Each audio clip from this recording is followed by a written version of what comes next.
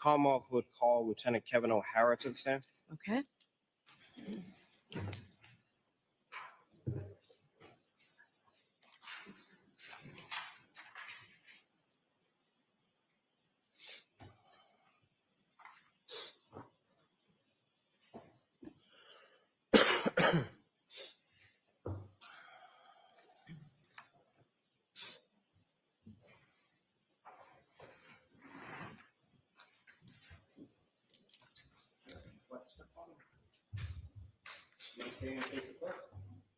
Promise that the evidence you give the court and jury in the case now against the truth, the whole truth, and nothing but the truth, so help you God. I do.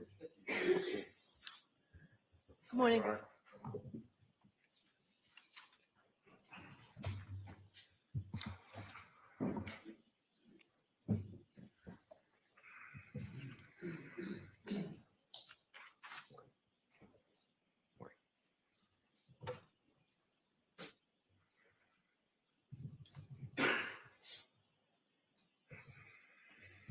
Forgive me, Your Honor.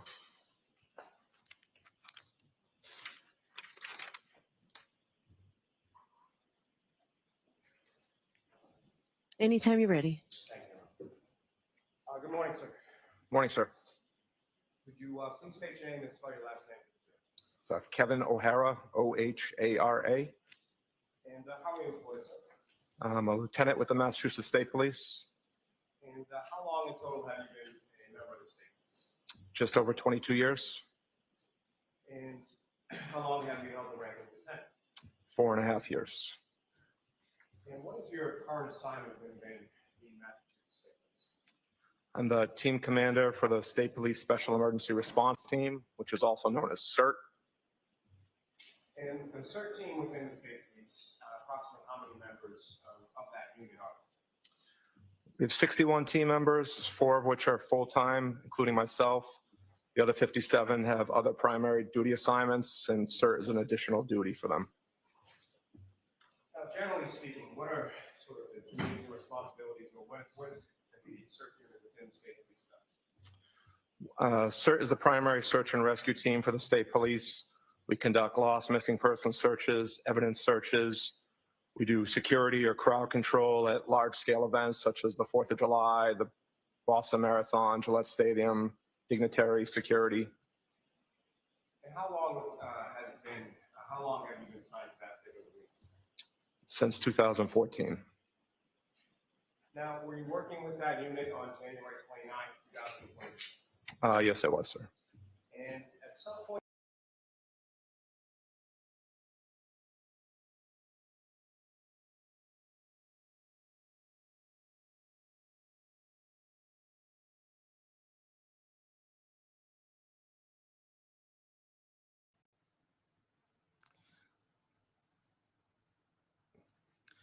Good morning, everyone. We are looking forward to a great day of court. We do have day 21 that is now upon thee.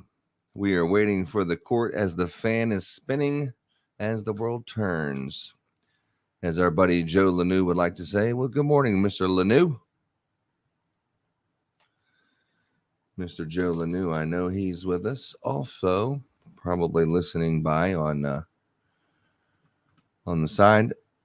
Let's see here. Another little live thing you would have is if you're looking at the courtroom, it looks something like this. waiting for things to happen. Good morning, Kingdom. Oh, good morning, sir. Good morning, sir. I'm looking forward to a great day. Great day in the courtroom. We have the Alan Jackson and the Bukhenik cross-examination, which is sure to be fireworks. You're not going to see Michael Proctor take the stand. It doesn't seem like for the prosecution's case. The closest you're going to get is going to be Officer Bukhenik, who is Trooper Bukhenik, who is the person who's the boss of Michael Proctor. So that's the closest you're going to get. So if you're going to make a case against Michael Proctor, or you're going to argue about this evidence and the Sally Port and the reverse camera and how you collected it and why did you take all these things that everyone says is a big problem, today's the day, my friend.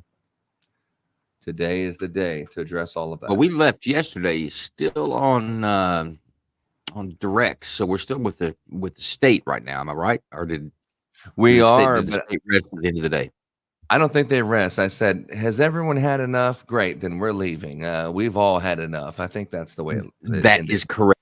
It was a towel thrown in on testimony yesterday.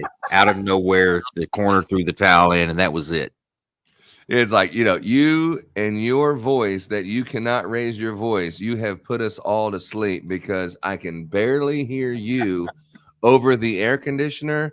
And we all know after lunch and you're tired and someone is clearly not articulating, they're not looking over at the jury to make sure people are actively paying attention. The jury's nodding off. The judge can see it. All I hear is the air conditioning humming and you barely kind of trying to be in tone with the air conditioner. I'm falling asleep. We're done. And that's kind of how it ended. Maybe I'm making up a few things. Well, now, the judge was a little quicker with that. The judge said, been a long day. Looked at the jury. Been a long day. You done? We're done. We'll see you tomorrow. So right now you get the luxury of watching a fan spinning around and round. So the trial starts at 8:00. There's obviously something going on inside the courtroom. I apologize for yesterday. I had actually muted and paused the court. And then by the time I started back, I was like, we're behind. Apologize for that one. That is unlike me. Because I'm watching stuff on X and saying, damn, they're showing videos from the Sally Port. And I'm like, that's interesting. Like, oh, shit, the trial's been back and you haven't been paying attention. So I apologize for that when I was slipping yesterday. Yeah, you'll have that with live broadcast. You're not on your toes. Something gets dropped for sure. All right. We have action right now. Stand by. Welcome to day 21 of the Karen Reed murder trial. Once again, my name is Kingdom Radio, and we have Joe Lanou from Night Court with Joe Lanou. It's Thursday, and we are live in the courtroom.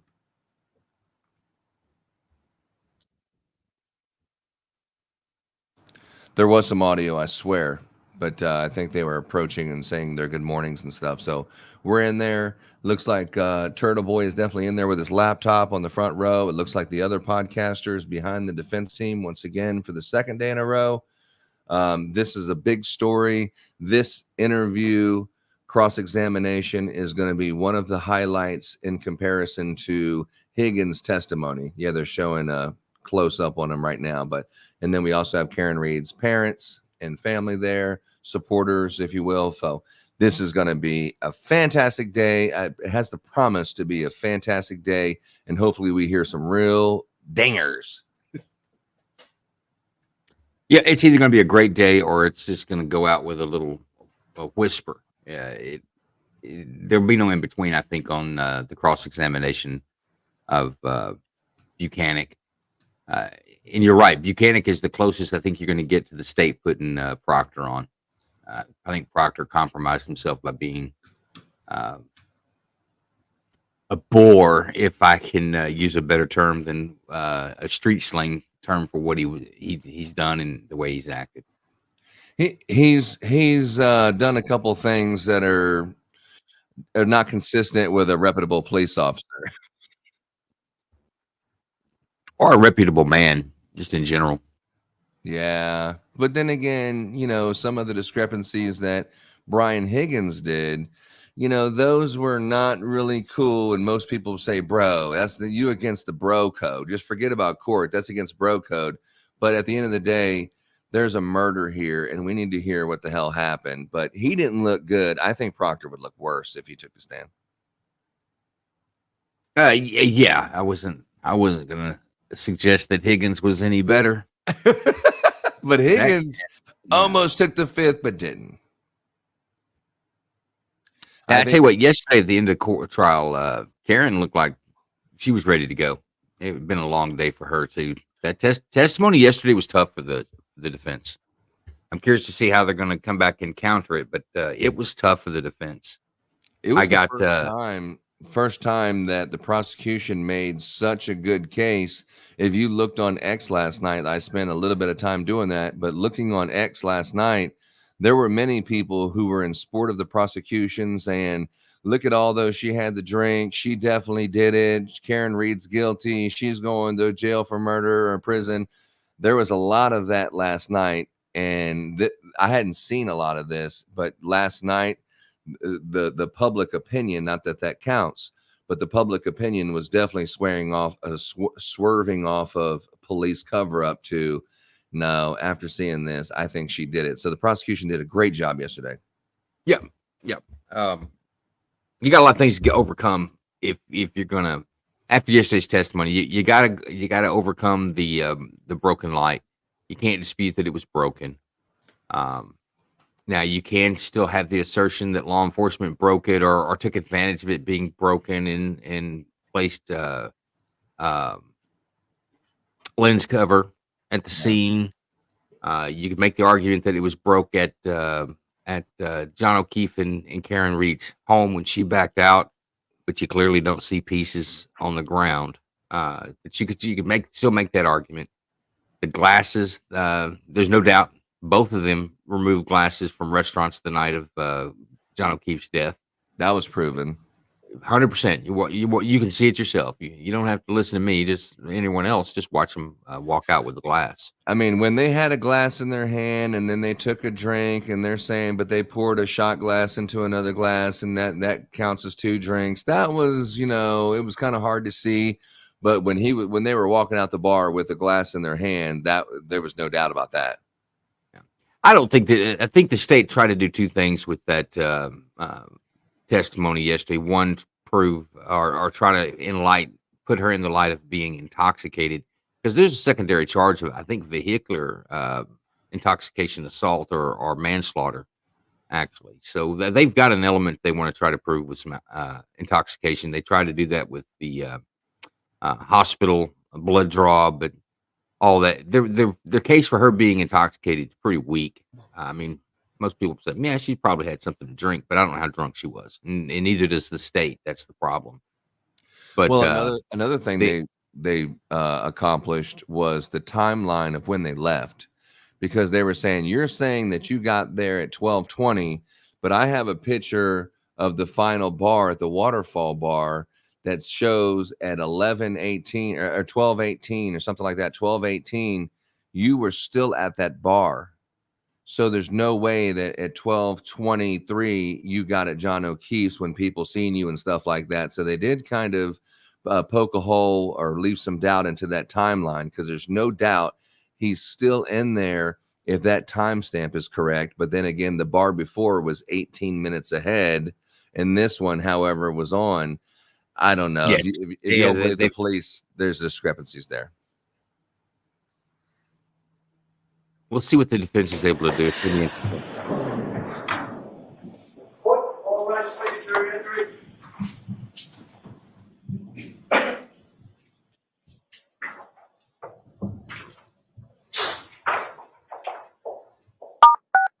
You are unmuted.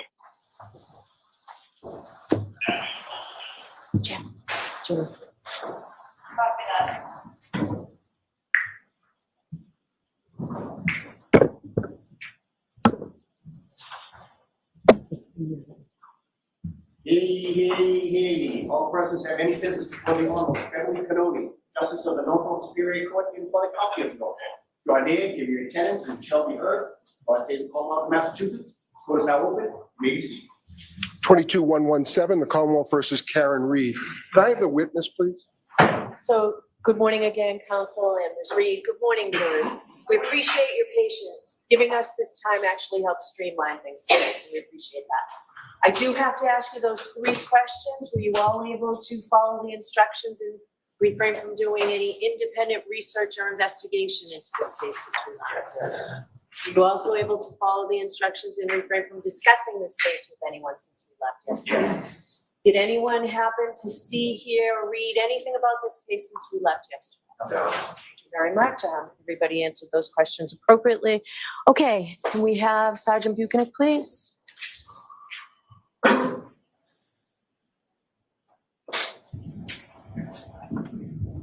also had a couple of attorneys DM me on X.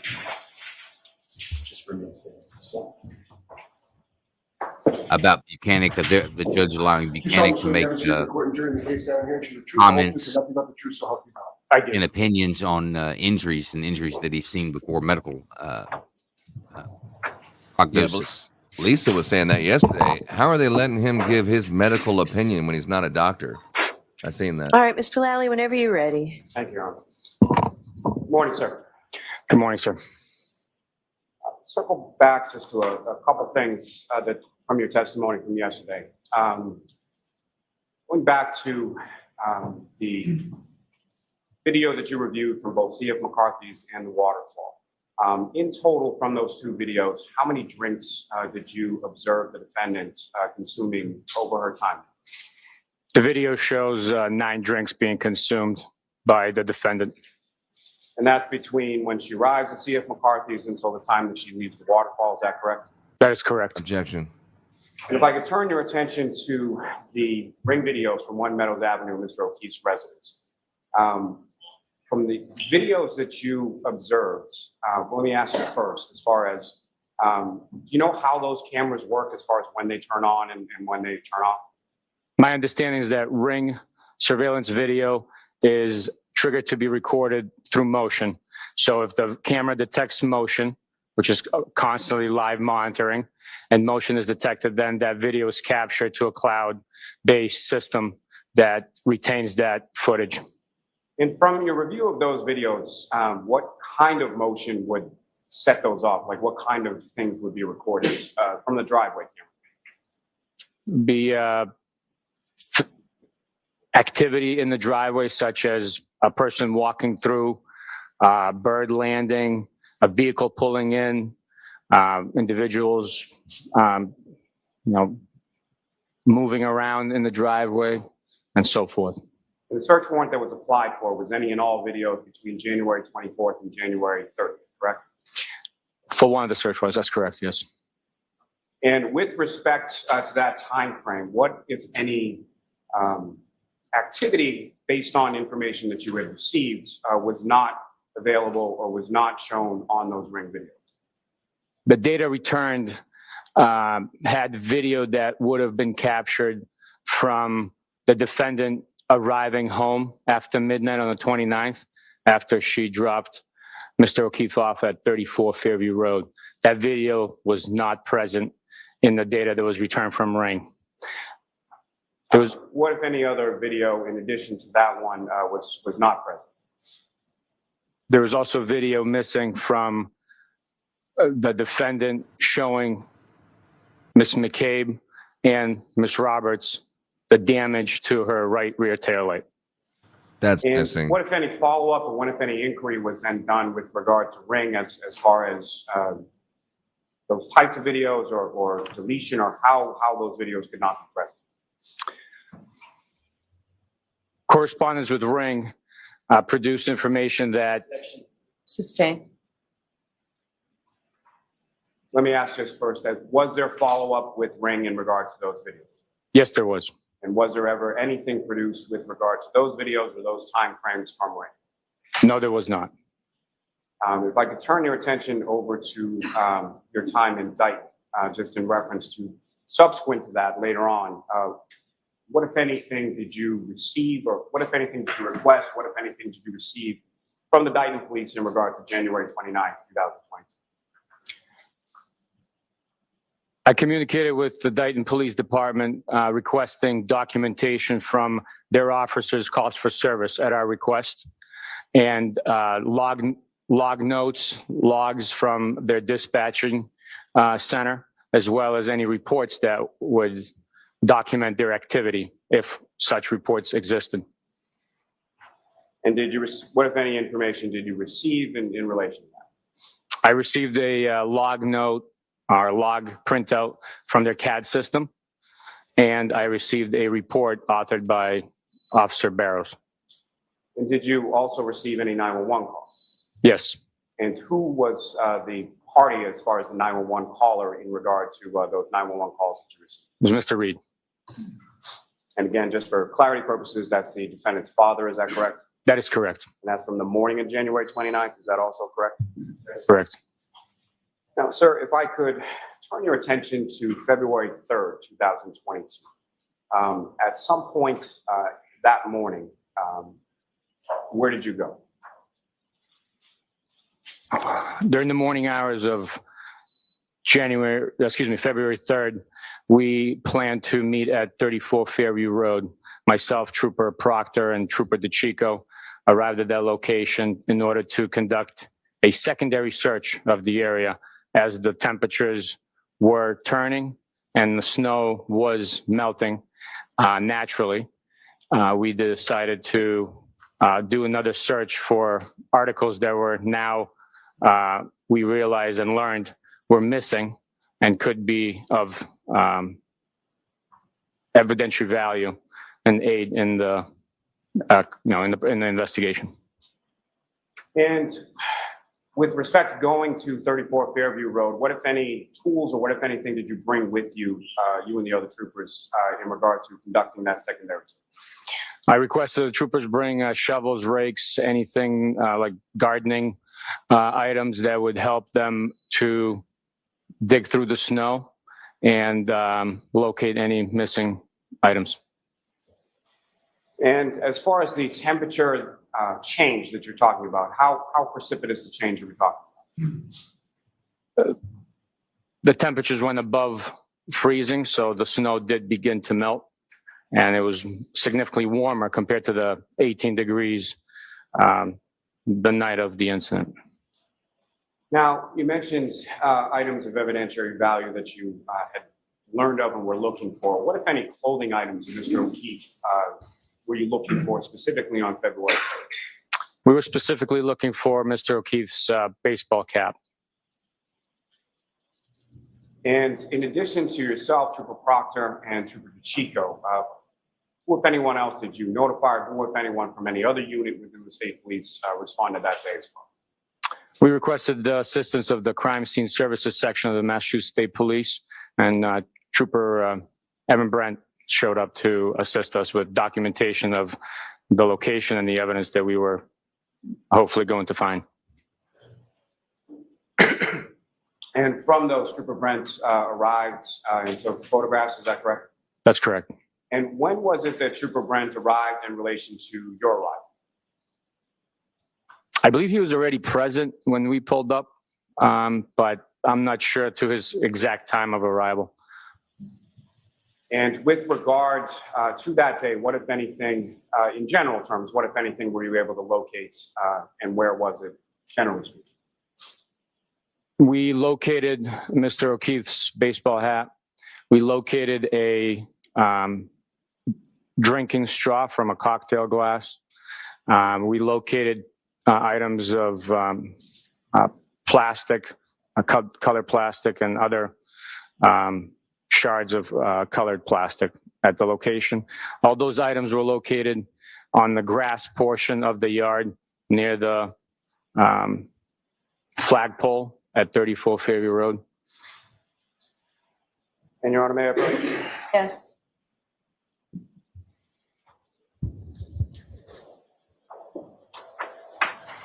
If I didn't know any better, I would just say they kind of know the direction that the defense is going to go, and they're trying to sweep up those items right now in the morning when it's fresh on everyone's mind. Instead of like yesterday, do it when it's fresh on everyone's mind today and sweep it all up, huh?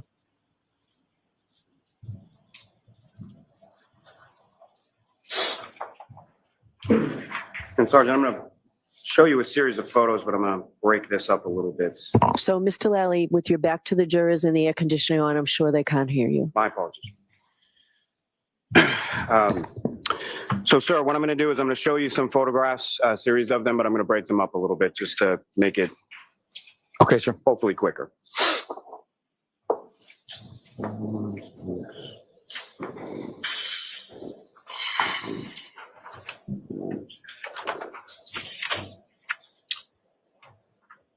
So first, I'm going to show you 10 photographs. Ask if you could review those, look up when you're finished.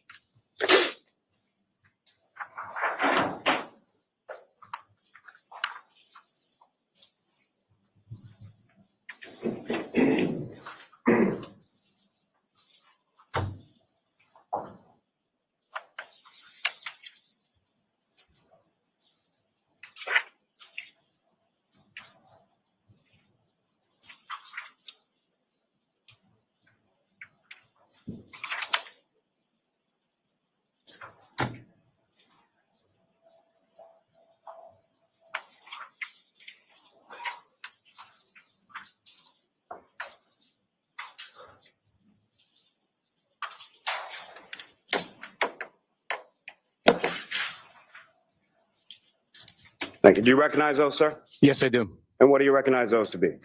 Those are photographs documented the items located at 34 Fairview Road on the grass as the snow receded through the melting temperatures that were revealed to be positioned in the grass. And what's contained in those photographs, is that a fair and accurate portrayal of what you observed on the front lawn area of 34 Fairview Road on February 3rd? Yes, it is. Your Honor, may I approach? Yes. I'm all to introduce the minutes and next exhibits. Any objection, Mr. Jackson? No objection. Okay.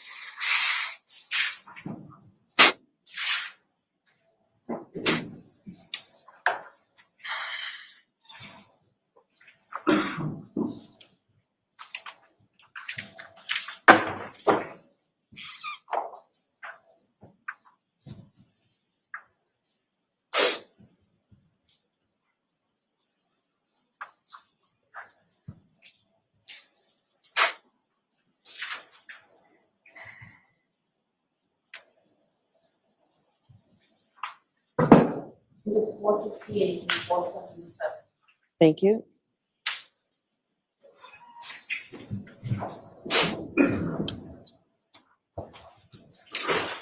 And Your Honor, with the court's permission, if I could just ask to publish some of these photos. Yes.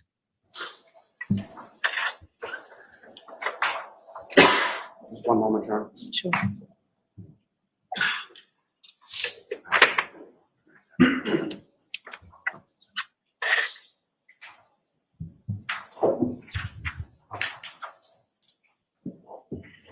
And Ms. Gilman, if I could start with photograph 7659.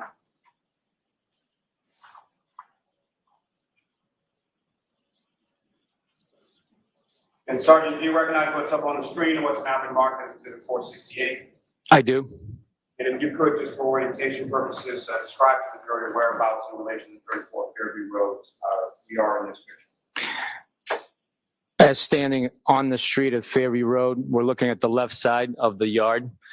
In the top right corner, you can tell that there is a flagpole depicted in that photograph and a telephone switch box that's open on the left side, which is on the border of 34 Fairview Road. And if I can ask from this photograph, if you know, grass that's visible on the front lawn area of 34 Fairview Road, is that from a natural melting process, or is that from some of the tools that you and the other troopers brought to assist you in your secondaries? The reason that grass is exposed is due to processing of the scene and having the snow being moved away from the location, and then natural melting process taking place on top of it. As you can tell, other portions of the yard is covered in snow, and the snow had not, the grass has not revealed itself just yet. Now, as far as the photographs of various items that were located on this date of February 3rd, the photographs that were taken, were they taken as they lay, or were they touched or manipulated in any way prior to the photograph being taken? The items photographed were discovered as soon as we realized what is being discovered through the digging and excavation process. They were then photographed instantly.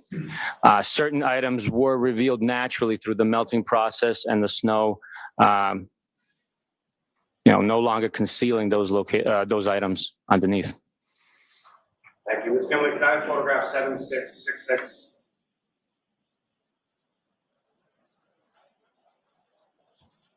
Again, sir, do you recognize what's up on the screen? It has now been marked as exhibit 470. I do. What do you recognize that? That is a clear black and red piece of plastic. And Ms. Gilman, if I could have photograph 7669.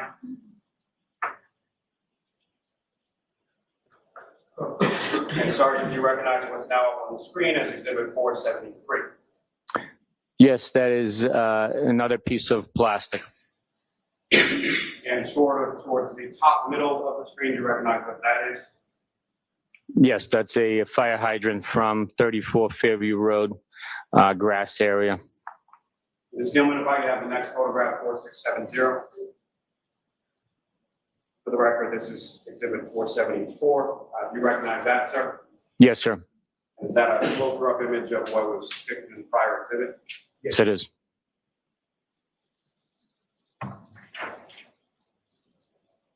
And Ms. Gilman, if I could have photograph 7672.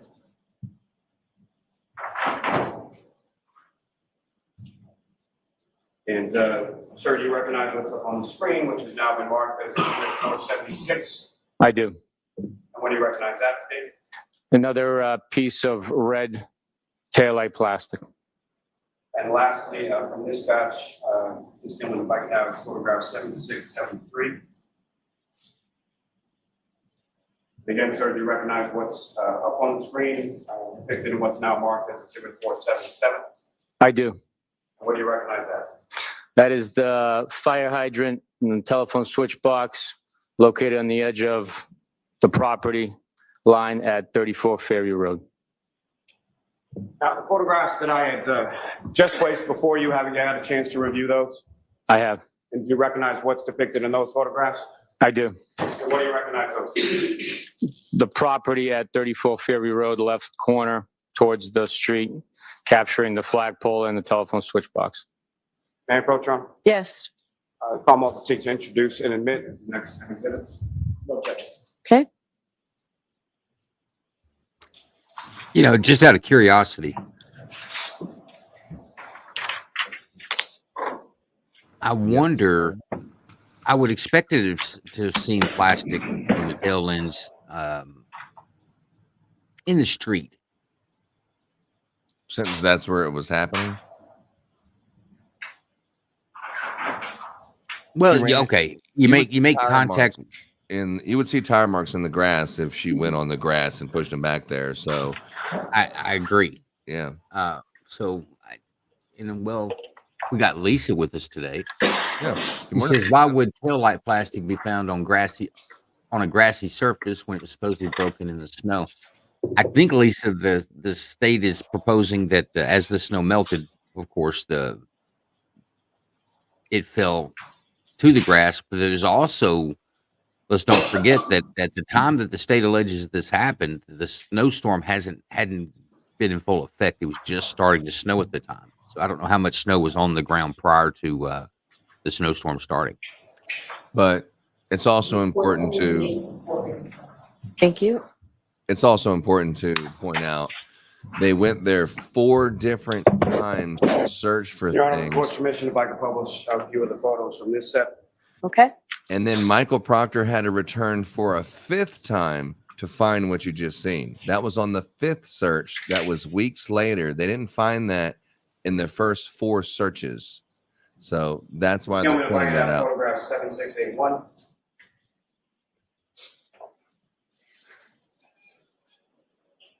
Sergeant, do you recognize what's up on the screen? It has now been marked as exhibit 481. I do. If you could describe to the jury what's depicted in this photograph. A red piece of plastic.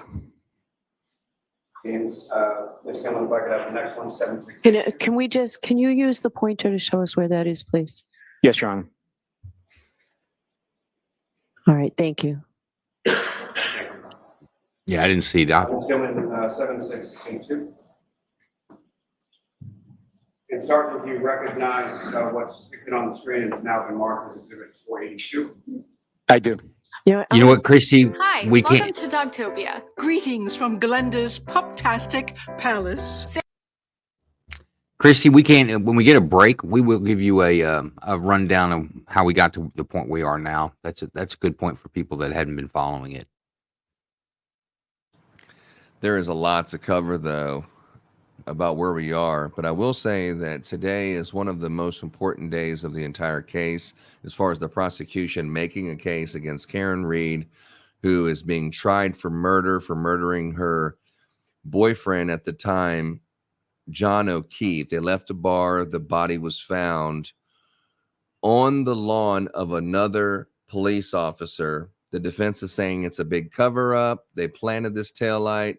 The prosecution saying, no, she dropped him off. They had an argument. She was drunk. She put it in reverse and slammed into him and then left him for dead on the front yard. So that's pretty much the basics of the case. But there's just a lot more above and beyond that are making up the, I can see her point and I can see their point. And this is one of the most critical days of testimony, depending on if the defense can poke more, enough holes into this lead investigator's boss, who's on there, is Mr. Trooper Bukhenik. You are unmuted.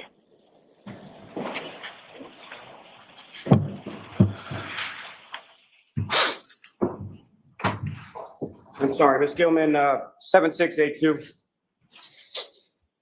It might actually be Bukhenik. That's probably what it is. Sergeant, do you recognize what's up on the screen? I believe it is. 42. I do. What do you recognize that to be? Is A red piece of plastic. that the same piece of plastic, the close-up image from the prior exhibit? Yes, it is. And Ms. Gilman, if I could have photograph 7684. Sergeant, do you recognize what's up on the screen and is now been marked as exhibit 484? I do. And what do you recognize that to be? A white clear piece of plastic and a red piece of plastic. And lastly, from this, sir, Ms. Gilman, if I could have 7687. So again, do you recognize what's up on the screen? It's now been marked as exhibit 487. I do. Now, Sergeant, with reference to the photos before you, have you had a chance to review that set of 10 as well? Not this one yet, not yet. If you could, please.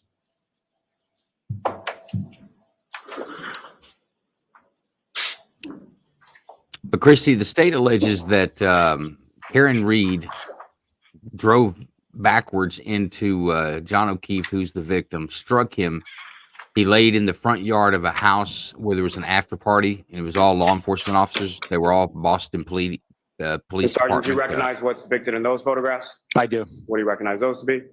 Items that were located in the street, being the black cocktail drinking straw, and then black pieces of plastic, molding plastic, and clear pieces and molding from taillight. Mayor Pro Tem, Yes. almost 60 minutes and minutes the next time. Sir? Any objection, Mr. Jackson? None, Your Honor.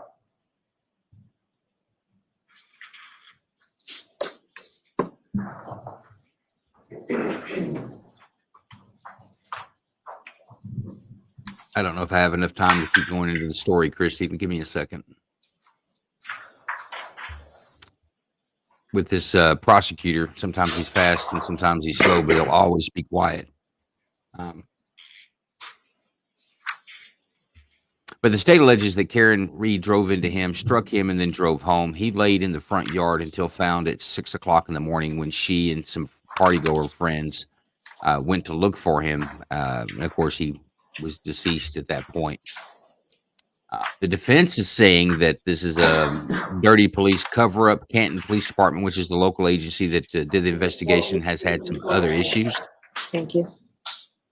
with evidence, and they don't look very, very clean. Your Honor, with the court's permission, if I could display some of these photographs of the jury. Okay.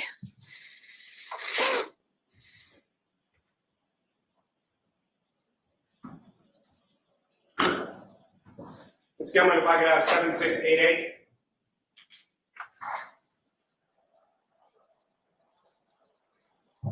And Sergeant, you recognize what's up on the screen? I do. What do you recognize it to be? It's the wide shot of the drinking straw being found on the edge of the roadway in front of 34 Ferry Road. Sergeant, if you could, using the laser pointer before you, if you could direct the jury's attention to where you observed that straw. And Ms. Gilman, if I could have 7689. Sergeant, what are we looking at in this photograph? It's a close-up view of the same straw. Ms. Gilman, if I could have 7692.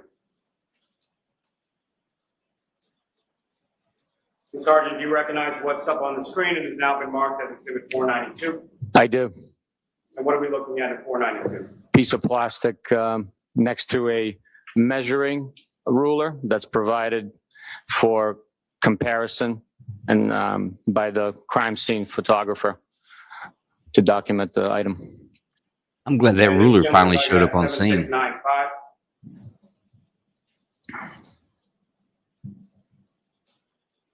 For the record, this is now Exhibit 494. Sergeant, what are we looking at in 494? It's the same item from just prior, just zoomed in more, showing the detail of the black molding, the clear clear plastic and red plastic. Sergeant, as far as those photographs before you, have you had a chance to review those?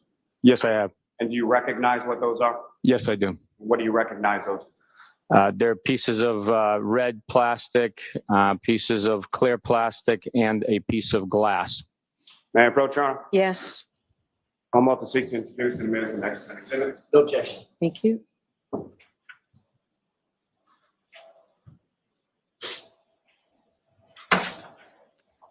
But Christie, the defense is alleging that it's a cover-up from state police, Canton police, and Boston PD police officers.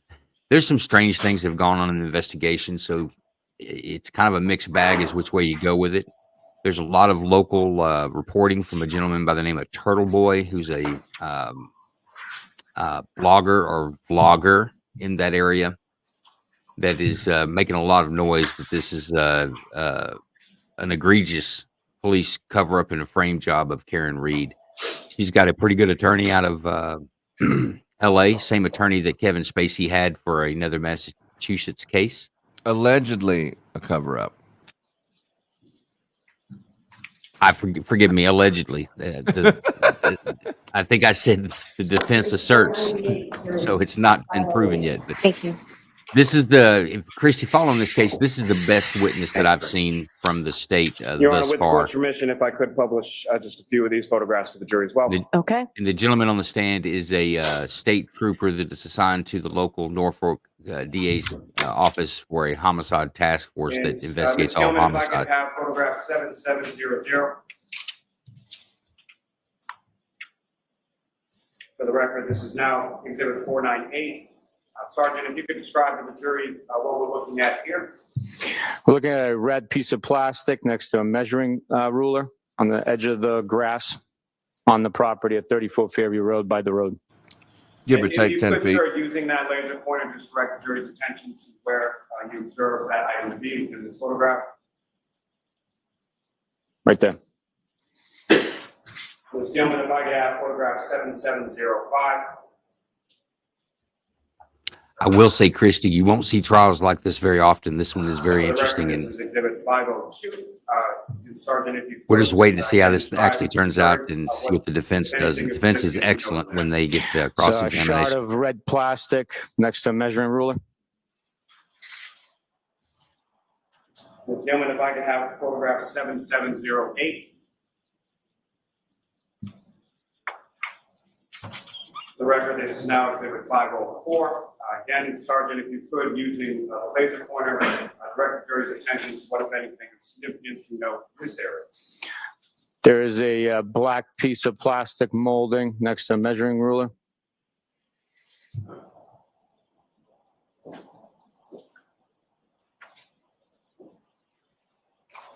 And lastly, from this set, Ms. Gilman exhibits, photo number 7712. Again, for the record, this is Exhibit 508. And again, Sergeant, if you could, using the laser pointer, direct the jury's attention to what, if anything, is significant to evidence. A clear piece of plastic next to a measuring ruler. That's found on the grass area as well, is that correct? That is correct. Now, Sergeant, with reference to that new set of photos before you, have you had a chance to review those? Yes, I have. And do you recognize what's contained within those photographs? Yes, I do. And what do you recognize that those photographs to contain? They contain small red pieces of plastic from 34 Fairview Road on the grass area where we located the others. Also contain a flimsy piece of circular, like very malleable plastic, clear plastic, in addition to that. May I approach, Your Honor? Yes. Come up, seek to introduce the next 10 minutes. No objection. Thank you. And I'm with Christie. The Sarah Boone trial is the woman who zipped her boyfriend into a suitcase and sat on the couch and left him there to die. I hope that is broadcast live out of the courtroom, because we'll absolutely cover that one. It'll be very interesting. I don't know that she's got a great defense, but it's going to be an interesting trial altogether. What's unique about this one is that we could very well have some Perry Mason moments in here with this defense team. And quite honestly, with the exception of the detective that's on the, oh, there's Drake. Drake just brought in some information. You saw that, just like on Perry Mason. But with the best witness the state's had as far as law enforcement is on the stand right now. Everyone else has kind of been not very good. Their crack CSI search team that came out during the snowstorm to search, that missed all this evidence that you're seeing this morning, was a joke. Thank you. And Your Honor, may I publish some of these photos for the jury? Yes.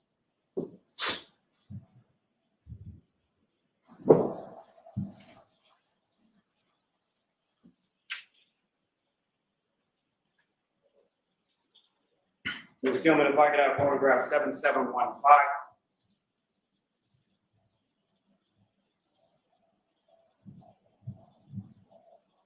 For the record, this is now Exhibit 511. Sergeant, direct your attention to the screen, if you could, using that laser pointer, direct the jury's attention to what, if anything, of significance you observe in this photograph. That is the thin, malleable, circular in shape, a piece of clear plastic that was located in the lawn area of 34 Fairview Road.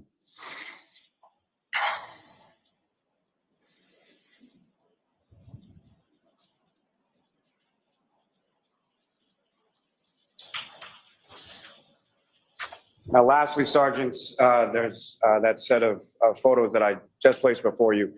Have you had a chance to review those? Yes, I have. And do you recognize what's depicted in those photographs? Yes, I do. And what do you recognize those to be?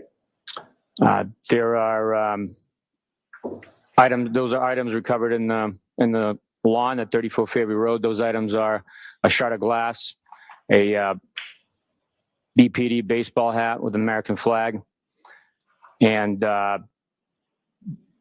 stains of blood. Your Honor, may I approach? Yes. I'm going to introduce the minutes next. No objection. Sorry, no objection.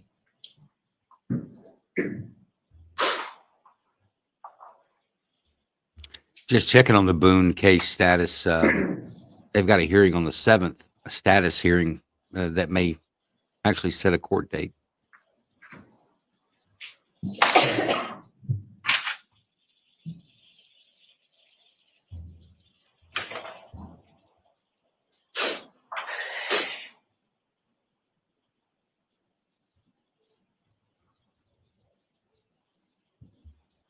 You know, comment Lisa makes is that it doesn't make sense to her that the area was snow blown and that piece of plastic would still be intact like that.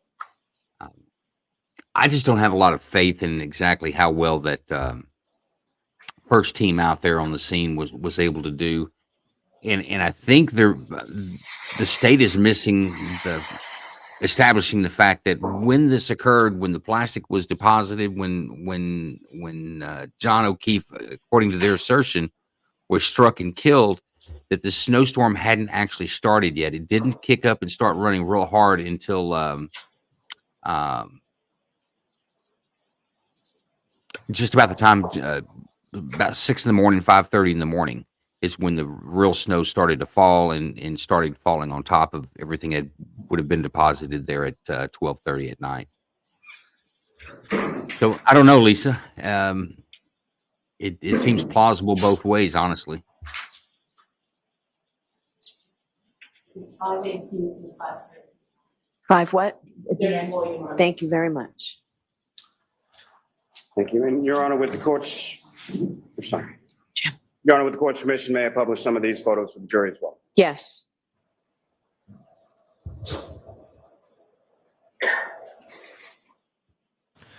Yeah, there's going to be another issue about the shoe. And Ms. Gilman, if I could have photograph 7727. Now, was the shoe found on at this trip out? For the record, this is now exhibit 520.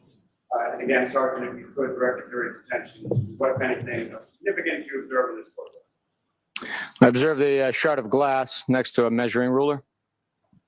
And Ms. Gilman, if I could have 7729. For the record, this is exhibit 522. And again, Sergeant, if you could describe to the jury what we're looking at here. It's a larger piece of red plastic with black molding around the edge, located next to the telephone switch box on the grass area at 34 Fairview Road. And Ms. Gilman, if I could have photograph 7733.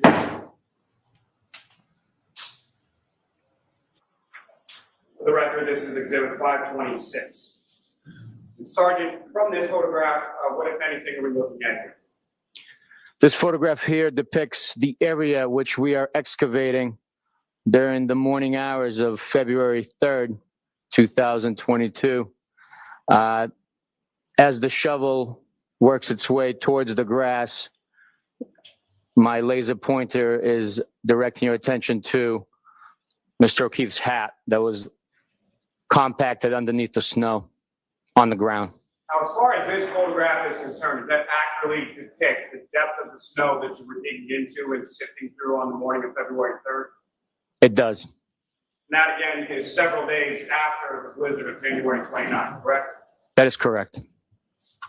And Ms. Gilman, if I could have photograph 7740. For the record, this is exhibit 530. And again, Sergeant, if you could describe to the jury what we're looking at here. We're looking at Mr. O'Keefe's hat on the grass, pressed down and compacted to a flat surface underneath the snow, which has been excavated around it. Thank you very much. Ms. Gilman, you can take that down. Thank you, Mr. Ross. Thanks, Jim. Sergeant, on February 3rd, 2022, is that the first time that you had been at 34 Fairview Road? Yes, it is. And with respect, if I could turn your attention briefly to the following day of February 4th, did you have occasion to go back to 34 Fairview Road on that day? Yes, I did. And what brought you to 34 Fairview Road on February 4th? Having excavated those items on the 3rd, I directed the troopers in my office, who obviously reside in the communities around us, to make a point to travel by that location every day on the way to work and every day on the way home. The purpose of that was to see if anything else was to reveal itself as the snow naturally melts away and items could present themselves. So on the February 4th, as I am traveling to work, I diverted my typical route of travel to go by 34 Fairview Road. Just prior to my arrival, I received a call stating that there was 10 police representatives at the scene, and more items have been revealed due to the melting snow, and that I should come collect those items. I was down the street I arrived and collected the item that presented itself. Sound like bullshit to me. And if you recall, that item that you collected on February 4th, was that located on the lawn, on the street, or something else? It was on the lawn. Now, with reference to your collection of these items, either on February 3rd, February 4th, or on any sort of subsequent date, how were they collected and what exactly did you do with them in reference to the seizing of the items and storage of the items? Each item that was collected was placed in a evidence paper bag. The collection was done by utilizing latex gloves to prevent any transfer of evidence from fingerprints to DNA onto those items. Then those items were transported to our office, logged into the system, and stored in the evidence lockers at the office. And each of those respective bags of items or evidence, they were sealed as well, is that correct? That's correct. Now, turning your attention to February 10th of 2022, did you have occasion to go back to 34 Fairview Road on that day as well? I did. And what, if anything, More shards of glass and plastic. and if you know or if you recall, how many pieces did you seize on that particular day? My memory is exhausted to that, but exact numbers annotated in on the bags that the items were placed into. Your Honor, may I approach? Yes. So Lanu, basically what's going I'm on showing is you documents, just ask you to look at that section and look up on it. the two Nike shoes, one of them has the black sole and the other one doesn't. As if it was removed. First, I've heard of this. So we're saying that No, I'm just finding this on X right now. I have some pictures of it. We'll share later. Your Honor, may I approach? Yeah. Yes. Like one of them- Turtle Boy Did you again. remember refresh No. as to how many items or what the items were that you recovered on February 10th? Yes, it is. And what were those items and how many, sir? There was 6 items of clear red and black plastic and 14 items of plastic and glass. Now, in addition to the dates that you were present at 34 Fairview Road and recovered items, them being February 3rd, February 4th, and February 10th, were there other dates that you're aware of that items were recovered by troopers that you supervised? Yes. And if you recall, what were those dates? The dates were January 29th, February 11th, and February 18th. Were there items recovered on February 8th as well? Yes. Now, as far as your direction or having, let me first start with you. So on the dates that you were there, February 3rd, 4th, and 10th, were you alone on those dates or were there other troopers with you when you were there? On the 4th, I was alone as far as state police personnel. There were other Canton law enforcement representatives at the scene with me as I collected that one item. On the other days, I was accompanied by other troopers. And as far as you know, obviously not being present, but from your supervision of these troopers, were there other occasions where individuals were at 34 Fairview Road? Were they alone or were they with a group of troopers? Objection. Sustained. Now, as far as the items that were recovered when you were there on February 3rd, February 4th, and February 10th, did you have occasion to bring those items with you to court today? Yes, I did. And Your Honor, may I approach? Yes.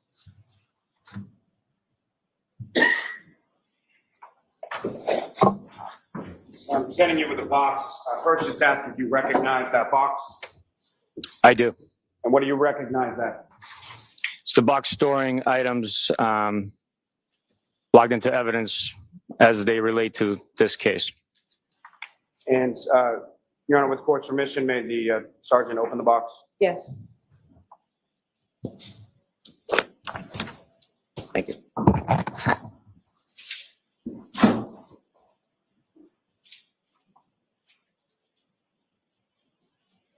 Now, first, Sergeant, with regard to the items, as far as plastic and/or glass that you recovered from 34 Fairview Road on February 3rd. If you could locate those items.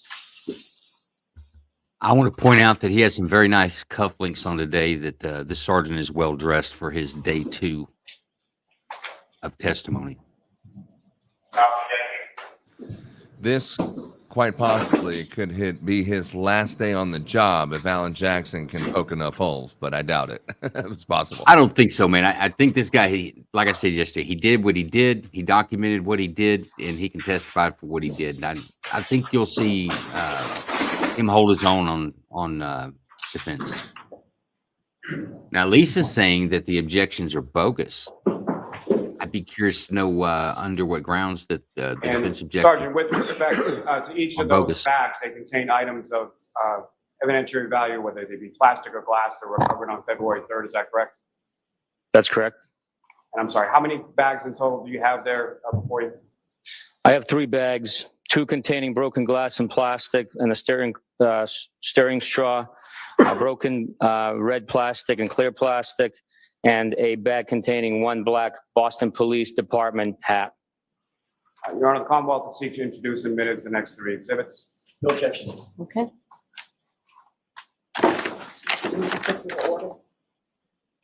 No particular order. It's hard to believe that the first team that was there when they got the body and there's only 2 inches of snow or less could not find that hat. You can't find that hat in 2 inches of snow? Come on, man. Man, I think you go back and you look at that lieutenant who was in charge of that special search team. They showed up there with no lights in the darkness. 537, with the court's permission, may the sergeant. We'll go over that in a break. I can beat that guy up. Back and display for the jury. Yes. I'm talking about the one who got there in the morning at 6:30, 7 o'clock. That only spent 2 hours and then gave up and left the crime scene. They couldn't find a hat? That's from the 2 inches part.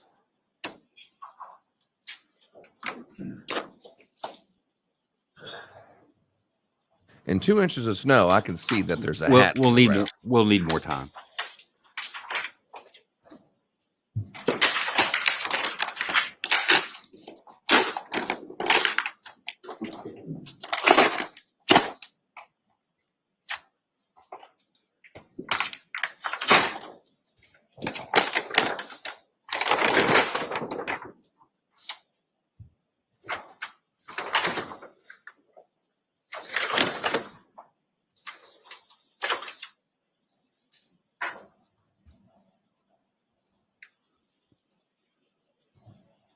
See if the hat fits. If the hat doesn't fit, you must quit. Thank you, sir. You can place that back in the back.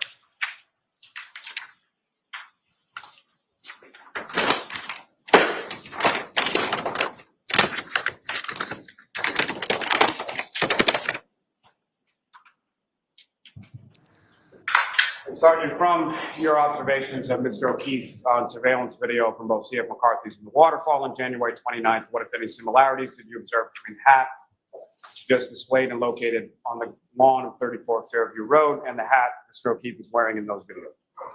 It appears to be the same exact hat. Now, Sergeant, with reference to the box of other items, if you could remove what, if any, items you recovered and seized from 34 Fairview Road on February 4th.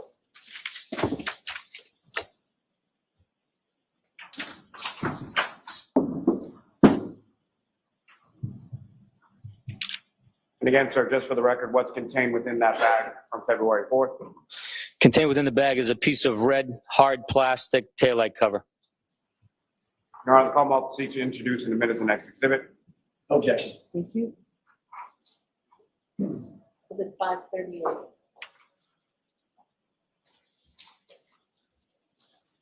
And lastly, Sergeant, with regard to the box, if you could remove the items that you seized from February 10th, 2022.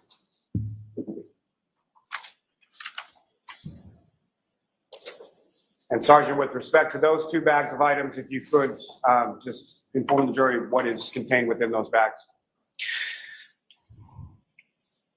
Bag labeled item number 10 contains 6 pieces of red, black, and clear plastic. Bag labeled number 11 is containing 14 pieces of glass and plastic fragments. Thank you, Sergeant. Your Honor, the Commonwealth seeks to introduce and admit as the next two exhibits. Any objection, Mr. Jackson? Sorry, no, Your Honor, thank you.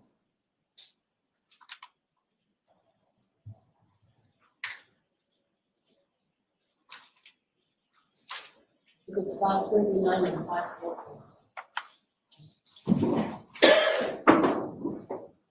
I'm sorry, was that 5:39 and 5:40? Yes. Thank you, sir.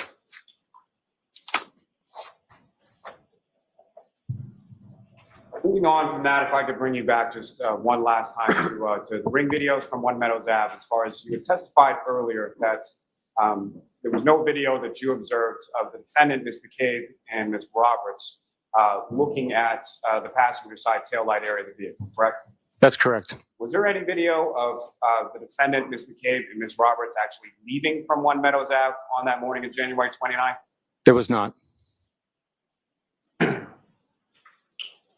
Now, as far as the videos that were not there, as far as the defendant, Ms. McCabe, Ms. Roberts leaving, the next video depicted Mr. Camerano arriving at the residence to pick up Ms. Furbush, correct?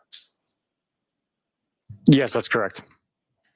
And with regard to the missing video of the defendant arriving at One Meadows Ave on January 29th, sometime after midnight, the video immediately preceding that, again, would have been Mr. Camerano arriving and picking up his daughter from One Meadows Avenue sometime around 11:30 p.m., correct? That's correct. And those videos were both present, correct? That's correct. If I could bring you back to February 3rd, 2022. On that date, did you have occasion to meet with a gentleman by the name of Brian Higgins? Yes, I did. And when you met with Mr. Higgins, who, if anyone from your office, was with you when you met? Trooper Mike Proctor was from my office present during that interview. And during the course of that interview, what, if any, documentation did Mr. Higgins provide you with? Mr. Higgins provided me with a printout of a Celebread extraction containing conversations via text message between him and Mr. John O'Keefe and between him and the defendant. He also provided a digital copy of the same extraction on a CD. Now, what, if anything, did you advise Mr. Higgins of at that time as far as Mr. O'Keefe's phone and the defendant's phone? I advised Mr. Higgins that we were in possession of both of those devices and would have the extraction and accurate documentation of those conversations. And did he seem to understand that when you told him? Yes, he understood it. Objection. Sustain. Move to strike. Strike that, folks. Now, also on February 3rd, at some point, did you have occasion to go inside of 34 Fairview Road? Yes, I did. And who, if anyone, did you interview inside of 34 Fairview Road on that day? I interviewed Mrs. Albert. That would be, just for the record, Nicole Albert, is that correct? That's correct. And who, if anyone, was present with you during that interview of Nicole Albert? It was Trooper Mike Proctor was present with me. Anybody else from the Albert family present in the home or present during the course of that interview? Mr. Brian Albert was also present. I don't know who else exactly was present in the home. I just know that those two residents were in the room with us. And where was Brian Albert at the time that you conducted the interview of Nicole Albert? In the room with us, seated next to her. Now, with reference to, I'm going to ask you just a little bit about sort of the interview process as far as the interviews that you conducted in this case. Yes. If you could describe for the jury, starting with sort of how many people from your unit are present for a given interview and how those interviews are conducted. We conduct interviews always at pairs. I think I mentioned it yesterday. Typically, during a regular investigation into a homicide or any death investigation, we pair up our troopers with a local detective. In this instance, since Canton had recused themselves from interview portion of the investigation, they were not going to provide manpower for those interviews to be conducted. Thus, we had to utilize only troopers from our office in order to conduct those interviews.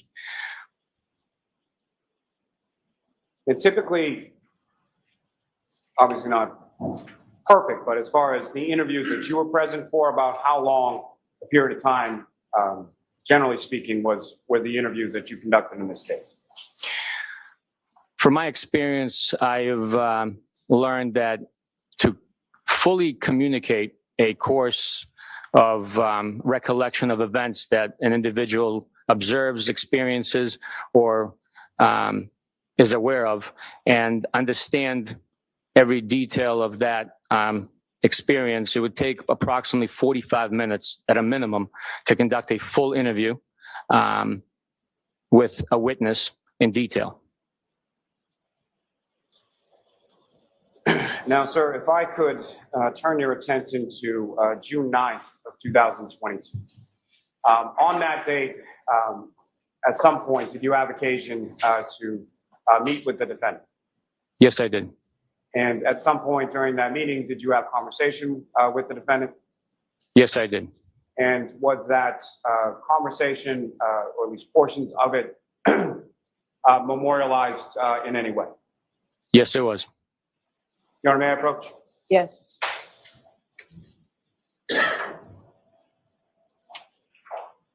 I'm showing you a disc. Does that contain an audio recording, to the best of your knowledge? Does that contain an audio recording of a portion of your conversation with Ms. Reed on June 9th, 2022?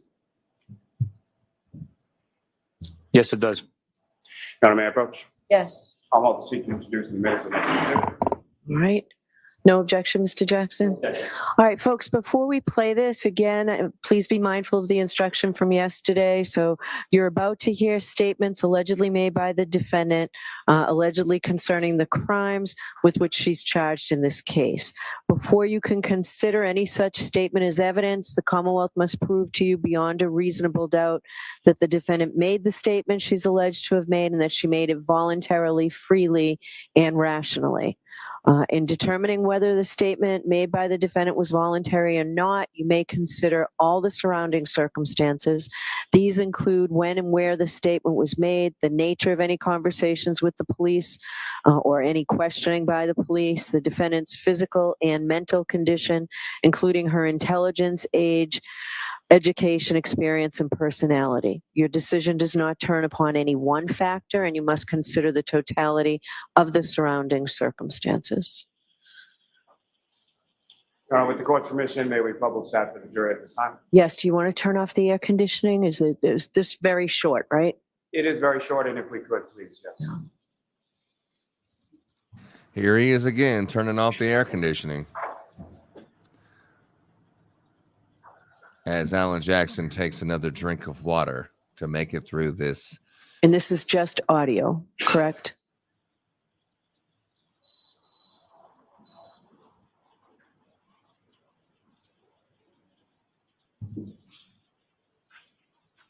Okay, you're aware he was beaten up at Durant Conference. I mean, we're all on the same joke, right? My tail is correct and junk was pulverized. Thank you. Now, Sergeant, on hearing that statement from the defendant, what was your reaction? Objection. Sustained. On hearing that statement, what, if anything, did you do? I advised the defendant not to further speak. Objection. I'll allow that. He wishes not to further speak. Hold on, what? Now, at some point over the course of your investigation, were you made aware of forensic findings relating to the defendant's tail? Yes, I was. And specifically DNA findings? Yes. And specifically that there were... Objection. Sustained. Yes, you can turn the air conditioning. He said it was his opinion that the defendant wished to not speak anymore. Is that what he said? Because I didn't hear a damn thing.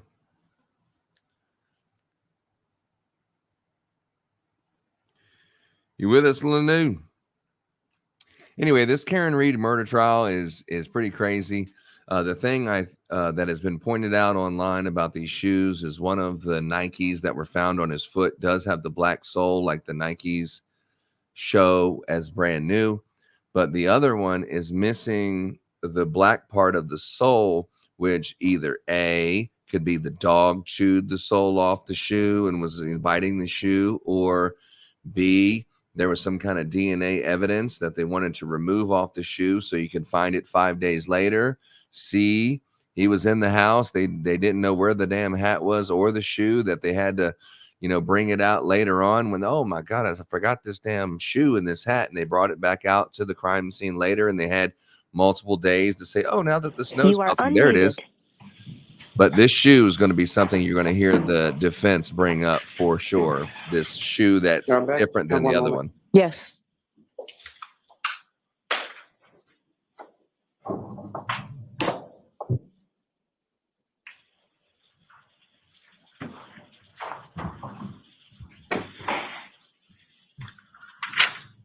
So Sergeant Bukhenik, on January 16th, 2024, at some point in that day, did you meet with a Sergeant Gallerani of the Needham Police Department? I did. And who, if anyone else, well, let me ask you this. As far as any other troopers from your office, who, if anyone else, was there with yourself and Sergeant Gallerani? Trooper Mike Proctor. And what was the purpose of your meeting with Sergeant Gallerani and Trooper Proctor on that morning? Collection of our DNA. And was that something that you did voluntarily? Yes. And how was it that the sergeant collected your DNA? Through a buccal swab. And were you present when Trooper Proctor submitted to a buccal swab as well? Yes, I was. And then as far as the Agree. swabbings that were taken from both yourself and Trooper Proctor, were those logged into evidence by you, or did Sergeant Gallerani take them with him when he left? Sergeant Gallerani took him with it when he left.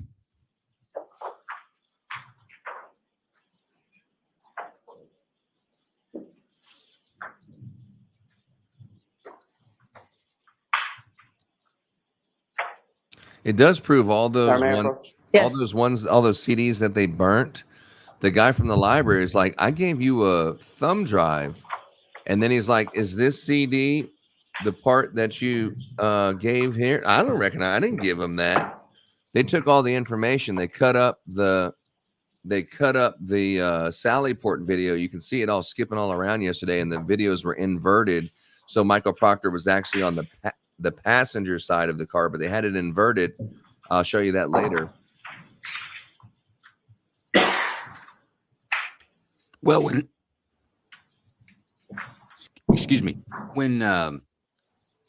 when officers, investigators, detectives submit digital evidence that comes from, say, a device, they don't put the device into evidence. They'll do a copy, withdraw the information, put it onto a CD.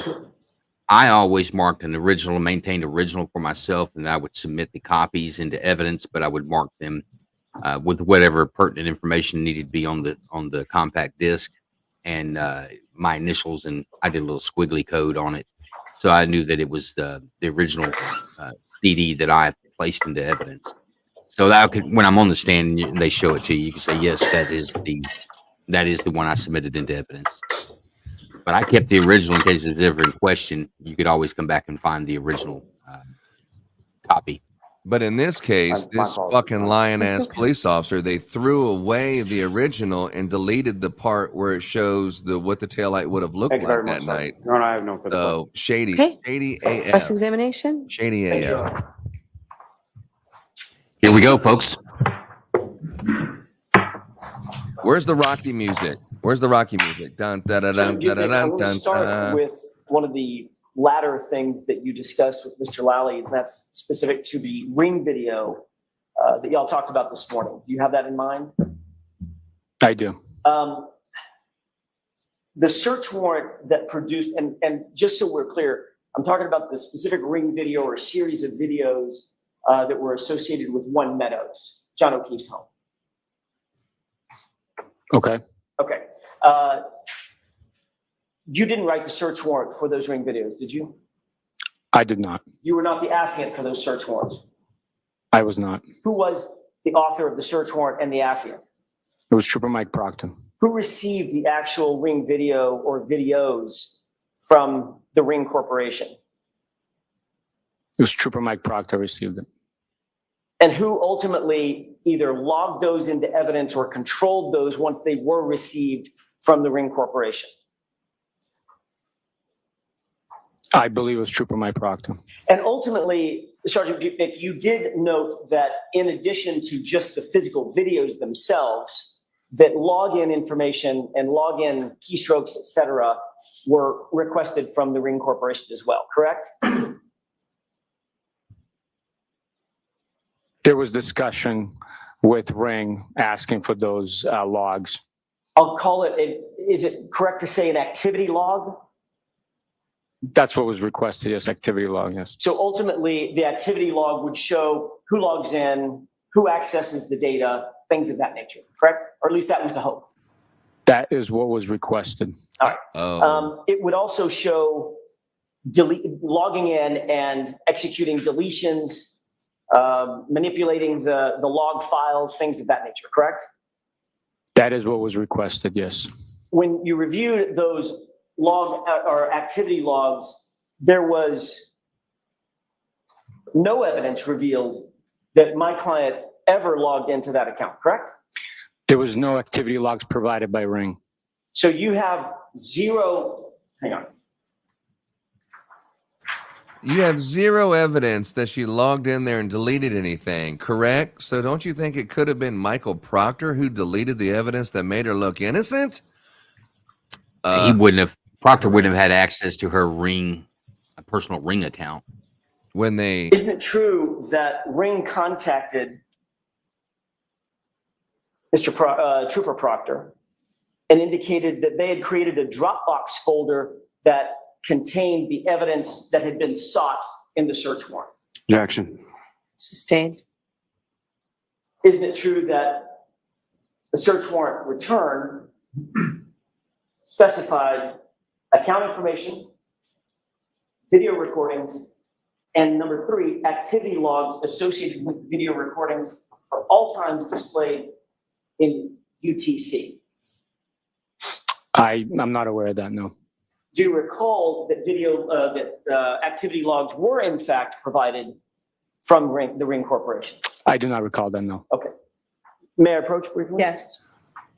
he's not as easy to answer questions now that he's being asked questions that make him look like a lying piece of. I don't think you have any foundation to say this man is Take a lying. look, Sergeant, at that paragraph, with my fingers on it, it's like the 3rd paragraph down, the middle of the page, and review that to yourself and let me know when you're finished.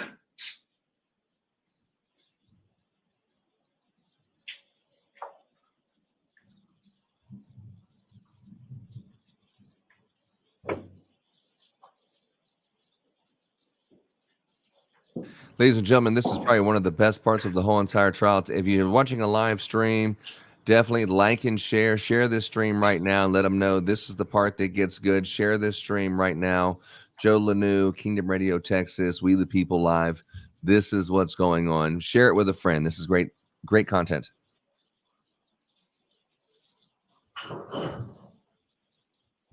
So, I mean, I hear you saying the dirty police, but this guy has been able to back up everything that he said with evidence, photographs, and reports to document how he conducted the investigation.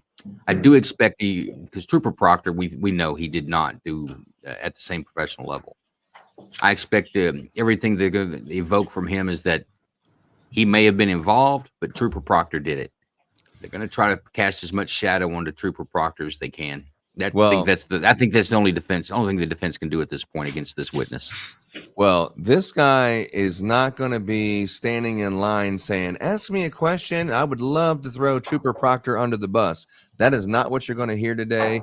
He is going to be not very forthcoming with any evidence that makes Trooper Proctor look like he should have lost Have you had his an job back opportunity in to the review day. that? Yes. May I approach, Your Honor? Yes. Thank you.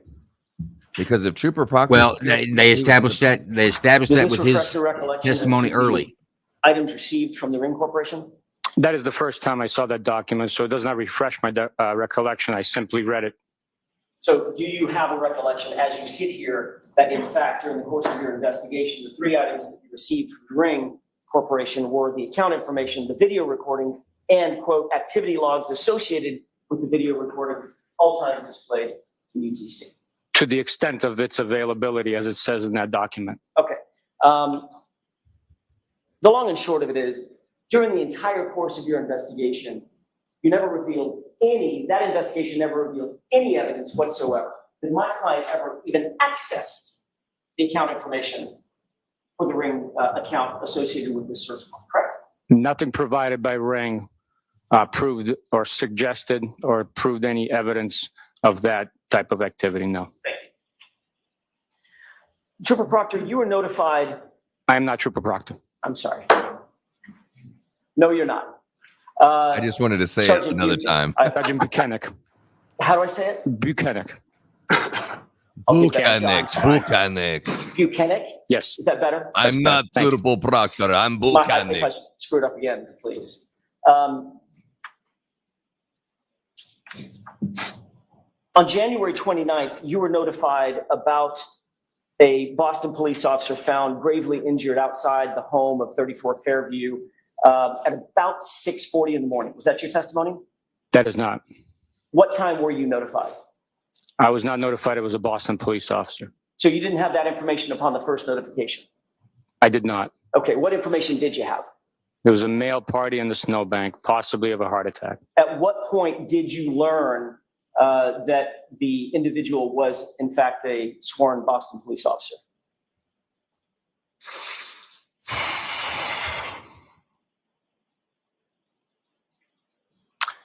I do not know exactly when I learned that he was a Boston police officer. You think it was during that day or the following day? It was most likely that day, either. Yeah. Fair enough. Trooper Proctor was ultimately assigned as the, what did you call him? Not lead investigator, but case officer? That's correct. He was assigned on the 29th, correct? He was on call from 7 a.m. on January 28th until 7 a.m. on January 29th. So his assignment was, he was assigned on the 29th because he was on call. He was on call. His assignment took effect when the schedule came out back in mid-December. Okay. Well, he wouldn't be assigned to this investigation until there was a need for the investigation, right? And that's all I'm getting to. And once the call came in, he was the assigned case agent. Once the calls come in, the person that's on call is automatically assigned that case. All right. Did you personally, as his supervisor, did you personally respond to 34 Fairview at any point on January 29th? No, I did not. Did Trooper Proctor, at your direction or on his own, ever respond to 34 Fairview Road at any time on January 29th? No, he did not. Based on your initial investigation, and I'm talking about going way back, Sergeant, on your initial investigation, by 10 or 10:30 in the morning, 10:40 in the morning, it was your belief that Mr. O'Keefe had been struck in the face by a person. That was your initial understanding of the circumstances surrounding the investigation, correct? My initial understanding was that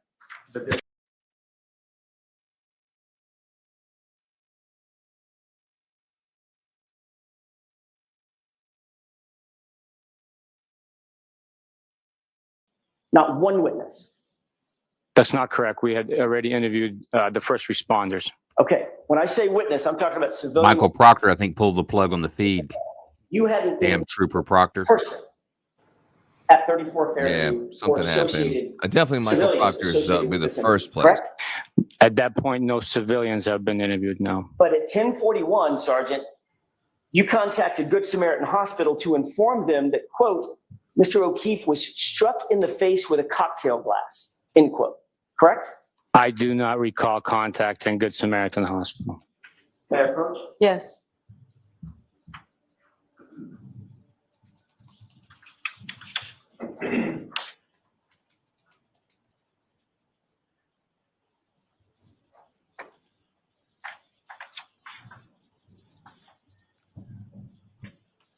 He's saying that he I'd like you reported he to was struck in the face take a look at this document. and never if you wouldn't interviewed mind, any witnesses, is what you pay did. special attention to the second page, the bottom paragraph where it's tabbed in pink.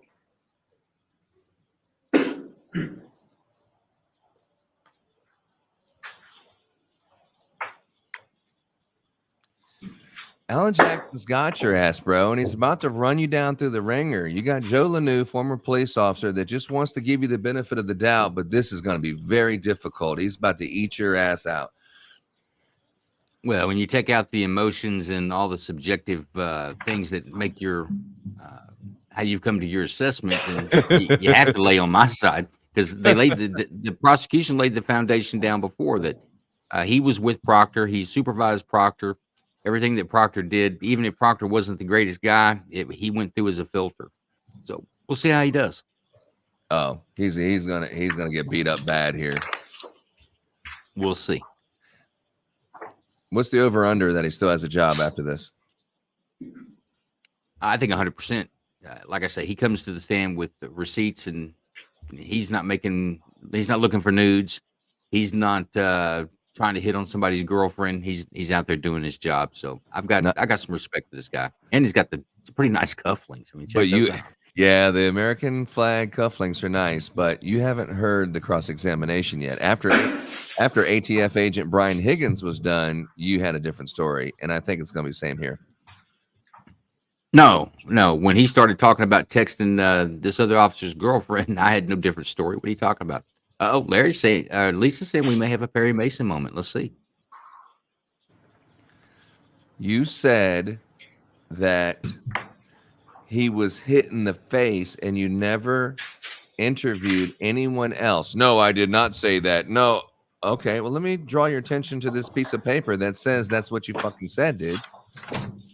I'm gonna have to take another look at that. And he's reading it right now thinking, what the hell am I gonna say now? Shit. They got me. Let's see.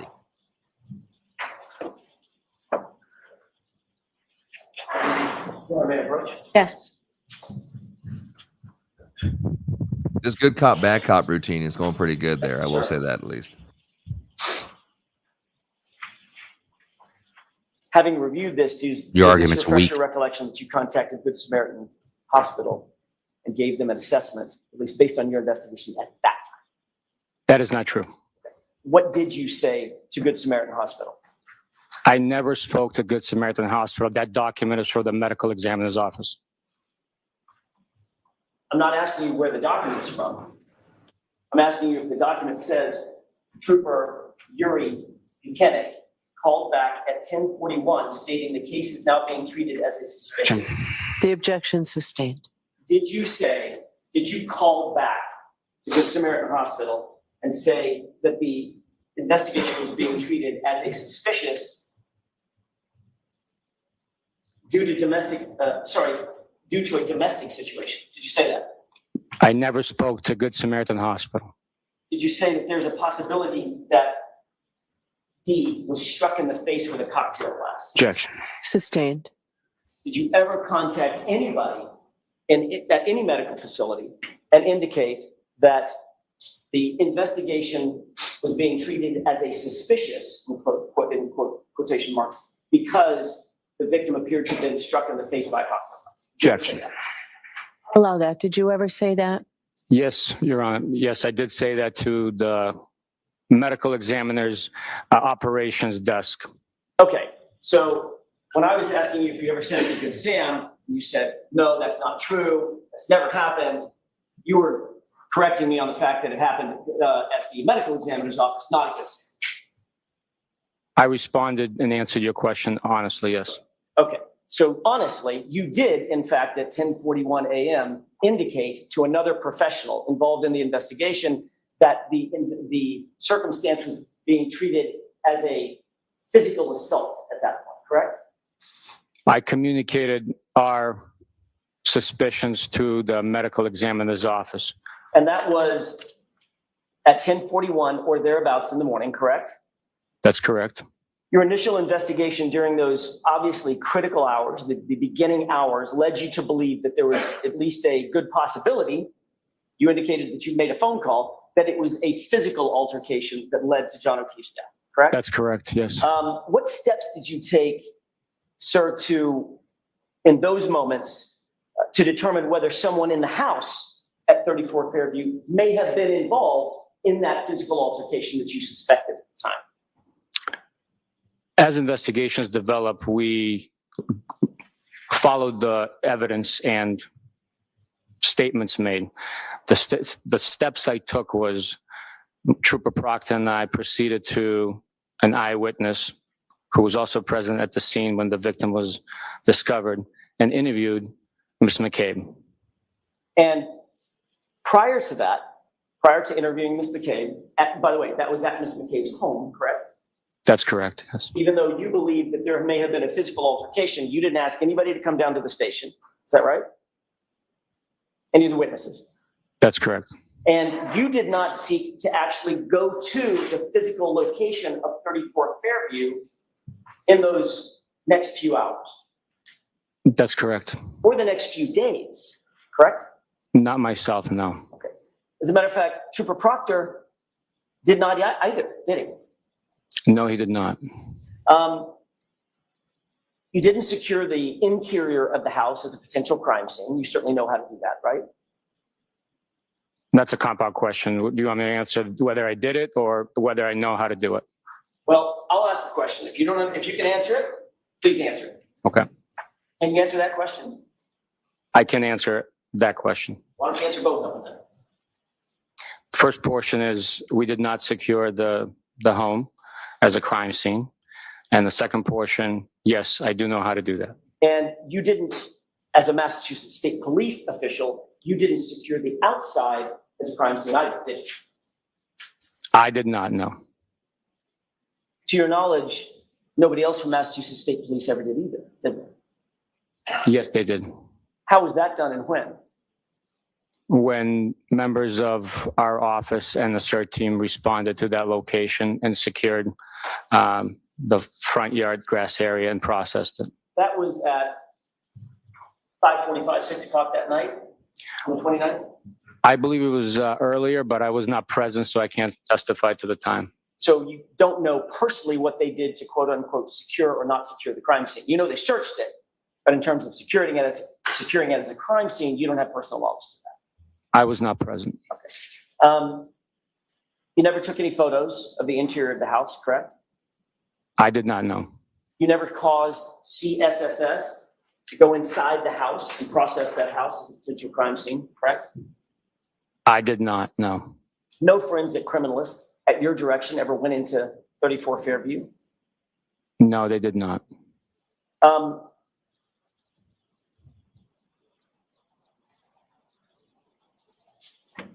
Your cheeks are getting a little red And there, the people bro. that you Just calm down. interviewed on Breathing. January 29th, you already mentioned Ms. McCabe. The other people were her husband, Matt McCabe, correct? That's correct. And her brother-in-law, Brian Albert. Is that right? That is correct. And all three of them were interviewed where? They were interviewed at the McCabe residence. Now, yesterday when you testified, did you indicate that Brian Albert was not present in the home when you interviewed Matt McCabe and Jennifer McCabe? He was not present in the dining room when we were interviewing each individual separately. So if all three of them testified that he arrived before you arrived, they would all be wrong. I did not see him in the home when we arrived, no. I want to switch gears real quick to a couple of the physical items that you testified about yesterday, specifically the gray shirt or the gray hoodie and the orange shirt. You and Trooper Proctor collected both of those items you indicated from the floor of the hospital at Good Samaritan, correct? That's correct. You testified that you and Trooper Proctor immediately bagged both of those items. They were sort of sopping wet, I think you said. That's correct. You indicated that the bags were so wet that you had to take the items back out of the bags and then lay them out on, I think you said, butcher paper. Is that right? The items were soaked and wet. They were bagged double bagged, to prevent leakage of physiological fluids and the moisture coming off of it. And then once they were transported to the office, they were laid out on butcher paper in order to dry naturally. So you went from Good Samaritan directly to Dayton, correct? That is correct. And then you went from Dayton directly to the Canton Police Department, after which you had seized the vehicle, correct? And the phone. We seized the phone and the vehicle in Dayton and then followed the tow truck straight to the Canton Police Department. So at some point, if you had received or gathered the wet clothing at Good Sam, went from Good Sam to Dayton Canton PD, at what point that evening did you finally get those items of clothing out and laid out to dry? It was late that night, around 10 or so. So where were the items in the meantime? They were stored in the back passenger compartment of my pickup truck. In those double bags. Correct. Who took control of the items to then lay them out late that night at the office? I do not recall. Is that you or Trooper Proctor? I don't recall. I don't remember. At some point, obviously, it was getting late. You'd been on duty for a long time that day. You went home at some point, correct? At some point, yes. Did you wait for those clothes to dry before you went home, or did you leave that in Trooper Proctor's hands? No, once they were laid out in the processing area in the office, we went home. Okay. Who would have controlled those items of evidence when you left? Well, they're under lock and key within the secure area of the district attorney's office, so they're secured. Nobody's in physical control watching guard over them. Who had access to that area? Troopers in our office. Meaning you, obviously. Yes. Supervisor. Trooper Proctor as well, correct? Yes. Yes. Ultimately, given the fact that he was the case officer, sort of in charge, the lead, he would have bagged those items up, been responsible for taking those items, tagging them, getting them stored wherever they needed to be stored and processed, correct? As a case officer, he could direct other people to perform those tasks for him. The evidence officers in the office log in the evidence, and once it was dried, it was sealed up, bagged, and put into storage. As far as who actually performed those tasks, I do not know. Well, yesterday, Your Honor, may I approach course, right? There's a couple of evidence. Oh, sure, go ahead. Thank you.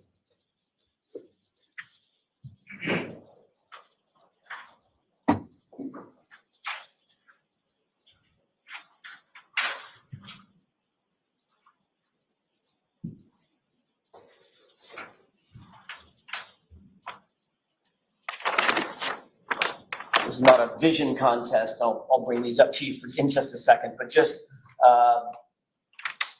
for familiarity's sake, do you recognize these two bags as bags that you brought to court with you yesterday? They look familiar, yes. Okay. This one has a 437 on it on my right. The one on my left has a 438 on it. May I approach it briefly? Yes.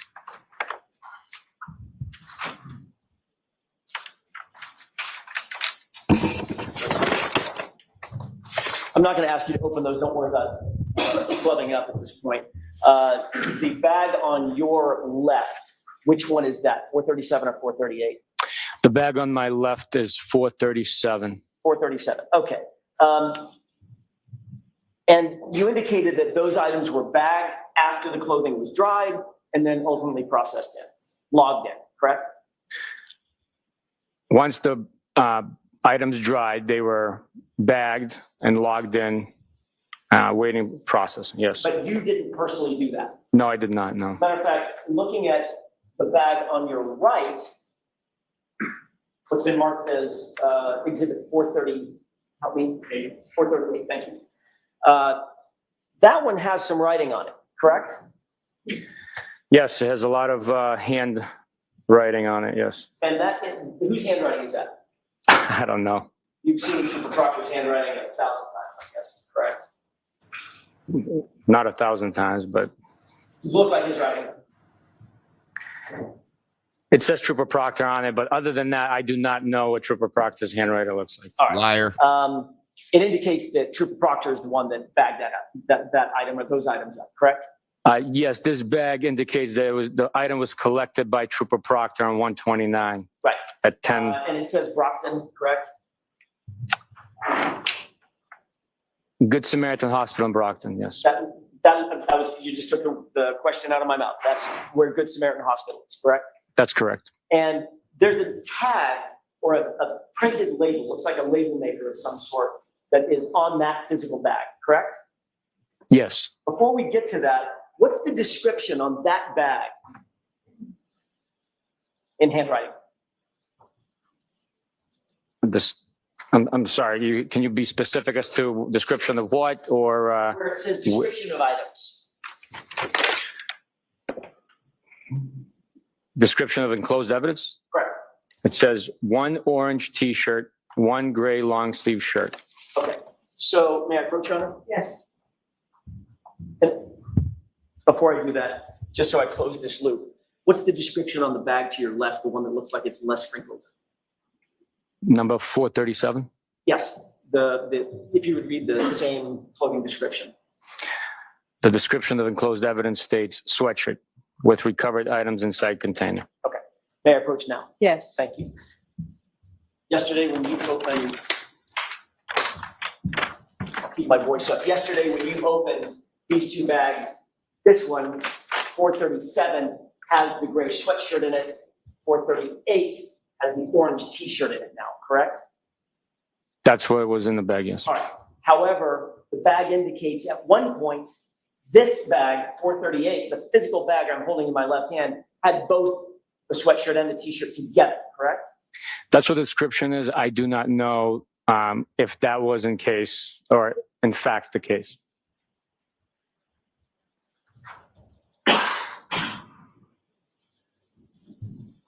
The reason you don't know is because you're not the one that bagged Trooper Proctor did, correct?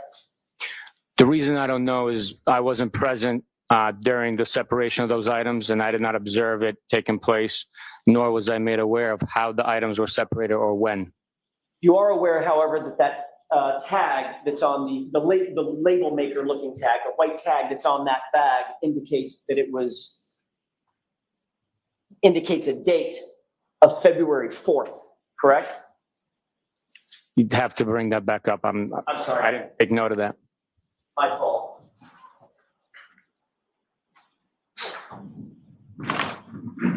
May I, Your Honor? Yes. Just direct your attention to the tag and the date associated with that tag. Now this is The label maker tag does have the date February 4th, 2022 on bag number exhibit 438. May I approach? Yes. Thank you, Sergeant. now this is the best defense money can buy. So if he can't get it done, it just can't be done, in my opinion.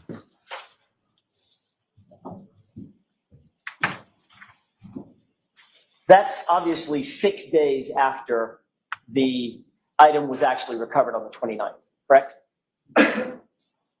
Yes, it is. So that indicates, at least based on that tag, that item was not booked into evidence and processed until 6 days after it was actually recovered on the floor at Good Samaritan Hospital. Is that right? The date indicates February 4th, 2022. Right. And that date would be indicative, in your experience, of the date that it's moved into processing by some other folks, the evidence sergeants or whomever, or the evidence officers rather, or whomever, correct? I can't speak to their procedures as far as when they print the date. That date could be when they printed the label, but the bag might have been tagged otherwise. I do not know that. But there's no other tag on that bag that suggests an earlier date, correct? There's just that one tag from the label maker. So the My answer is question to no. you, if you know, sir, and you may not know, is what was happening to these items between January 29th, after you lost sight of them that night on the butcher paper, and February 4th, when that tag indicates that they were first processed? To the best of my knowledge, those items were drying on the butcher paper. for There 6 should be a days. chain of custody form that lists everyone who handled, If touched, that's what the dried, label maker packaged, says, yes, for moved 6 it, days. locked They it, were soaking wet. every bit of it. And those would have been certainly accessible to and in the possession of the lead case officer in the case, was Trooper Proctor, right? Yes, if Trooper Proctor needed to review those items, he would have access to those items. Absolutely. And you're also aware that the first actual log of any chain of custody for those items is March 14th, when they were finally submitted 6 weeks later to the crime lab. That is not true. The first actual log of those items is when we collected them from the hospital. Where's the log? I'm talking about the physical log, like sign in, sign out log. Where's the log? It's documented in the reports saying that we collected them. I know that there's a report. Yeah, that's a Everybody problem. can write a report, right? I could write a report, doesn't mean anything. I'm asking for a log. Objection. So the objection sustained. Obviously, when items move in and out of people's custody in an official capacity for the Massachusetts State Police, there's a log of that, correct? It's documented. Yes. Or at least it should be. Ask the policy. What's It's the policy? documented. Where's the log of these items before March 14th? It's documented in the report. There is no log, is there, Sergeant? I do not know. I want to talk a little You bit don't know about if there is a log or not? Fucking liar. some searches that Mr. Lally asked you about, February 4th and February 10th, very specifically. Both of those searches you were involved with out at 34 Fairview, correct? Correct. But Sergeant, you didn't personally write a report about your conduct at 34 Fairview on either of those 2 days. In other words, you didn't go back to the station and generate a report yourself. I don't recall doing that, no. There were no photos that you took of the items at the location. I did. Those took photos, correct? I did not take photos of the items. Okay. And the first report that indicates anything that happened or was recovered at the location on either February 4th or February 10th, that was first notated in a report dated November 4th, 2023, year and several months later, correct? If you say so, I do not know the exact date. That report would have to be presented to me. May I approach? Yes. Because it is going to be presented to you right here. You fucking lying piece of shit. You don't have to read the whole thing, but if you can skip to the part that talks about the February 4th and February 10th searches.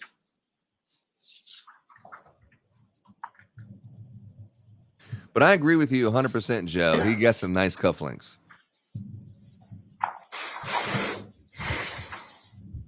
I'm sorry, I didn't realize you were finished already.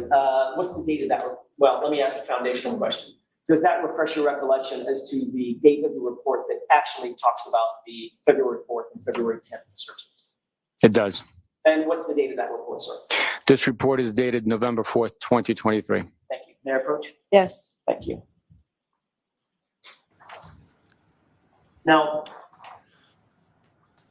as it relates to those 2 searches, I'd like to ask you a little bit about the February 4th search first. You indicated that you actually responded to 34 Fairview personally, correct? I was responding to that location on my own. I personally responded, yes. Okay. That was because you had received information that Chief Berkowitz had seen something or found something. Is that right? Chief Berkowitz from Canton PD. That is not correct, no. Okay. So when you got there, was Chief Berkowitz there? Yes, he was. You just happened to go by 34 Fairview at the exact same time on the exact same date as Chief Berkowitz, or was that coordinated in some way? There was no coordination between me and Chief Berkowitz. As I testified, I had directed the troopers to go by the location. I planned to go by the location in the morning on the way to the office and in the afternoon on the way home, just to see if any more items would reveal themselves. So that morning, I was actually traveling to that location in order to conduct a view of the area to see if any more evidence had been revealed. Prior to my arrival, approximately while I was on Chapman Street, I received a call indicating that Chief Berkowitz was at the location, yes. And was there also an Officer Lank, Sergeant Lank? I do not know if Sergeant Lank was there, no. Okay. Chief Berkowitz certainly was there. Yes, And Chief Berkowitz indicated that as he was driving by, he saw a piece of glass yes. and stopped his car and then started making phone calls. I believe that's what he indicated to the caller, yes. Did you question Chief Berkowitz about why he was driving by the location in the first place? Absolutely not. Okay. You knew at that point that the Canton Police Department had been recused because of at least an appearance or potential for a conflict of interest, correct? I knew they recused themselves due to only in respect to interviews. They didn't want to conduct interviews with us side by side. I mean, if there's a conflict of interest, Sergeant, for a department, conducting the interviews is just one aspect of an investigation, correct? I'm not going to speak like a conflict of interest, but yes, conducting an interview is just one aspect of the investigation, yes. So is it your testimony that your understanding was they couldn't conduct interviews, but they could collect evidence, store evidence, write search warrants, get returns on search warrants, execute search warrants, conduct searches? They could do all that but not conduct interviews? My understanding was they were recusing themselves from conducting interviews. They still allowed us to use their facilities. We utilized their conference room to conduct interviews. There was evidence being stored at their Sally Port, being the vehicle. So that was my understanding. Isn't it true that you knew that the entirety of the Canton Police Department had recused itself because of a familiarity between one of their members, Kevin Albert, and the Albert family on whose lawn John O'Keefe was found? That was the conflict, correct? I knew that was the connection between them, yes. And you understood, sir, that that agency was to have nothing from an investigative standpoint, nothing to do with this investigation, correct? They were not conducting the investigation, no. Matter of fact, Trooper Proctor and you supervising him, y'all were conducting the investigation, right? Our office was conducting the investigation. So did you find it unusual or suspicious in any way that the chief of police for the conflicted Canton PD was the person driving by 34 Fairview looking for evidence? Objection.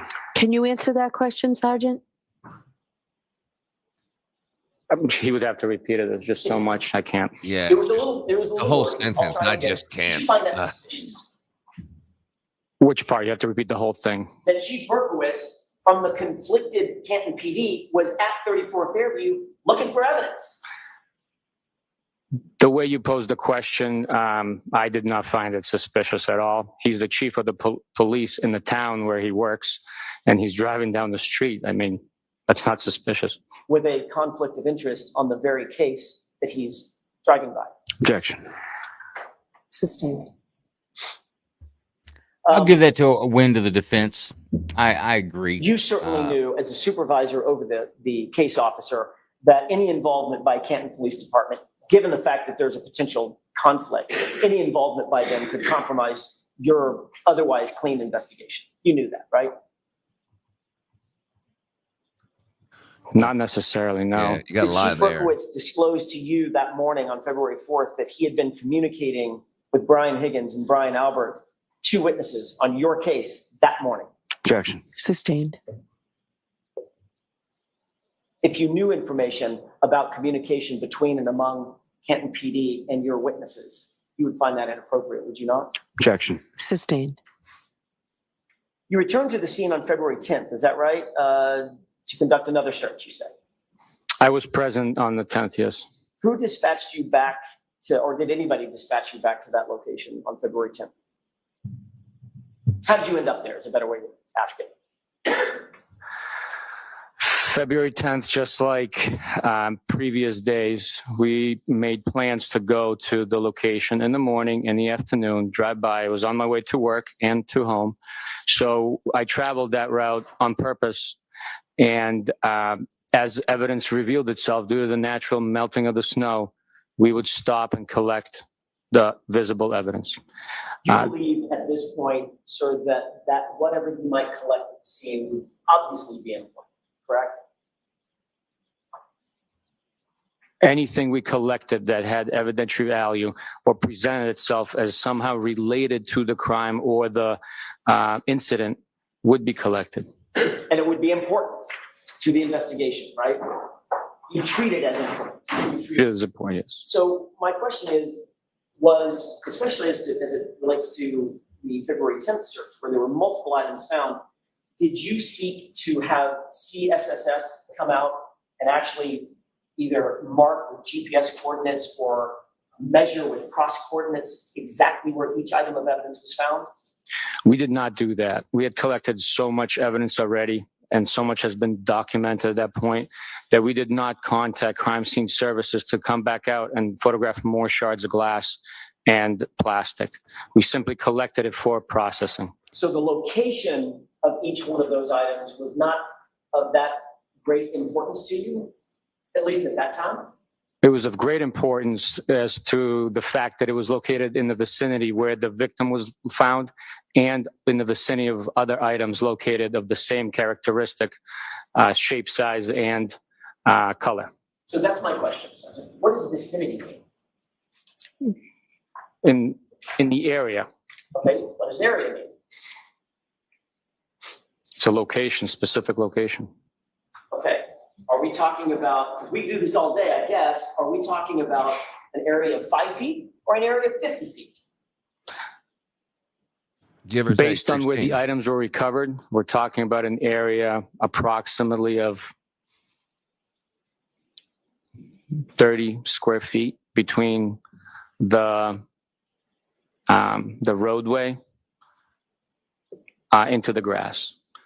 It's the We saw photographs, Sergeant, of items that were butted up against a fire hydrant in one instance, correct? Is that yes? That's correct, yes. A drinking straw that's out in the road, correct? That's correct.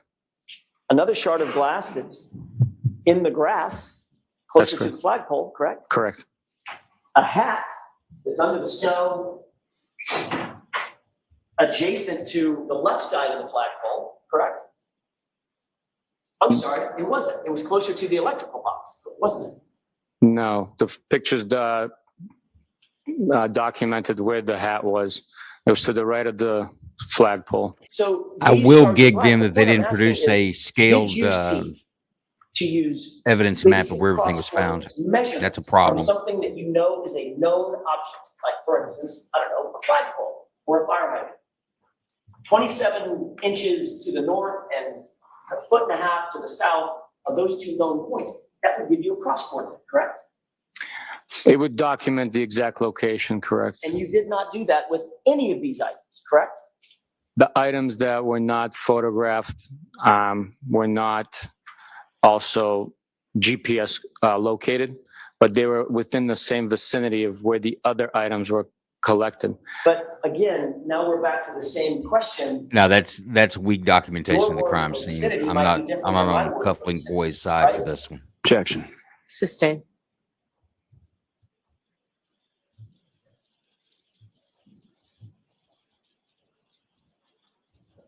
This, you notice how every time he's lying and he's trying to like, When you recover convince- these items. he looks at the or any jury. items, You believe me, don't It's you? obviously important to memorialize on the evidence bag or in some other way exactly where I'm they're not saying found, this man who is found lying. them, I the think date, that's time, a et cetera, stretch. correct?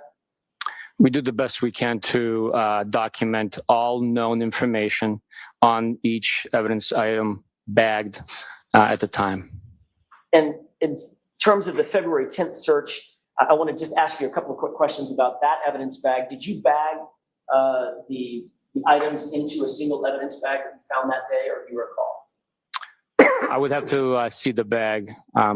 If you have those available, I'll take a look. I can answer With them. the court's permission, exhibit, I think it's 310 that was entered into evidence yesterday. I'd like to display that for us. Okay. Yeah, I think shoddy police work and not very forthcoming with evidence, especially that says You're something looking at a about photograph of Michael what was Proctor. previously entered into evidence as 310. Can you see that from where you're at. I don't have the evidence back with me, so if you don't, I can certainly ask the space to enlarge it. If you can enlarge it, please. Just a portion of the right. Your Honor, may I approach? Yes. I didn't realize I've got a photograph of it. Do you need the lights on, Sergeant? Please. There you go. Thank you. Should make it easier.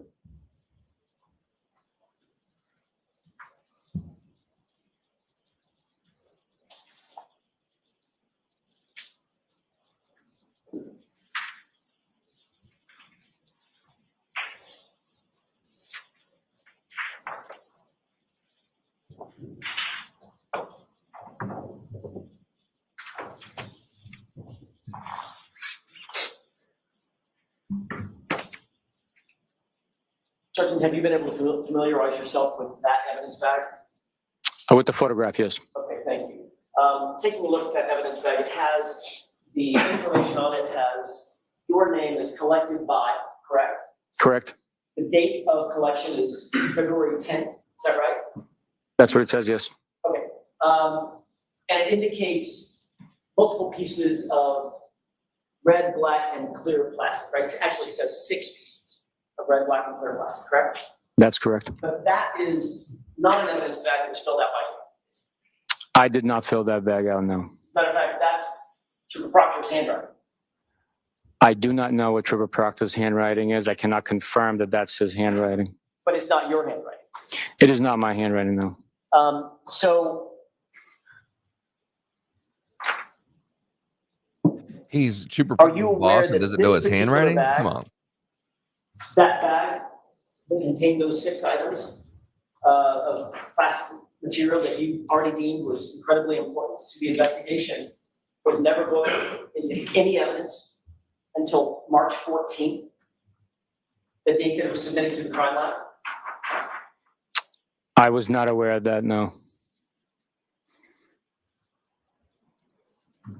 We can take that down, Mr. Bates. If I may approach, Your Honor? Yes. Thank you. You're welcome.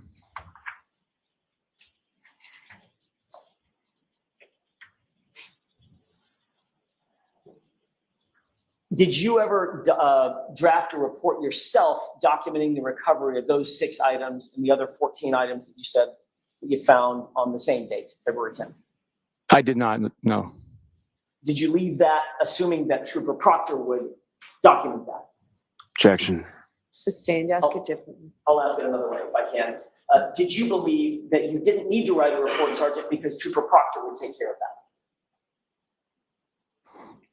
I knew that it would be documented. It was already documented on the actual bag as far as who collected it, when, where, what it was, and a report eventually would be authored on it. But the where, for all these very intricate pieces, the where is left to 3430 on that, correct? Objection. I'll allow it. Is that right? The general vicinity location of the other items collected and documented with photographs was consistent with the same locations this was collected.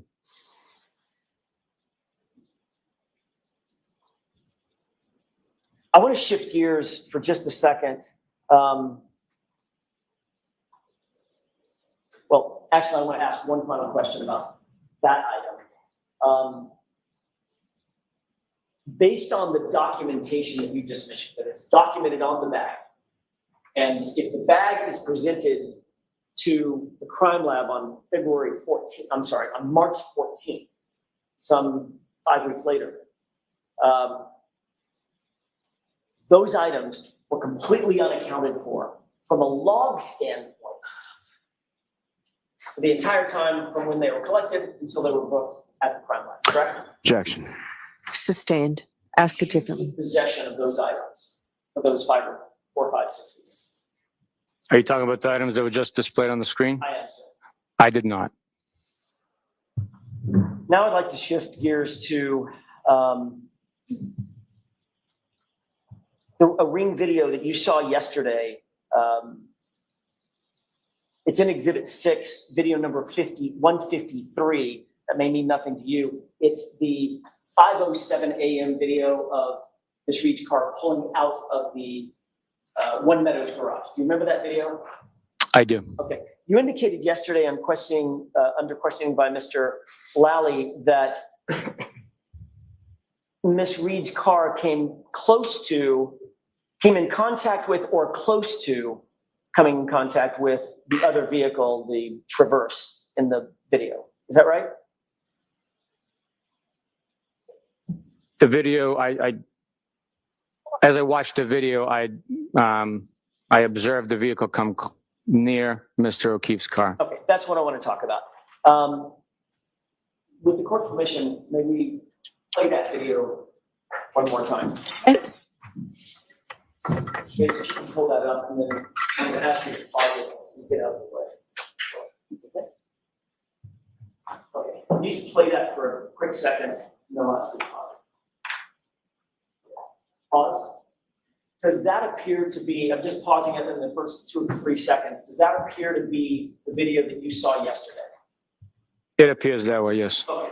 Mr. Bates, if you could enlarge the area around the the left rear tire of the Traverse. I'm going to ask you, sir, if you'll pay close attention to what's been zoomed, and when the SUV gets close to it, I'm going to pause it and ask you another question. Can you go ahead and play this? Your Honor, I'm going to object to this. So why don't we pause the screen, take it down, and I'll see you at sidebar.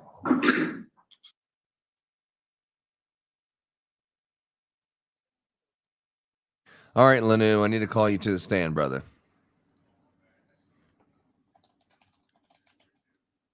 Are you out there? So here's something like, let's say that you're the boss and someone that works for you that is taking reports from you all the time. You have a working relationship and you're submitting reports on a daily basis, I would imagine, for multiple reasons. Now, your boss cannot say, damn, that looks like Joe Lanu's handwriting or so-and-so's handwriting that works for you that reports there. That's complete bullshit. Not buying that one bit. That's just another thing that you don't know his hand. You don't know Michael Proctor. No, I couldn't tell you what Michael Proctor's handwriting. And you're the main person at the state police department, detective, and you can't identify someone who works for you's handwriting? No way, dude. No way.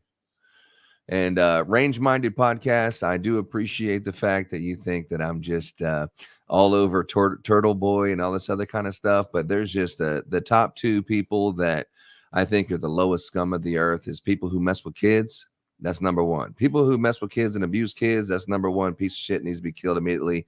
And the second one is dirty ass cops. And this guy is covering for, if not is also a dirty ass cop. And that's number two. But Dante, I agree, bro. Aunt Bev to the rescue here. Aunt Bev to the rescue.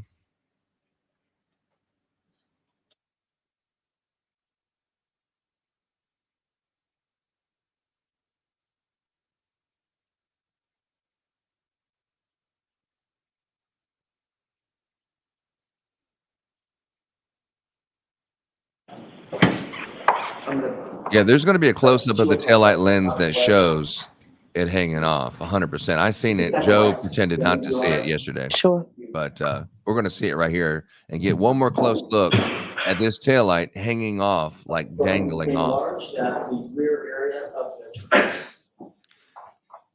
And this is pay special attention to the back wheel and any movement that you may or may not see.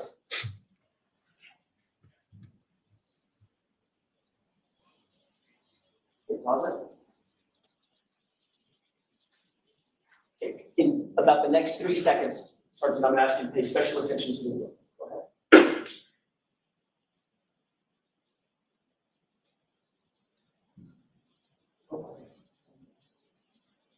We can have the lights on.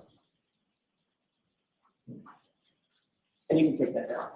Sergeant, were you able to see that video? I know it's not the clearest thing in the world, but were you able to see that video okay? Yes, I What did you notice about the rear wheel of the Traverse? Based on the motion in the shot with the snow falling, it appears that there is movement, but the video speaks for itself. what would you assess based on the movement of the rear wheel of the Traverse about whether or not the two vehicles came in contact with one another? Objection. Sustained. Okay.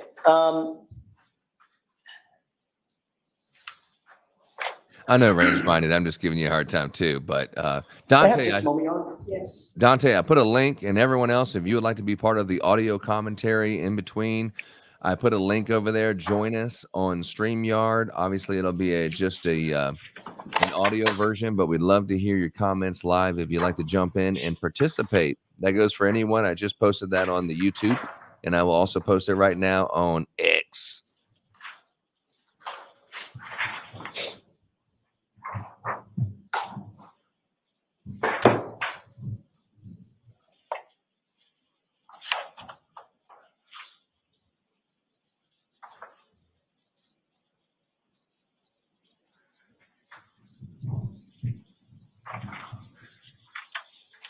May I inquire? Yes. Thank you. I'm trying to use my time wisely, Your Honor. Yesterday, Sergeant, you were asked about a couple of videos related to the Sallyport garage. You have that in mind? Yes. Matter of fact, we watched one of them pretty specifically toward the end of the day yesterday. Did you actually, I want to talk about the one that is the clearer of the two where you slip. You remember that one? If you pull it up, I can. I will in just a second. Okay. There was one where Mr. Lally paused it and you were slipping in front of the vehicle. I don't recall myself slipping, no, but it was icy that day. So if there's documentation of me slipping, I might have. Fair enough. I didn't mean anything by that other than that was a moment that I thought you might recall. I'm not saying you're clumsy, just your police work is. 446, but I don't think that's. But all right, let's see if I can do this another way. Did you actually personally go to Canton PD to retrieve any or all of the videos of the Sallyport? You yourself? I did go to Canton and collect already extracted video. Okay. But it was a portion of video surveillance. I didn't collect all of the video, so When was the most recent time that you went to Canton to collect a portion of the video? I don't remember. Okay. I don't remember. I'm sorry. Did you review well, let me ask it this way. Did you collect the video that was sought on or about April 23rd, April 24th this year? Meaning just a few weeks ago. Did I collect it? Correct. I did not collect that video of April this year, no. You're aware that the video that you saw yesterday was in fact collected after the trial started in April of 2024? Objection. Sustained. Are you aware of when that video that we saw yesterday was collected? Objection. Oh. I am not aware. come on up, Bev. Was yesterday the first time you'd seen that video? No. When had you seen that video previously? A couple of weeks ago. Okay, what were the circumstances in which you saw that video? Objection. Sustained. Did you have a meeting with the DA? Objection. Sustained. Did you ever have any kind of communication with Mr. Lally about your testimony? Objection. Sustained. A reproach. Yes.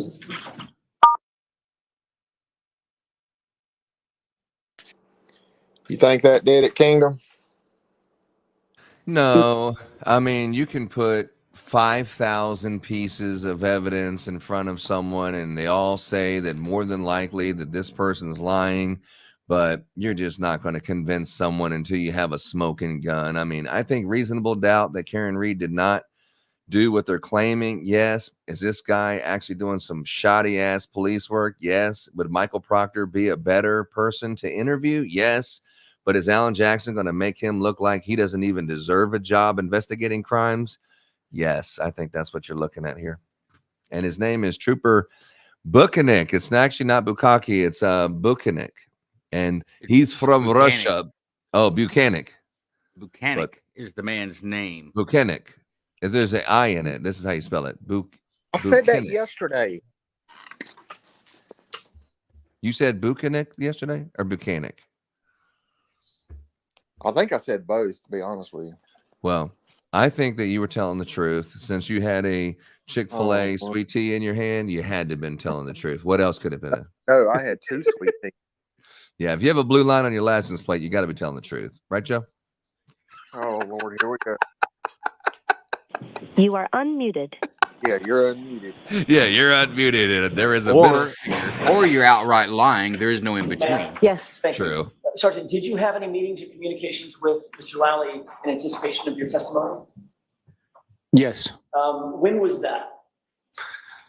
I go. Keefe's brother's not there today. It was about 2 weeks ago. And then Yeah, he's scared. last week, I believe. And what was discussed? He's not in his normal seat. Generally, we discussed the portions of the case that I would be presenting. Did you write a report about your communications with Mr. Lally? No, I did not. Were you shown any of the videos that you've seen here in anticipation of your testimony? Not during the first meeting. I did review a video during the second time. Okay, and that video was that you did see the second time was the interior video of the Sally Port that we saw yesterday, correct? I'm just trying to remember exactly what video I saw. I had reviewed videos outside of our meeting, so I don't remember exactly what video Mr. Lally showed me. Of course. But you do recall seeing the video that you saw yesterday, the sort of clear one that has the crime scene tape being put up and all that.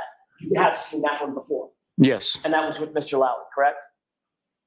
that is not correct because I do not recall when I saw that video or what video I saw with Mr. Lally. I see. All right.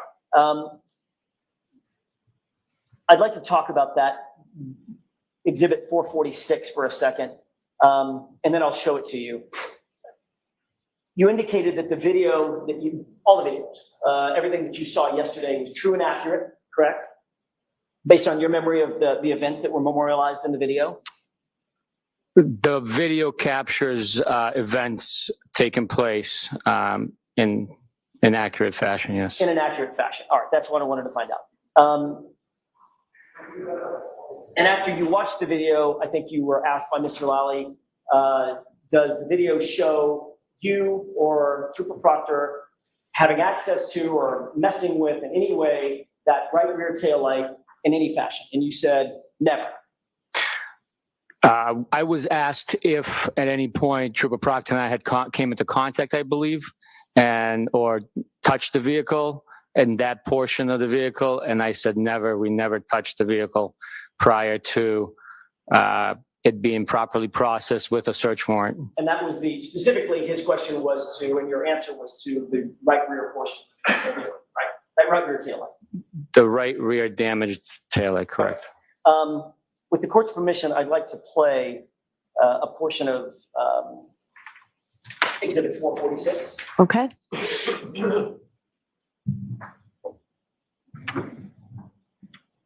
Before we begin playing it, Mr. Bates, if you wouldn't mind, may I inquire, Your Honor, of the witness, just to lay a foundation? Sergeant, do you recognize this as being the video that we saw yesterday? It does look accurate. Okay. Yes. I just wanted to make sure we're on the same page. This is 446, just so you have it in mind if I reference that. Space, if you could play that. And I think it's runtime 120.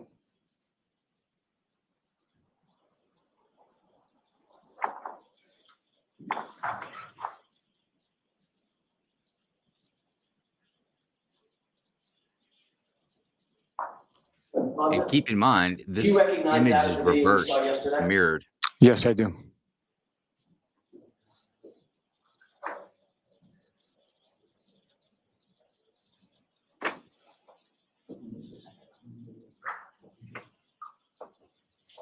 The searching for nudes, I don't think Bukhenik is going to have any recollection that that ever happened, If you could move to time of day, 5:37:05. even though he probably was a recipient of said text message.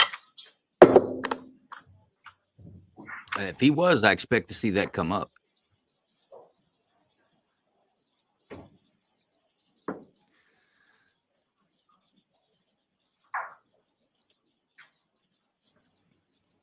I would say so. You were in the you were the one who drove the car in there. You were in the passenger side of the car driving it in there. Oh, it's reversed. Oh, okay, I got you. So the person who looks like they're at the driver's side taillight and then went through that side door, that was actually Michael Proctor at the passenger side taillight, and then he went through that door so they could plant that evidence. No? Yes. With court's permission, can we play at this point? Yes. All right, that shows the vehicle coming into the Sally Port, and we're looking at which side of the vehicle? So that is the driver's side of the vehicle. What that video depicts is a mirror collection. Although mirrors are accurate representation of what you're seeing, it's just inverted. So that is the driver's side of the vehicle. I do not know why it is inverted, but that's the way it was presented, collected and presented from Canton Police. Can you see a timestamp or a time and date stamp on the bottom of that? It's in blue. I cannot know. Does it appear that time and date stamp, if you can't read every letter on it, that is in correct order? In other words, that's not inverted. I cannot read it, no. All right, let's go and play this for a second. The timestamp jumps all around when you watch it with the timestamp itself. It jumps all around. Clearly, they cut it up. Who is that just got out of the car? I do not know. I think that's the tow truck driver. He would have the only access to the vehicle. We did not touch the vehicle. Who's that on the left? I missed that. I was looking down at the laser pointer. I do not know. I know for a fact, I'm the gentleman that's wearing a dark olive drab state police baseball style hat, and Trooper Mike Proctor is wearing a winter hat. Trooper Proctor's wearing what? A winter hat. Back that up. That was playing, and I didn't realize it was playing while you were talking.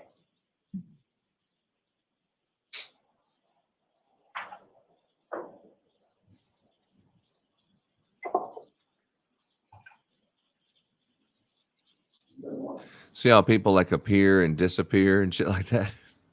They clearly chopped it up. Wait till you see the rest of it. It was about to show you. It's pretty damning. Stop.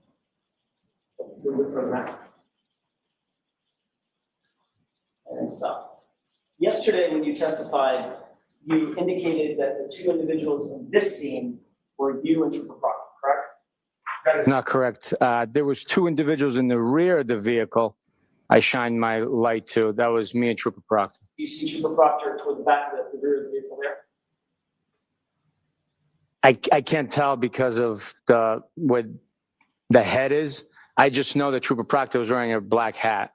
Which the person He did say yesterday that was him and video Trooper to the left, Proctor. to the rear of the car is wearing a black hat, correct? I can't tell. I don't want to be locked into a statement where later on you show me that it's somebody else magically. I can't testify to that. There's no magic about this. It's your testimony. I'm just asking you what you see. I don't see that. No.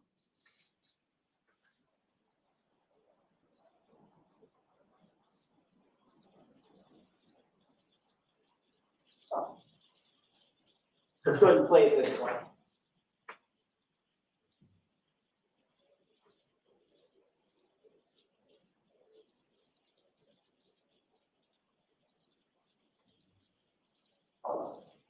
You see the person toward the back of the vehicle walking toward the opposite side of the SUV? I do. What area does he appear to be going to? He appears to be going towards the rear passenger side of the vehicle, although it does not appear so because the video is inverted, a mirror image. That's where he's going. And Sergeant Bukhenik, you testified for at least a half an hour about this video yesterday, correct? I'm sorry, it was a long day. I don't know the timing of how long I testified. You significantly testified about this video yesterday, did you not? I testified about this video. And you testified that it was true and accurate, correct? Correct. You testified that it was reflective of your observations of what was happening in that Sally Port that evening, correct? I testified that this is a accurate scene and collection of video evidence from the Sally Port. And as that truck sits in that Sally Port, just like this, it appears from all perspectives that what we're looking at is the passenger side of the car, and that right rear taillight is right there shining in our face, correct? From this perspective. I'm sorry, can you repeat the question? From this perspective, from the perspective that the jurors are looking at, Okay. from all indications, that would appear to be the right side of the truck, the passenger side of the truck, and that taillight that you can see is the right rear taillight from this perspective, correct? The way it presents itself, yes. And yesterday, during the entirety of your questioning by Mr. Lally, not once did you mention that this video is actually completely inverted. I did not know. Mr. Lally didn't ask you if it was inverted, correct? That's correct. And if I hadn't gotten up here and begun questioning you, that would be left uncorrected, correct? Objection. Sustained. The person with the winter cap appears to walk directly to the what ultimately should be the right rear taillight of this car, correct? That's the vicinity, yes. That's where he is. Yeah.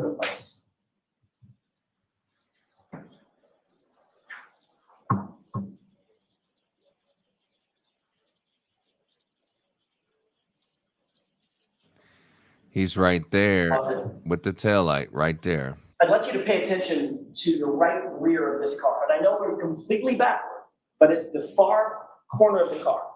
Do you see a person's head there? It appears as if someone's still there. And that person is located at or near what portion of the car? In real life or as it's depicted? Is the person near in real life, near the right rear taillight of the car? Yes. Matter of fact, standing there, hovering around there, correct?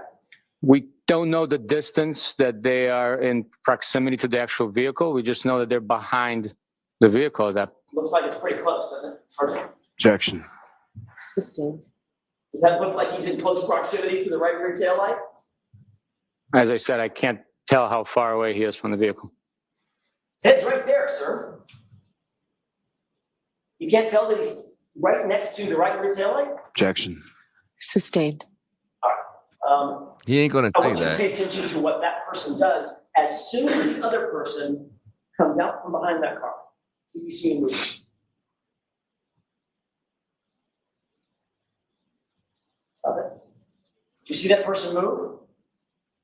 I saw movement in the frame, yes. Right when the other person is in eyesight of the person toward the right rear, correct? I mean, the video speaks for itself. Yeah, it does. No. Objection, Your Honor. The objection sustained. No commenting, Mr. Jackson. We've talked about that. I'm going to ask Mr. Bates to back it up because there's one other issue I want you to pay attention to, if you can, right at this moment or right before this moment, and that is the timestamp. You can back it up maybe 10 seconds. Right about there. Don't play it yet. Instead of paying attention to the individuals, I'm going to ask you, can you see, may I approach the StreamYard? Yes. Can you see the timestamp at 5:37 and 37 seconds PM? Can you see that from where you're at? No, I cannot. Me neither. But I don't walk up to it. Let's play it for about 10 seconds.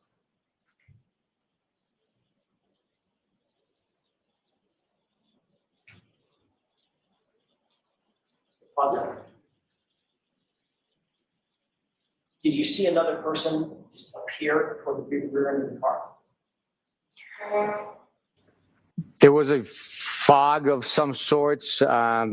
it did appear as if a person was actually in, there was two people back there and two people walked away, or one person walked away. Timestamp jumped to 5:38:01. Correct? I cannot see the timestamp, sir. Let's blow it up. Let's blow it up. Did it appear that there was an anomaly? There was a portion of that video that was deleted. Or it's missing, not deleted, but just missing. I think you can't trust Can this you tell video at that? all. Does it appear that There's so many video issues started? with it. No, Your Honor, I cannot tell what is happening with the video.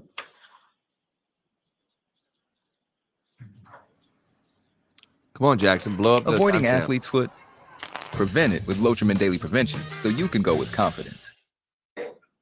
Police car in that Sally Port, correct?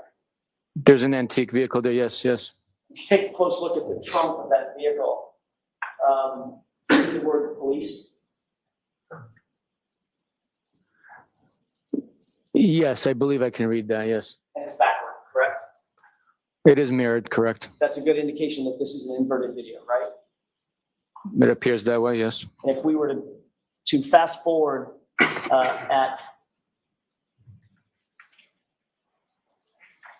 5:42,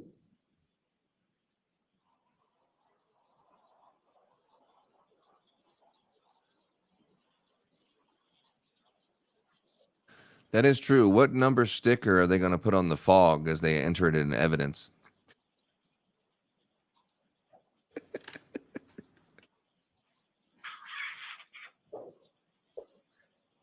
not another 20 seconds. There you go. Can we just play it at this point? No. You take one pause. Pause it. You see the Sallyport garage came down? Yes, You see a number on the garage? I do. Is that correct? It's backwards. What is correct? Does the number appear correct? How do you make it four? No, the number's in the mirror image, yes. I just wanted to make the point. Everything in this video is completely backward, correct? It's not backwards, it's mirrored, reversed.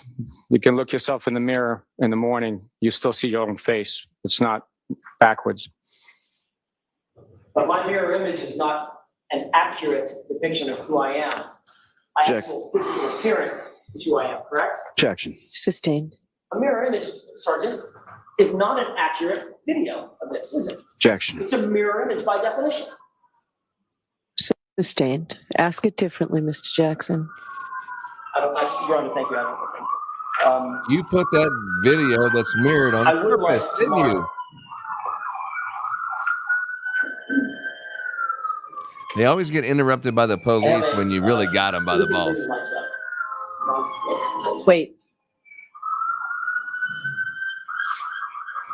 Let's give him time to think of what the hell he's going to say next, this lying piece. I have a thumb drive that I'd like to have marked with the court's permission. Uh-oh. Uh-oh. He's got does a Mr. thumb Lally drive. know what's on this thumb drive without you telling us? I do not. Okay. We can approach and I can certainly bring it up. We're trying to wrap up our morning. It's, It's marked for identification. if I may, Your Honor, I'd like to play the first 10 seconds of that video. No. We'll come to something. It's marked for identification, right, Mr. Jackson? You are What do you think he's got? You think he's got that video in a correct image, not mirrored? I think he can do that after He the fact. might have that video in the correct way, but maybe there's no way he has the one that's unedited. There's no way, right? That was deleted before they wouldn't have just gave it to him. He doesn't have that video. But Karen Reed seems to be smiling like they do have something. But I don't know that all that smiling and her personality is coming across very good with the jury. Even though you're like, yes, we're going to get them. I think you just sit there and kind of show less emotion. If I was her, I think the defense should be doing that. But she is kind of gloating a little bit.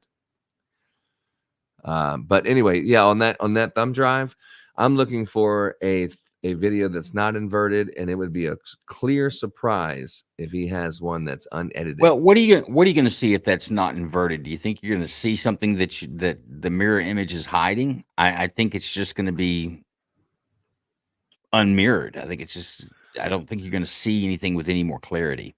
I think if I had to choose which one would I like the jury to witness, I think I would want the jury to watch the one that kind of shows the taillight that appears to be the passenger side, where if you watch it the other way, it clearly points out that Michael Proctor is on the passenger side. But now when you're explaining it, you're like, well, what appears to be the passenger, but it's really the driver, and it's kind of confusing. I would want to show it in the unmirrored one, which the state should have did in the first place, so you can clearly show that someone was over there next to that passenger taillight for a good period of time, and clearly the timestamps are jumping. And in okay, well, let me ask you this. Let me ask this before you go on your Law and Order rant on movie court TV. Okay. So you got officers that they're working this investigation. They don't know everything we know now. They know what they know at the time. They seize this vehicle. They get it in. It's a warm spot where they're going to start taking a look at it. I would expect to see officers around the damaged part of that vehicle, examining it, trying to get a mental picture on how this goes, where the investigation needs to go next, and honestly, what do you really have? You got damage on a vehicle that doesn't make a murderer out of it. So now you've got to try to put the pieces together. So I would expect to see somebody there. Yeah, but if you see somebody there who's taking a fucking mental picture instead of an actual fucking picture, then there you go, right there. No, that makes no sense at all. They didn't. Do you not think investigators are going to study things and try to sort things out in their mind and figure out legally where do you go next? Is this probable cause for a warrant? Should we be looking at the crime scene for more of these pieces? Are there pieces missing? Or are you just saying they take a picture and move on and they know everything? No, I think when you pull up to the house and you say, man, there's kind of damage to the taillight. This looks suspicious right here. Let me take a photo of this before we tow it. This is the reason why I called. This is the damage that I noticed. Let me just take a little document of this. Okay, it's just entered into the police, just like the tow truck driver allegedly went to the front, took a picture of the license plate just to make sure, go to the back, show just kind of pictures as it entered in there before you put the tape around it. This is what's going on. None of that. And the video, I think Alan Jackson is going to show a video with the timestamp. What about my question? Would you not expect to see investigators standing around the damaged part of that vehicle, having a discussion and analyzing and examining the damage to that vehicle? I'm not talking about taking pictures, and you should have taken a picture there, do what the tow truck driver did. All that's peanuts in the packaging. The real package is, do you really think that you wouldn't expect to see investigators standing at the rear of that vehicle examining it? Yeah, Dante has a point. If we keep on jumping to conclusions, then Peter Pan's going to be out of a job. But I expect people to be looking at it, but the person that you're saying is shady AF is the person who's looking at it. The person who you're saying, hey, this person planted evidence and broke it apart because this other evidence shows that it was intact when she backed into O'Keefe's car. This is very suspicious, and the fact that they didn't take a picture doesn't help. How about that?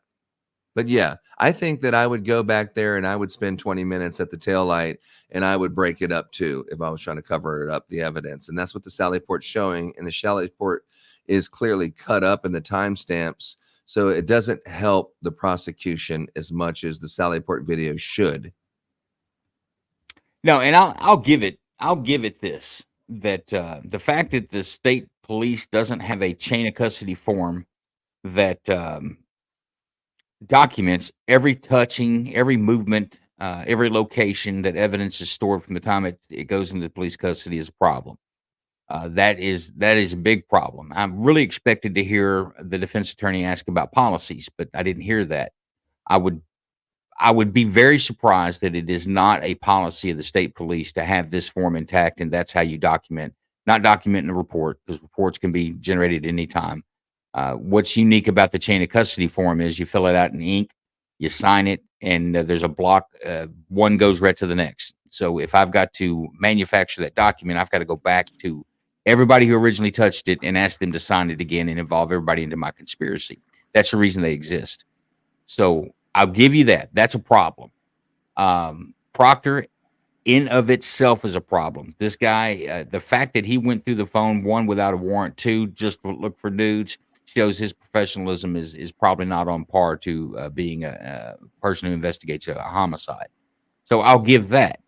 I don't think that this guy on the stand, Bukhenik, excuse me, I don't think he's got anything. I don't think he's dirty. I don't think he's got anything to hide. I think he's testifying to what he did. And I think that the jury is going to take his testimony as truthful. Well, welcome Range Minded to the podcast, Range Minded podcast here to the Karen Reed murder trial. What's going on, brother? No, nothing. Just enjoying everything I'm watching. Yeah, this is really getting good. As a matter of fact, Joe Lanou is now taking a position after those cufflinks. He's been blinded by the light. And even though Michael Proctor, you can't even call him as a witness because he's so shady. This is his boss that was with him every step, and it's not going good. As good as it was yesterday, at least. I know that. I said the same thing about this man yesterday. I said he's the best witness the state's had yet. After speaking with the lawyers, I can safely say that you will get this case for your deliberations sometime the last week in June. We'll know better next week. We will not be in session next Tuesday. We will go full days, Monday, Wednesday, Is this it for the Thursday, day? Friday. We will not be in session next Tuesday. I have to give you those cautions again. Please do not discuss this case with anyone. Well, I guess Don't that's do it. any independent research or investigation into If this case. Lisa's got time, Lisa, I would love for you to join us in the studio and let's cut up this morning's Please disregard it. last 2 days worth of testimony. Afraid we And can't proceed. I'm ready to battle Range Minded, Kingdom, You and are muted. our attorney Lisa. I'm ready to go on this.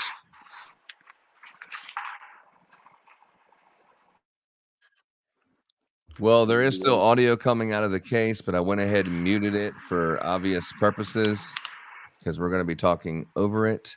Range Minded, let's hear. What have you heard so far today? Karen Reed's a little disturbed if I'm giving an accurate account of what I'm seeing through with my eyeballs. So you're reading people's characters and the expressions on their face, so you know exactly what they're thinking and what their temperature is. That's so weird. that you have the talent. Giving a play-by-play. I know Joe Lanou is very upset that the police, these corrupt-ass fucking police, are getting revealed, but, you know, they're not in Texas. This is Boston that have a history of being corrupt police. Let's say that is fact.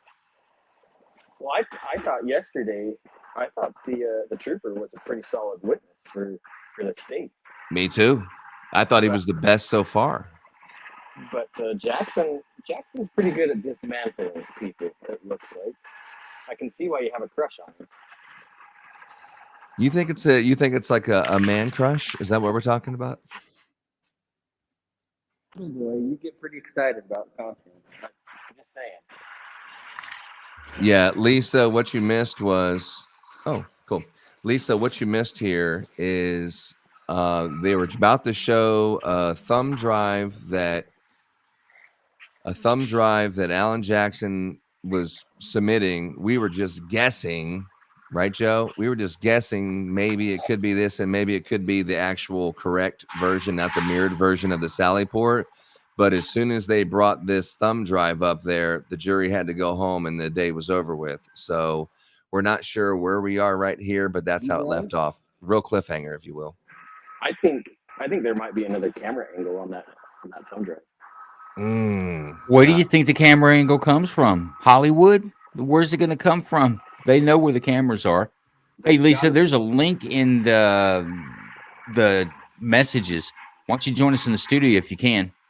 'Cause we're gonna cut up yesterday and today's testimony. There's got to be more than one camera in that Sally port.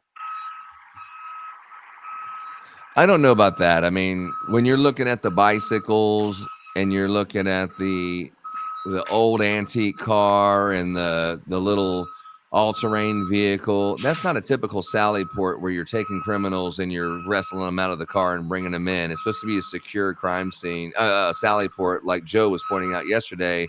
And this looks more like somebody's garage. I think you go back to Canton Police in general. They don't have proper evidence collection bags. They didn't really do a great job on the initial crime scene investigation and mapping. The state police didn't do a good job on mapping it out. And that goes all the way to Bukhenik. When they went out on the subsequent times to search, there's a fire hydrant there. It is a known point. You make your measurements off that, and you map out where every piece of taillight lens is found. You don't say, well, my GPS is not that accurate, so all the stuff was found right here. But I think there's some problems with the investigation. I'm not here to say you're a dirty liar and you're a crooked cop when it comes to this guy in particular. But yeah, there's some problems with the investigation. It should have been documented better. If it's documented better, somebody like Alan Jackson can't come in and beat you apart. But when you leave holes in your investigation, then this is what you get from defense attorneys. They do their job and they'll earn their money. But yeah, there's some problems there. I don't think that trooper's a dirty cop personally. I think, like I say, I think it was just some sloppy. Well, now Range said you're a dirty effing liar about 30 times. Me? No, that the officer on the stand was a dirty effing liar. Isn't that right, Kingdom? And piece of shit, I believe, was also used. Well, you know what? I did say that. And, I'm not going to apologize for the way that I feel about this particular officer. He definitely is lying. I've been watching like the 3 chapters that are after these 3 chapters. It appears that when he was being questioned by the prosecutors yesterday, they asked him the softball questions. They skirted around what they knew the defense was going to ask them, and they went ahead and got ahead of those kind of things that they knew was going to be asked. So it was really hard to tell where these breadcrumb trail was going. But I thought he did a great job yesterday. I thought he was very confident yesterday, and I thought he built the best case for the prosecution yesterday. We're in agreement on that. But I thought a lot of the things he was saying was just covering up a lie before you had to lie. And today you're seeing the stuff that he has to cover up. He's not doing very good. He's definitely not offering up. Oh, yeah, absolutely. I can tell you all about it. He's not taking that stance. He's like, I'm going to make you back me in a corner before I'm even going to say the name Michael Proctor. And like yesterday, when we're talking about the Sally Port, didn't he say this right here? Can you point with the laser pointer? Who's Michael Proctor? Him. The other person, is that you? Yes, this is me. And then today, completely different thing between 24 hours. It happened 2 years ago. 24 hours later, I can't tell you that's me and I can't tell you that's him. Isn't that interesting how that changed? Well, I think it was more like the portions that he showed. The one was where he's asking, who is this? All you see is a black figure, the head blended in with the background. He couldn't tell. He's identifying people by their hat, their headgear. So yeah, I don't put a lot into that, but it goes back to saying well, you work with this guy, you should know his handwriting. You don't want to sit on the witness stand and say, yeah, I recognize that. You're not a handwriting expert. That could be beat up. That's bad business. I'm not going to try to say, I would not sit on the witness stand and say I recognize anyone's handwriting other than my own. Okay. And even then, I don't know if I'd say that. Karen Reed is backing out of her house. Inside the car, you can only pretty much see her legs in the video. And she's backing out in the snowstorm with the car to hit John O'Keefe's Traverse. And then you say, does anyone who's driving this car look familiar? Yep, that is the defendant sitting right there in between those 2 gentlemen, the defense counsel. That person in that car is Karen Reed. You cannot even fucking see her. I don't recall this testimony you speak of. He may have established that was Karen Reed by Karen Reed's own testimony, her own statements. But either way, what does it prove? What it proves is he's, willing to just go out on a limb and say, oh, yeah, this is this, this is this. If that was, can you testify that was Karen Reed's signature when she said, yes, I killed this person? He would say, yep, that's Karen Reed's signature. Yep, that looks just like all the others. But is this Michael Proctor's signature that you see every day? I haven't heard this man No. identify anybody's handwriting. Anytime he's been asked, he said he couldn't identify anybody's handwriting. I'm talking about an example, Joe. Relax a little bit here. I'm Well, talking that's an about. example you're pulling out of the thin air, I which is know. bullshit. I know that's bullshit. Just like you can tell that that's Karen Reed, and you can tell that that's you and Proctor in the Sallyport. And today you have no fucking idea who those two people are. When yesterday you said that was me and that was him. But today you have no idea. You said that's Karen Reed. You didn't even That's see not his her. testimony. His testimony clearly was, I'm wearing an olive drab patrol hat, and he's wearing a winter hat, which I think is those ones that come over your ears. He didn't say that he couldn't identify him, but where Jackson was stopping the video on, you really couldn't tell what anybody's headgear was. And he did identify Proctor. He did identify himself. He did identify the tow truck driver getting out of the vehicle, or he believed to be the tow truck driver getting out of the vehicle. So I'm not saying, I don't think he's really pulling any punches. At the moments and the times he asked a question, another good example is he asked Bukhenik if you called the hospital and told them this was an assaultive investigation, something to those lines. And he says, no, I never talked to the hospital. I didn't contact the hospital. Oh, you didn't? No, I did not. Well, read this paper. Well, this is the medical examiner. I did contact the medical examiner because every time a body goes in, if a body goes into the medical examiner, there's a couple of things that could happen. They could process that for different types of autopsies, different types of investigations. You as the investigating officer, if you want it to be a death investigation or a suspicious death, then you let them know that so they can prepare and hold and preserve evidence as needed. But that's an initial contact. That's not the end all. That's not exactly what it is. That's your first initial take on it. So you start doing things to preserve it.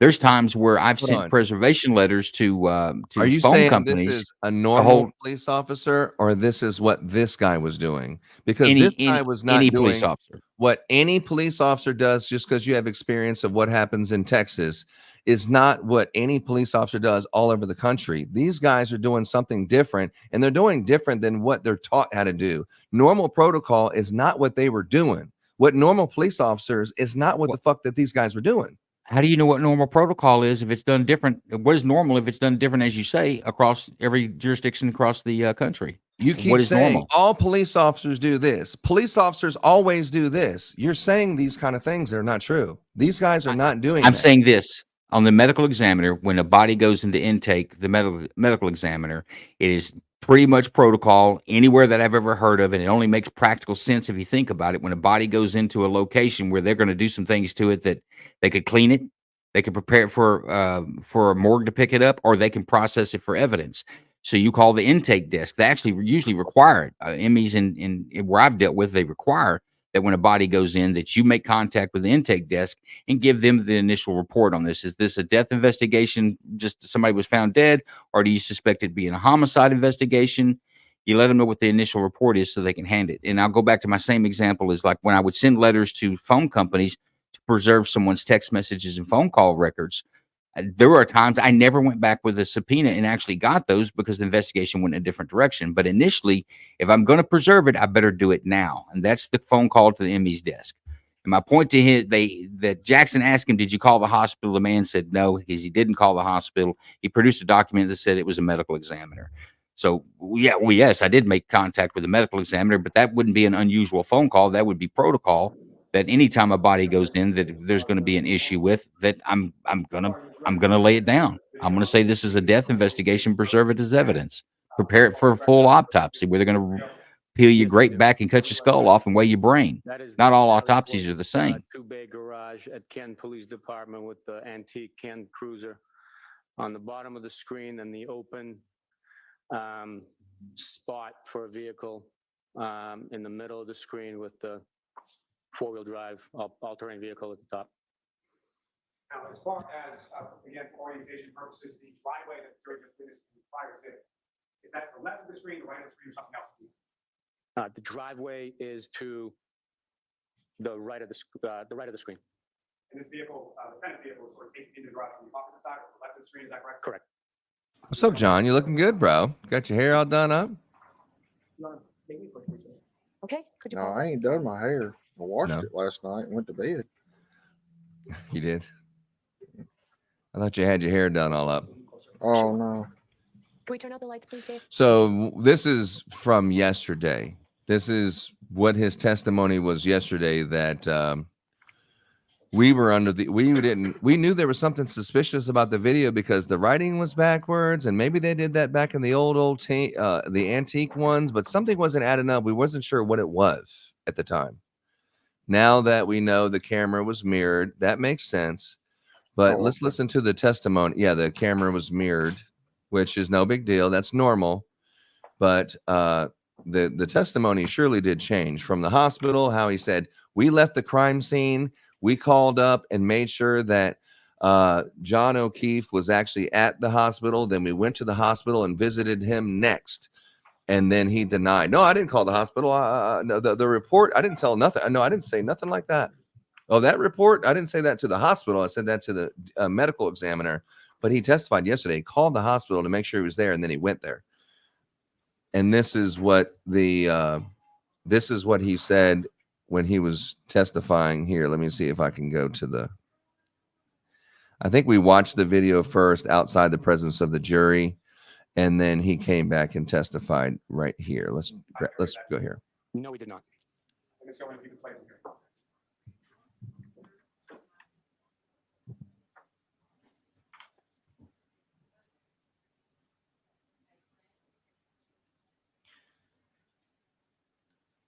And I have this on 1.5, so it's happening faster than it did. Yeah, that's fine.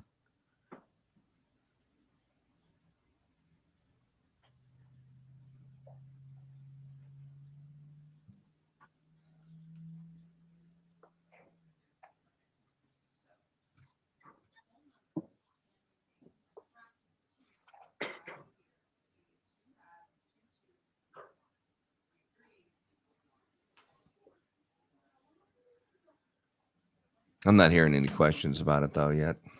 No, I'm not. Is that him at the back of the vehicle now?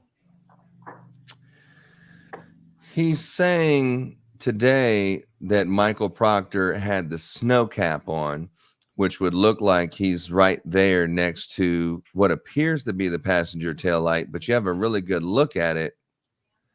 And he doesn't appear to be doing anything, which is great. So if he was the one with the hood on there, it clearly shows he wasn't really doing nothing in this footage. But I think if you had the real Sally Port, you would see Brian Higgins in the Sally Port, because he hit his key card and went into the Sally Port when the vehicle was there. But the video is so chopped up, this little underlayment that's going through this is hiding the actual timestamp of this. But if you watch the video that I've seen on X, if you watch the timestamp, the time moves up and down and up and down and up and down, where this video kind of looks like that's what happened, but it's pieced together to make it look like that. But you can see the timestamp on the bottom keep shifting, going from this second to that second and back to this other second and this second, like it was put together professionally. And so stitched together. What you're observing in this video, what you've seen, or what you recall from this, what is it that you and Proctor and some of the other officers are doing now? We're establishing a perimeter around the vehicle with yellow tape in order to prevent or alert and advise anyone in the area to stay away from the vehicle.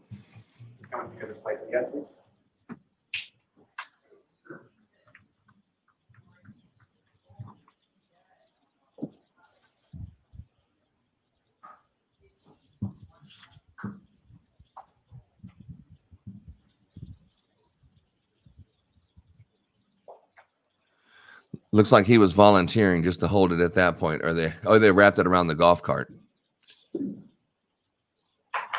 just laid it on the hood. Yeah, that's good enough. Yeah, every bit of that's weak.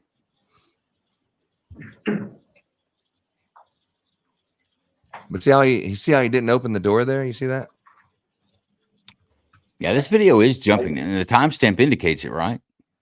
Yeah, you can't see the timestamp in this one, but other people have dissected it and shown the timestamp with it blown up where you can see it, which I believe Alan Jackson is going to show something where I know you can't see the timestamp. Yeah, me either. Okay, let's look at the timestamp together, blown up and magnified. What you're observing in this video, what you've seen or what you recall from this, what is it that you and Proctor and some of the other officers are doing now? We're establishing a perimeter around the vehicle with yellow tape in order to prevent or alert and advise anyone in the area to stay away from the vehicle. But I thought he had said, "This is me and this is Michael Proctor" when he got out, right? I didn't. That's hear what that. you stated. Oh, come on, bro. That's what you stated. That's why we got here. You were Come on. verbatim what that man said. Garage, this evening of January 29, 2022, did either yourself or did you observe Proctor touch or manipulate in any way the right rear passenger side area of that? No, we did not. Let's go into the play from here.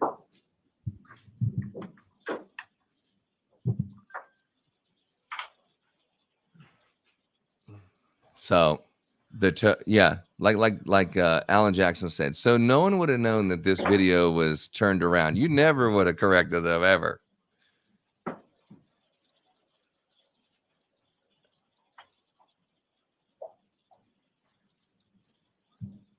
So see right there, the people just came out that back door and that guy with the hat is sitting there at that taillight lens.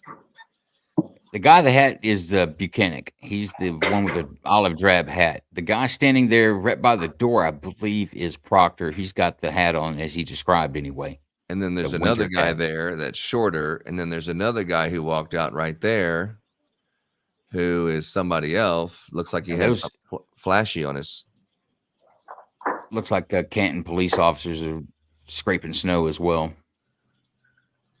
And the guy just kind of looked around the corner and said, "Oh shit, is he gone?" And they're looking around the corner. I think he was trying to say he's shaking people's hands, trying to distract them or something. Maybe the defense would say.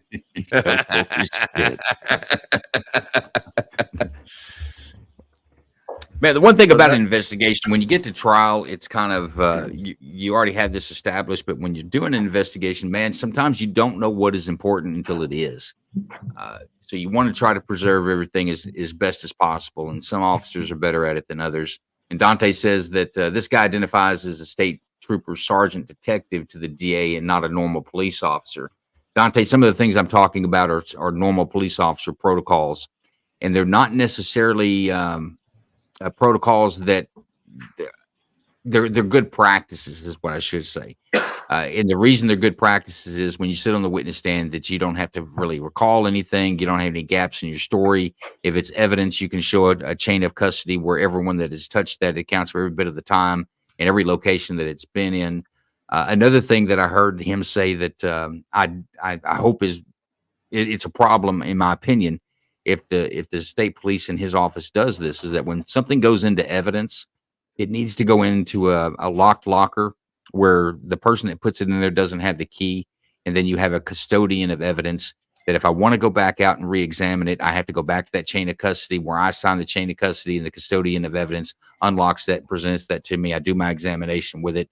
I package it back up. I sign it again. I fill out the chain of custody that I'm done with it. It goes back to the custodian of evidence. What it does is it creates a loop or a circle of evidence that really can't be challenged. If something was done with it, you've got to have multiple people in the conspiracy to show it versus me going to the evidence locker at midnight after everybody's at home and pulling something out and manipulating it. I did that with narcotics. We actually had a old mailbox that even before you actually logged in say it was a late buy at 2 a.m, we would secure it there. We would drop it into the mailbox, but I'm the only one that had a key. Well, myself and the sheriff are the only ones that had keys to that box.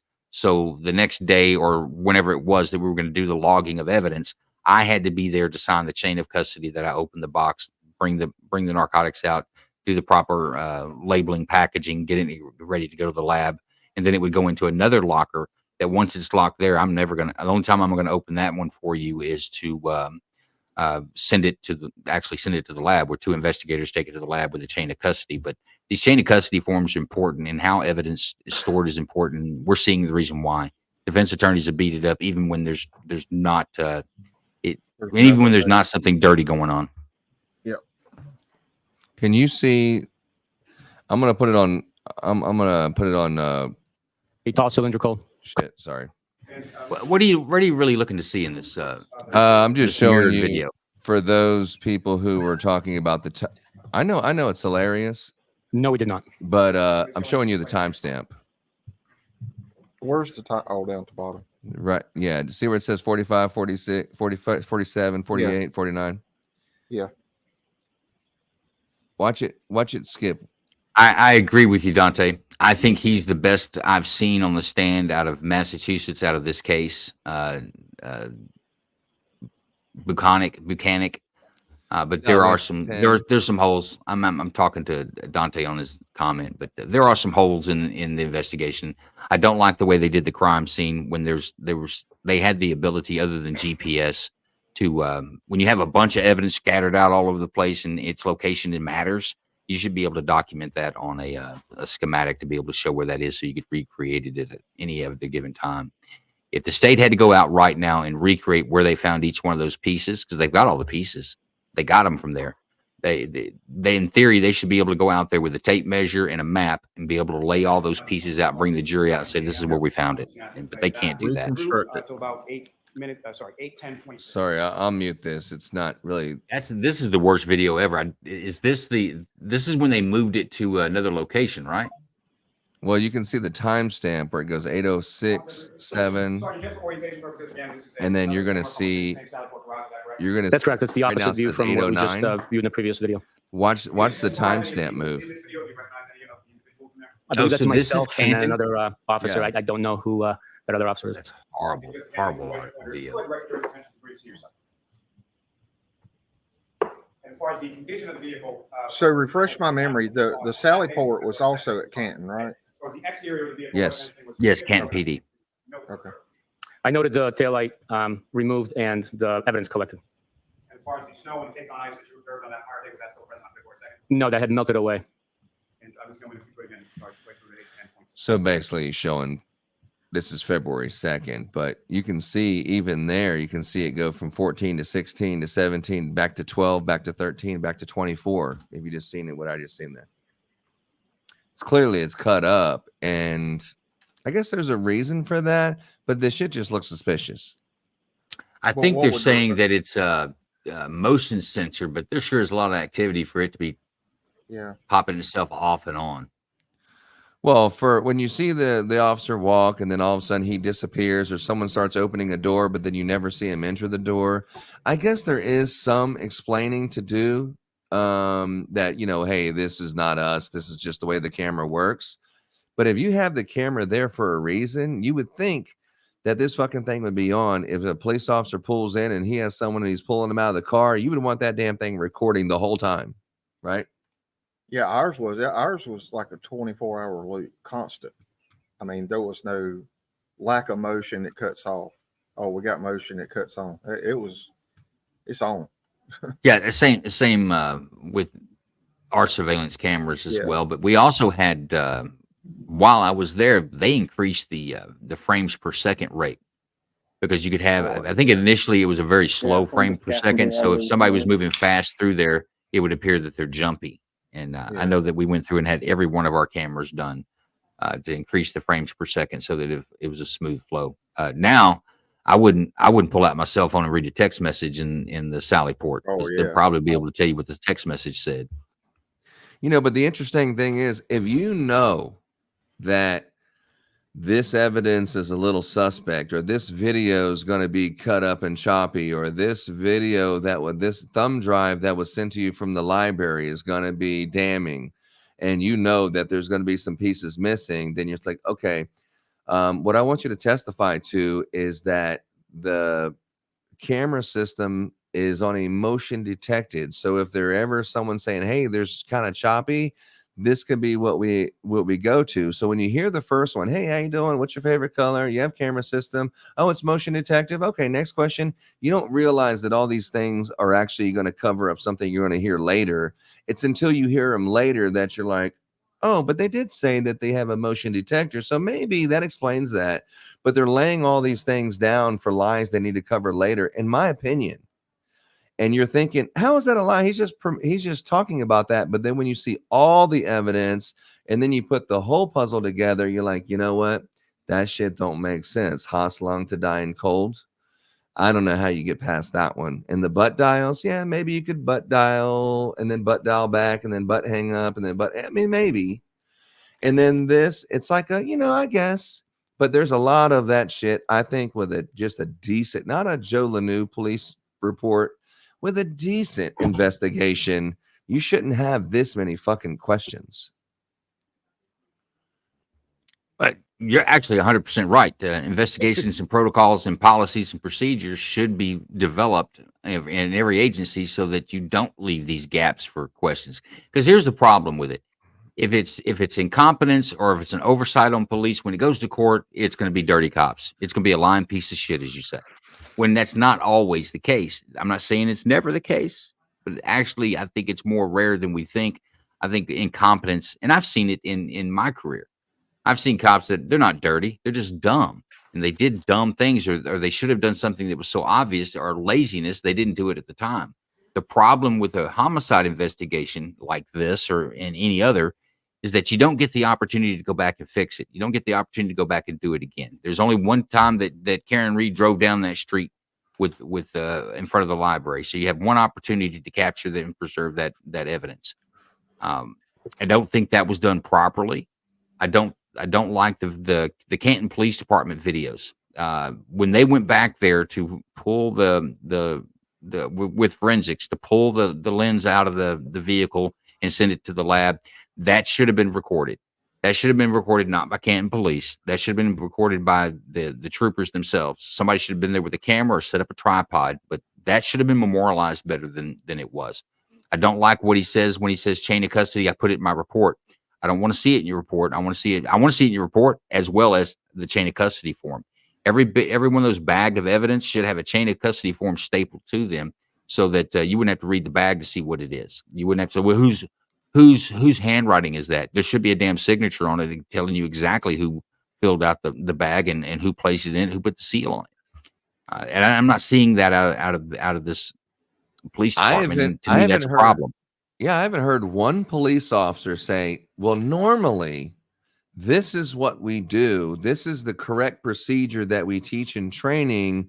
But unfortunately, it just wasn't done on this one. But I don't think, there is no like a logical explanation. Like, this is what we're supposed to do, jury.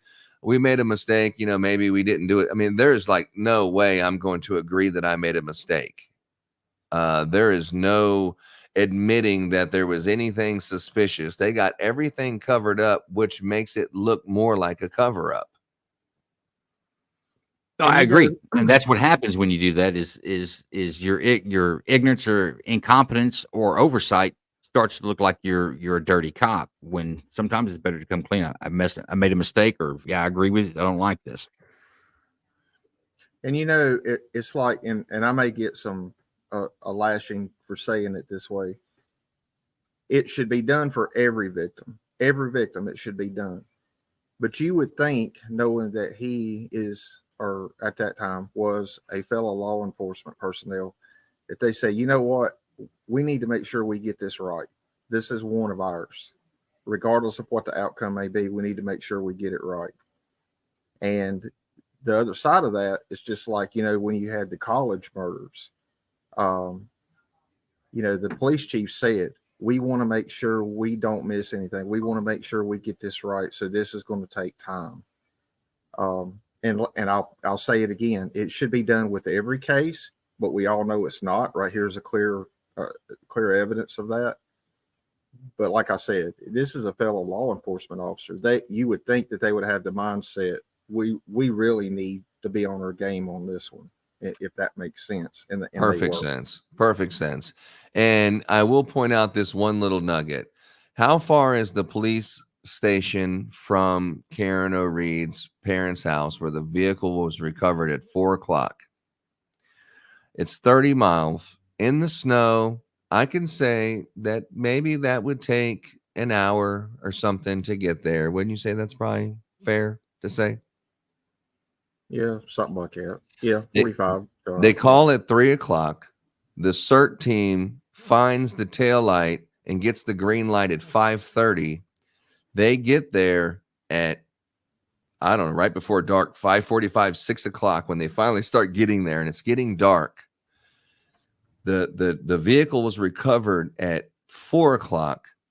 There is definitely enough time to take that taillight and take it and put it into the hands of someone that's going to place it there at the crime scene. It was interesting how they said they wanted to show the video of the car getting to the Sally Port on the tow truck, and then they're claiming we're in a vehicle that was following them because just that's my alibi that I didn't plant this taillight.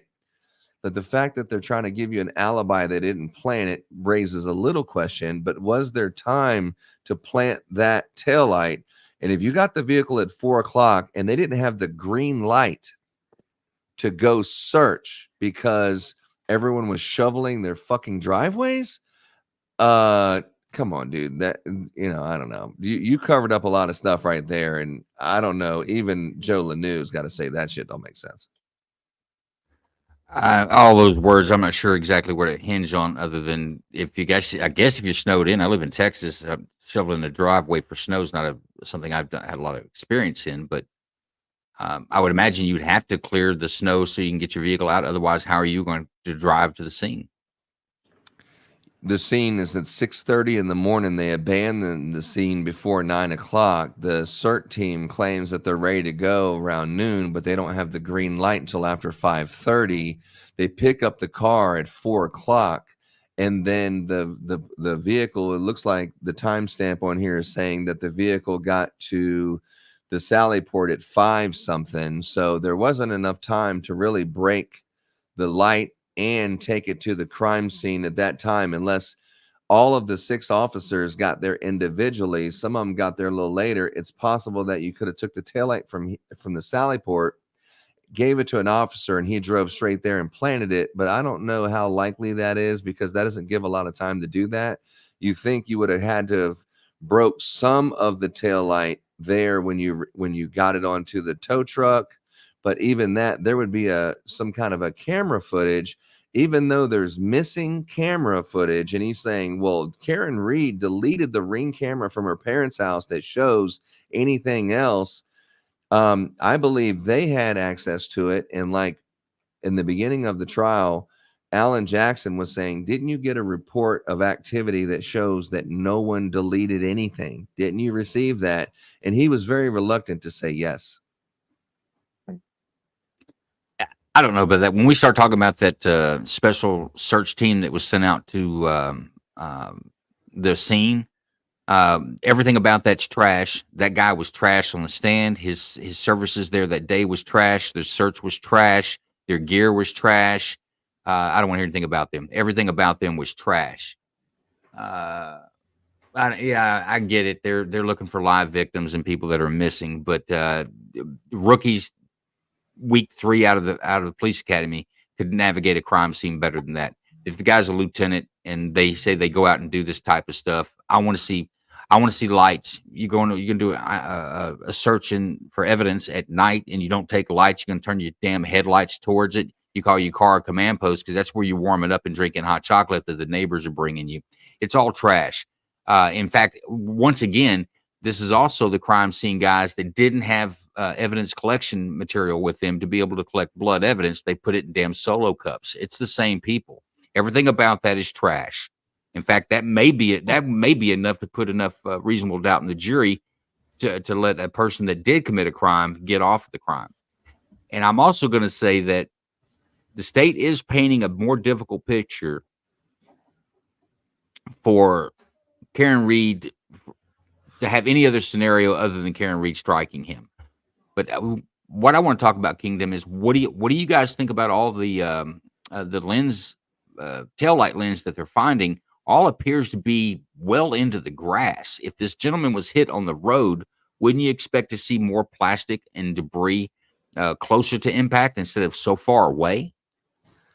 Well, that's what I said yesterday. Is like, if you look at where the taillight assembly is, it's not above the bumper. The bumper is offset to the left because there's a part of the bumper that comes around before you get to the step part portion, and that's where the plastic was found. So now I understand that when it fell, it rolled off of that, but I have a hard time understanding how plastic got over that far to the left. What, maybe 8 inches or so. If you also look at the tail light, there's a shard of plastic that's pointing. The point is up, and it's pulled out, or appears to be pulled out. Let's just say that's the part that hit his head. Where's tissue? Where's DNA? I mean, because that piece is still attached to the tail light assembly. They have no DNA other than the hair, which is on the quarter panel of the vehicle.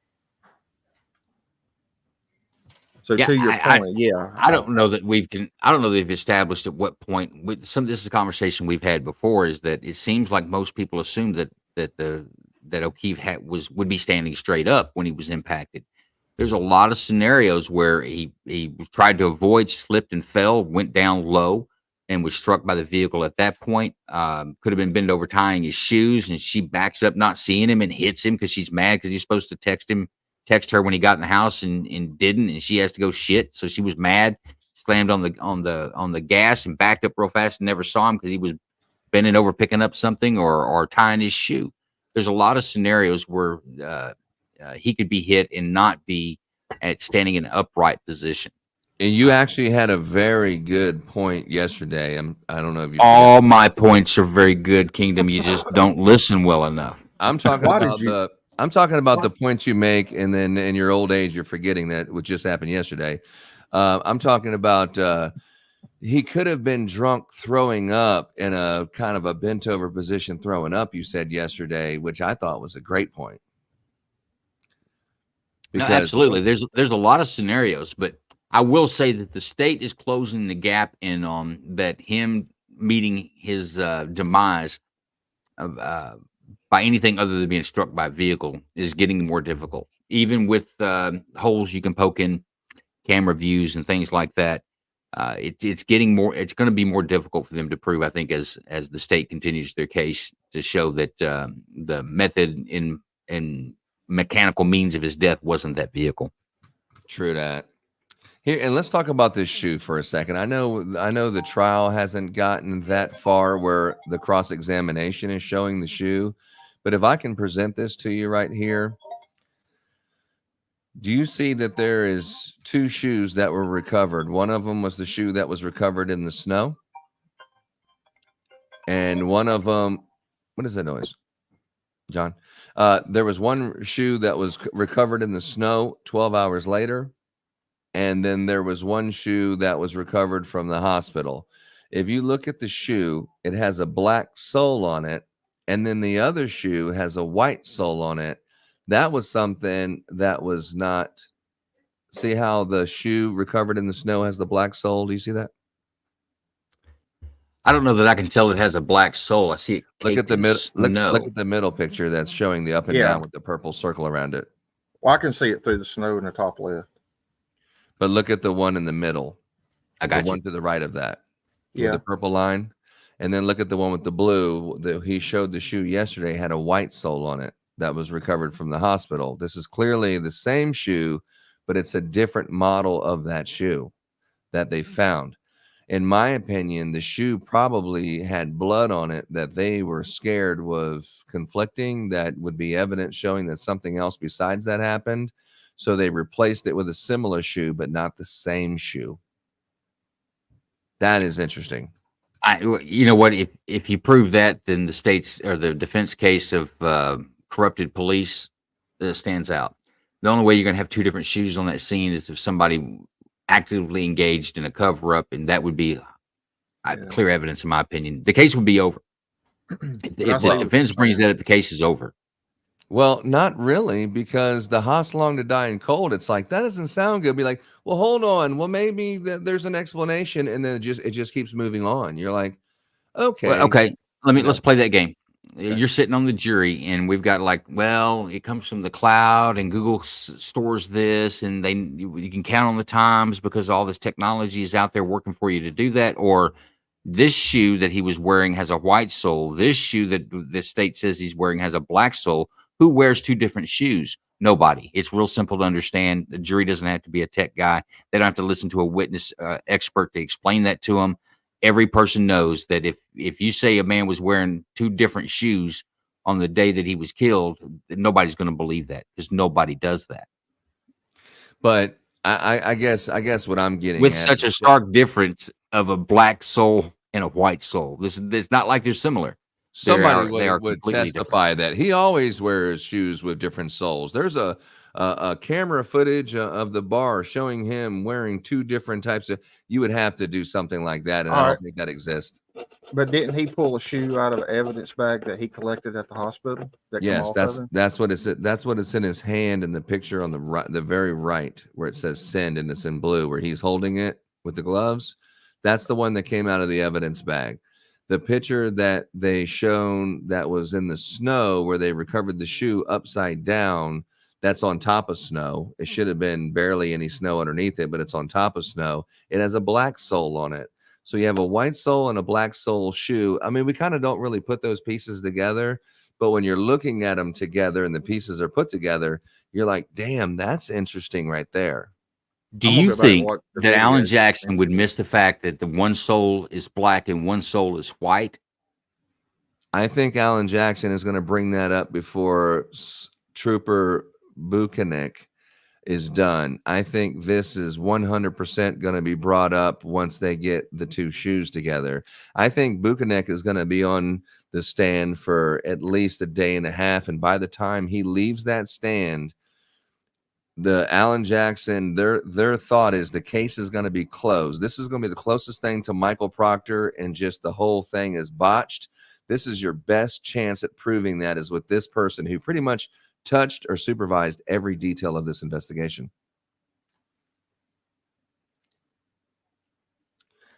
But, you know, the thing about the shoe, though, is it doesn't prove that he was in the house. So the justice for John O'Keefe is not going to happen, because just because he had 2 different shoes and maybe someone planted it, it still doesn't prove that he was in the house. They need something to prove that John O'Keefe was actually in the house and all these people were lying, even though it seems like they are, but you have no really concrete proof. Everything is. Well, you're trying to get a Matlock finish where we not only got the innocent person off, but we convicted the bad person. They're all here in the same trial. This trial is not going to find the killer of John O'Keefe. It may convict. It's either going to convict Karen Reed or it's going to acquit her. That's all that they're going to achieve in this. And I would say, let's go back to the black shoe. The 2 different shoes. You say one was on his body that went into when he went to the hospital, and this is the other one we found on the scene because he was knocked out of it because Karen Reed hit him with a car. But these are 2 different shoes. That tells me that police planted one of those shoes. It's a tainted investigation at that point, and if I can prove that as a defense attorney, then it's not hard to make the argument. It's like you can't believe anything else that the police have told you, because they'll lie about this. What else would they lie about that we couldn't discover? But they made a mistake when they did this. So now it's all gone. And I will tell you, it's all gone. If there is a black soled shoe and a white soled shoe, and they can hold Alan Jackson can hold those up in court, this case is over. Well, if he can hold up that one white shoe, and then you get the other evidence bag marked whatever it is, and you hold up the black shoe, and then you have him hold up both shoes side by side with the soles facing the jury, that will be tough. But do you think it'll be case closed? Over? It's over. It's over. How would you, and your mind as a jurist, how could you come out with beyond a reasonable doubt when, like, well, you'd have to ignore the fact, well, they planted that piece of evidence, but everything else must be intact. Everything else must be good. You can't. And in fact, I think a motion to dismiss would be approved by even Aunt Beverly on the stand. You can't ignore that fact. That is proof positive that evidence, you can't trust any evidence. The evidence has been tampered with. If you can't trust the evidence, what are you going to convict her on? Go back to fruits of a poisonous tree, as Lisa's talking about. It's a doctrine, legal doctrine, that if you, let's say I go search a house without a warrant, but I find a dead body inside the house. When we go to trial, and I didn't have exigent circumstances, and I didn't have a search warrant to go search a house for a body, and I found a body, guess what? I can't never tell a jury that I found a body, so there's no case. The penalty for violating rights and doing untoward things as a police officer is called the fruits of a poisonous tree. You can't have fruits if the tree is poison. Everything dies from there backwards. So go back to planning evidence. That would be clear evidence that that the police planted evidence on the scene. So therefore, everything else the police did, you cannot trust. It all goes away. If in fact there was a black sole shoe and a white sole shoe, Karen Reed should celebrate. Hopefully by next week they'll be able to get that out and she can have all this off of her because it'll be over with.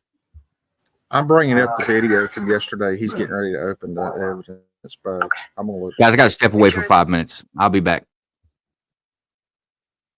10, Fur, what you got there, John? You gonna have some presentation of evidence? Well, I don't know if I can do that because I'm looking at the yesterday's video on my phone. Got. I'm on. Bring it up on the screen share, dog. Sweatshirt from On my phone? room where Mr. Oh, it's on your phone? Oh. Yeah. And, Which one is it? Let's watch it together. I can do the timestamp. So it's yesterday's video at From Law and Order? huh? From Law and Order stream? Our stream? Yeah, yours, yeah. At Okay. 3:50. So let's go ahead and open it. This is the Yes. That would have been 20, right? Yes. Trial day 20 at what time? 3 minutes. Just go ahead and say 50 seconds. He's getting ready to open it. I think it's the first one, but you can scroll through it faster than I can.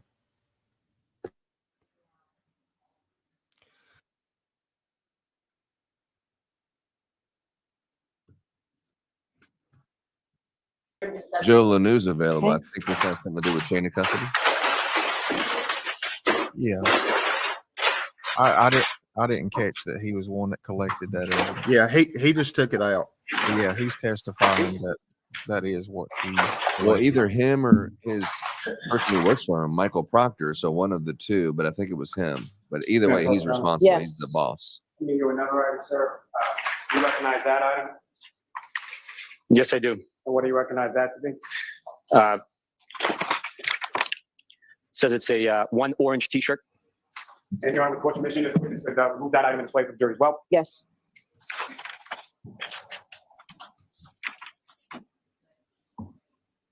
Looks like it's been open a couple of times. Yeah, it's been reopened a few times.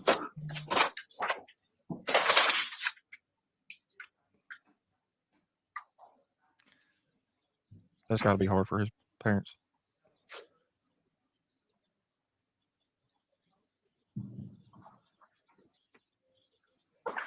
No objection. Okay. And now we got the shoe. It's either the shoe or the sweatshirt. I can't remember. You want to approach? Yes. Another item, sir. You recognize that? Yes, it's the right sneaker recovered from the hospital room. You're on the court's mission if the witness could remove that item from the Yes. bag.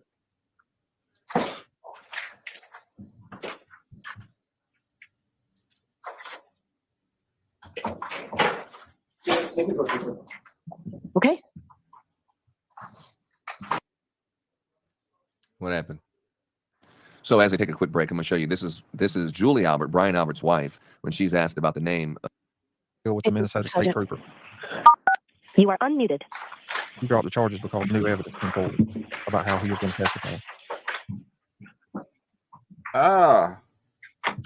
This is the shoe that was planted, or the shoe that was actually he was wearing at the hospital. That's the shoe he was wearing at the He hospital. got at the hospital. That was the shoe he was wearing. Is my understanding. Yes, I'm going to. Thank you.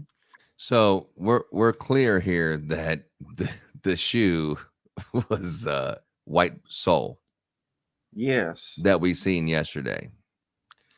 And then what was the other thing? It was the shoe that was found at the scene. Do we have a timestamp on that? That had to have been the shoe that was found at the scene. You and I talked way past 30 minutes, and then I had to catch up. But let's see. Did we ever get the shoe planted at the scene? I know that they did it yesterday. I'm just not. I may sure. have been gone because I don't remember a lot of after that.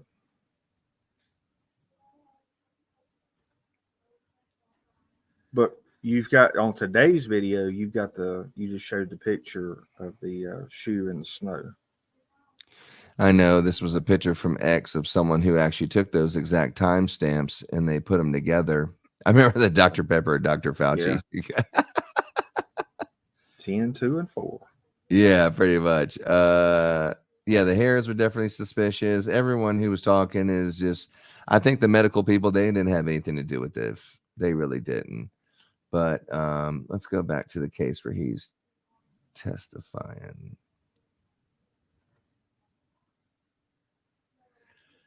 I don't know. He was, let me see. I'm going to play something. At least we have something playing. I observed the parallel lacerations, abrasions and markings on the skin of Mr. O'Keefe, limited between that point there and that point there, as I described earlier in my testimony. And this gentleman, I got 2859. Again, Sergeant, you recognize what's up on the screen? It's now marked as 443. I do. And this is, what do you see in this photograph? It's the same abrasions to Mr. O'Keefe's right arm, just further up on the bicep, tricep, shoulder area. Thanks, sir. What's coming to contact that?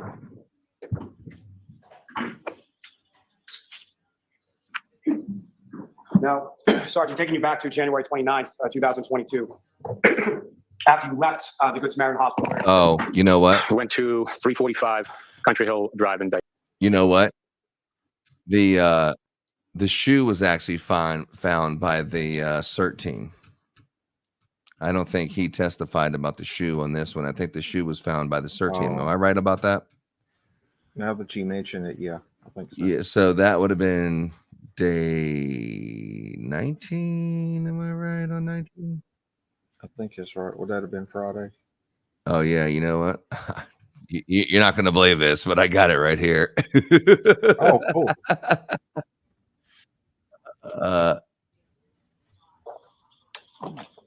Is it this one? Oh my gosh. Yes. No way.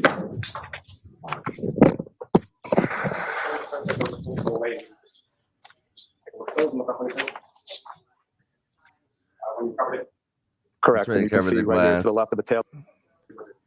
And that's the shoe. The sneaker was completely buried. It wasn't until we started digging through the snow that we found the sneaker. You have got to be kidding me. And this is how it was discovered, is that correct? Correct, sir. How the was discovered. Yes, sir. Let's We go recovered through it this again. one This more is time because from the overturned maybe somebody snow from the missed shovel, and it. again, seeing the Please, marks please from the tell shovel me. overturned. Please tell me we're not the ones that have picked up on this. This particular piece is this. The next photograph is coming. There it is. So similar, as far as this photograph is concerned, what if anything you observed in that photograph? Let's That's a closer photo of the sneaker. slow it Sneaker's down a in the little bottom bit. right down here. 'Cause maybe we're going too fast. The next photograph. Again, what if anything are we looking at? in this What if photograph? anything are we looking at Again, here? you're looking at the sneaker. This is just a closer, zoomed in photo. Yes, that's And this would be the pavement, or curbing the right curb. here. Yeah, the shoes up against the curb. And the sneaker as it's portrayed in this particular photograph is that as it was when it was recovered. Yes, sir. The next photograph is still. Wow. The other side of that sneaker, is that correct? Correct, sir. Is that fixed sort of in relation to the curve that you were describing earlier in the testimony? Yes, sir. You can see the curbing right here. The next photograph.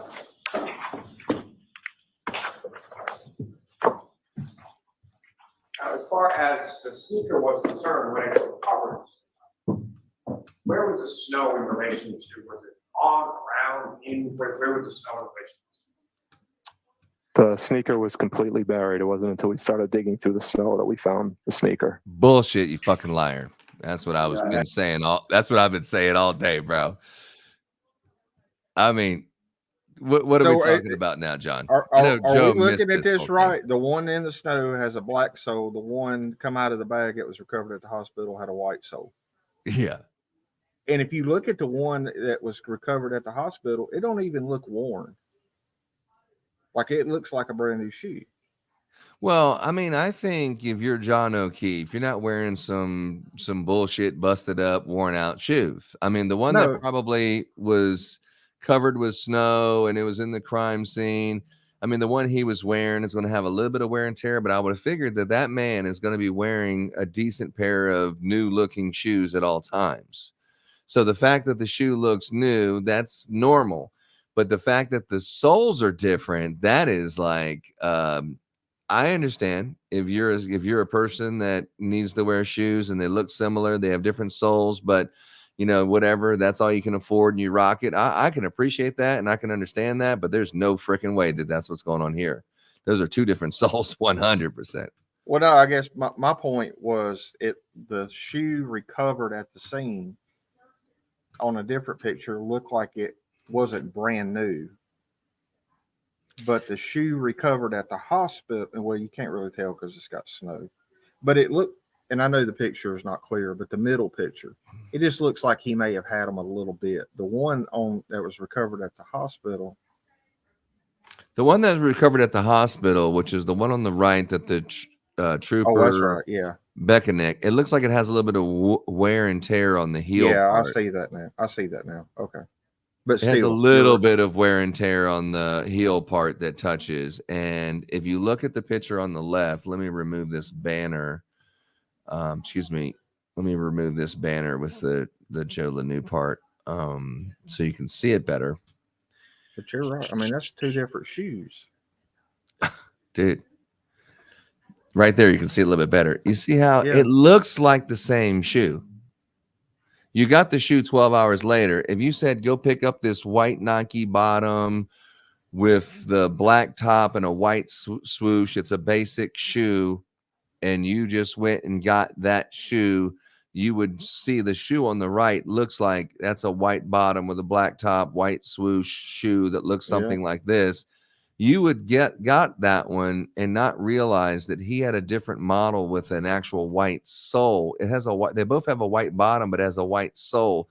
The other one's more of a bright white with a black sole. It looks very similar. I can completely see how you mistaken the two just by looking at them, because they both have the little tuck on the back and, you know, in a pinch, in a hurry, during shock and horror, you know, that you made this mistake. But those two different shoes tell you a story that the rest of the stuff, I don't fucking care. I don't care if she had a whole bottle of Hennessy, washed it down with a keg of beer.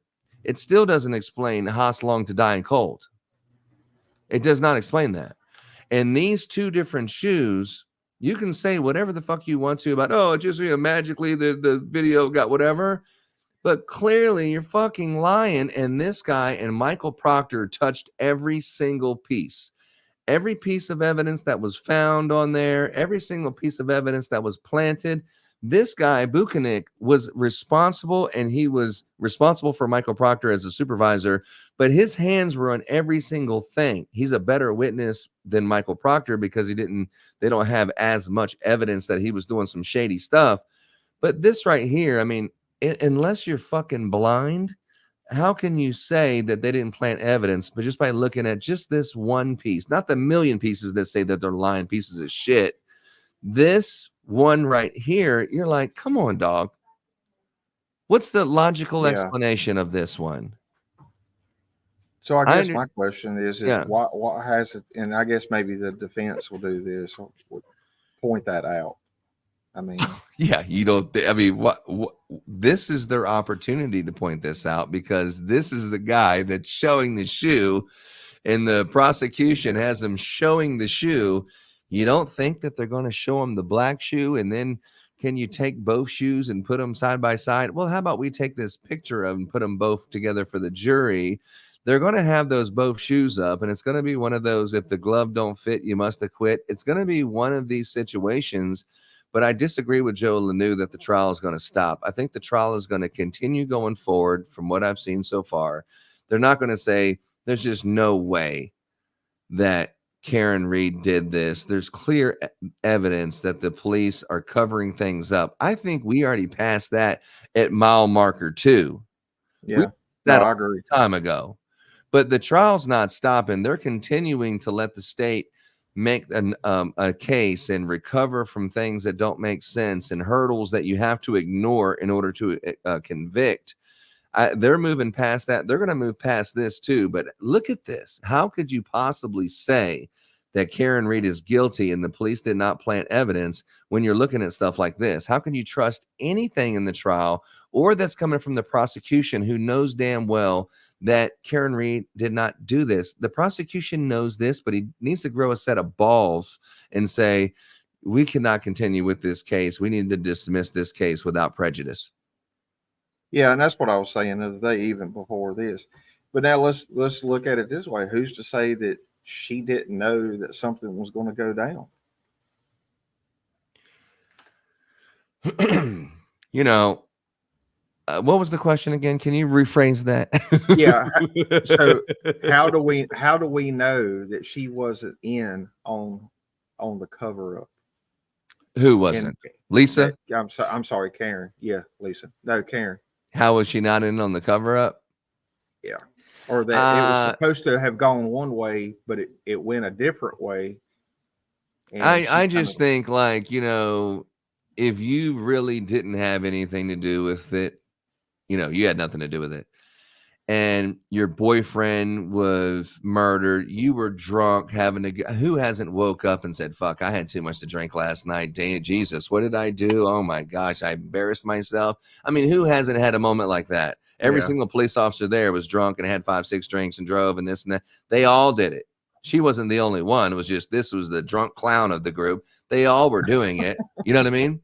And so they're telling you, hey, your boyfriend is dead. And you're like, oh my God, you know, could I have done it? Did I do something? I mean, was it, you know, I noticed that there's a cracked taillight. I didn't realize I backed into his car on the way out, but just, these are the things you're saying when you don't know.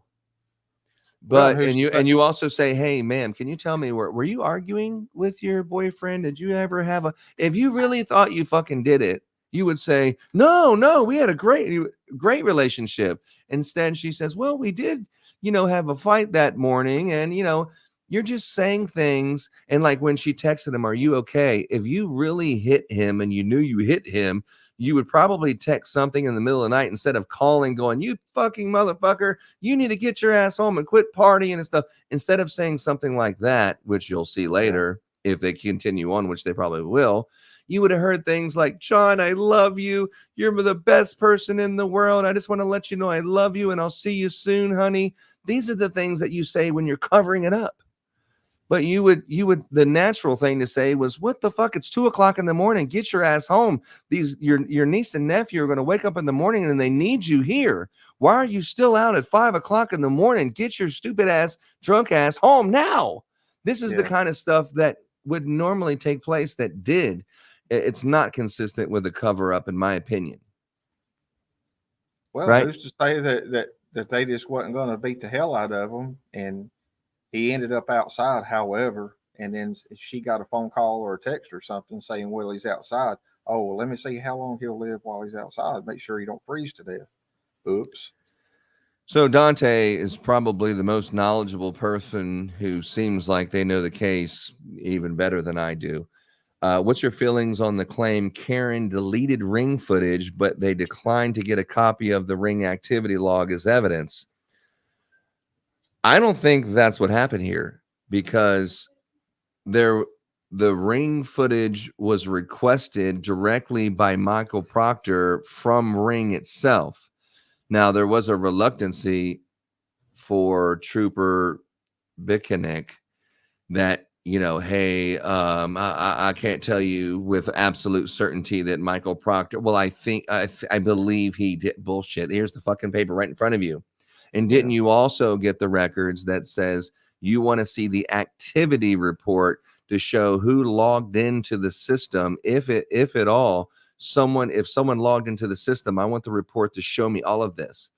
And yes, they did get that, which clearly showed that no one logged into it. No one logged into it to delete something, to look at something. They got all of those records from the Ring camera, but there's pieces of the video that's missing. But it's not the only thing. So to answer your question, Dante, I don't believe Karen Reed was a part of that whatsoever. They have the evidence directly from Ring, which supersedes anything you can do. There'd be a record of it. But you also have the library footage that just the piece of evidence, it just happened to magically stop when you can see the other side of her taillight, but they have the part where you can see a taillight, but when the other taillight is shown, the video is deleted for that 2 minutes. And then you have the Sally port that's jumping all over the place, where clearly that video was edited and they're blaming that on a time lapse. If it's just one thing on its face, there may be a logical explanation. But when you have multiple things, more than 3 or more things that has the same exact inconsistencies, and the video magically stopped, or this is something that's very suspicious, but you have multiple things, you have to believe it's not just a suspicion, but there's a logical explanation. There is no fucking logical explanation for this many things happening as a once in a lifetime coincidence at the same time. It's all bullshit. They covered it up. They deleted the photos. He took the thumb drive and put it on a fucking CD-ROM and deleted the part that make him look incriminating. The prosecution is calling stuff that make him look guilty, knowing that there's evidence that she's not guilty. And this shoe is just one of the many things. But as Lanu said, just these 2 shoes being different soles is enough to dismiss the case.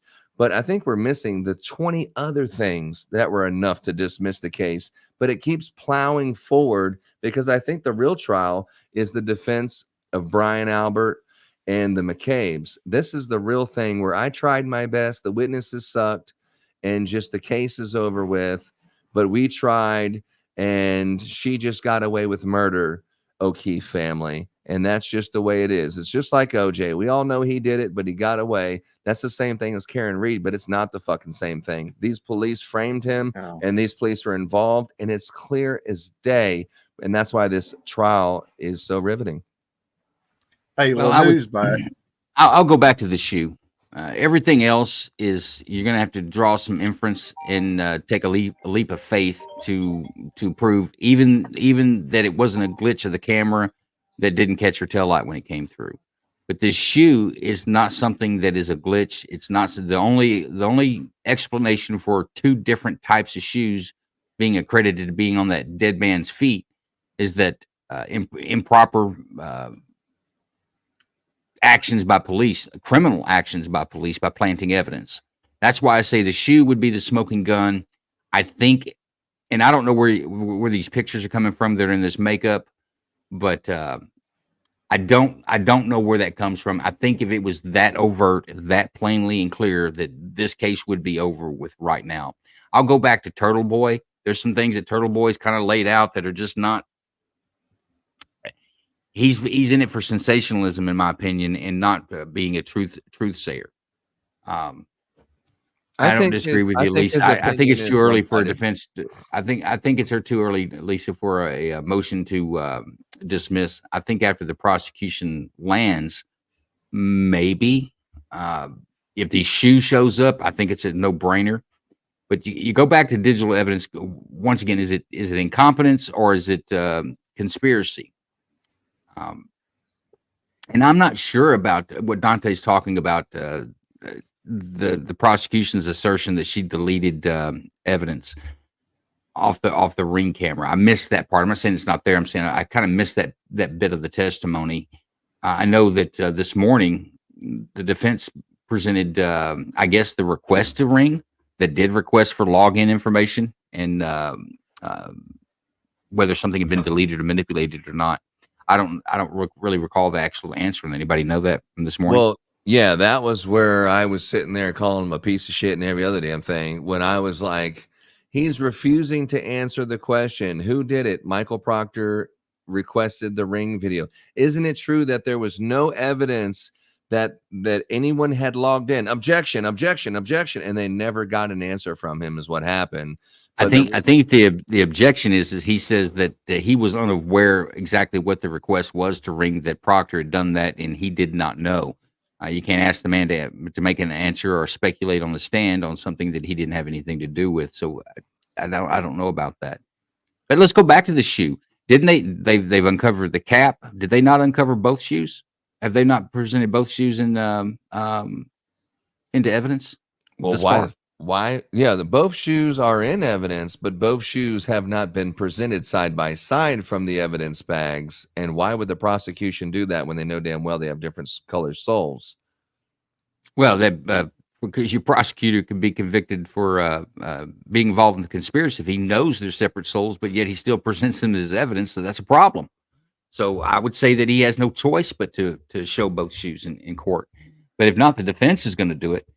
I'm saying if it's so obvious, if it's right here on this meme that we're looking at, why would that not be why would that not be the first thing that Alan Jackson pops up with on cross and saying, let's talk about the shoes? Yeah.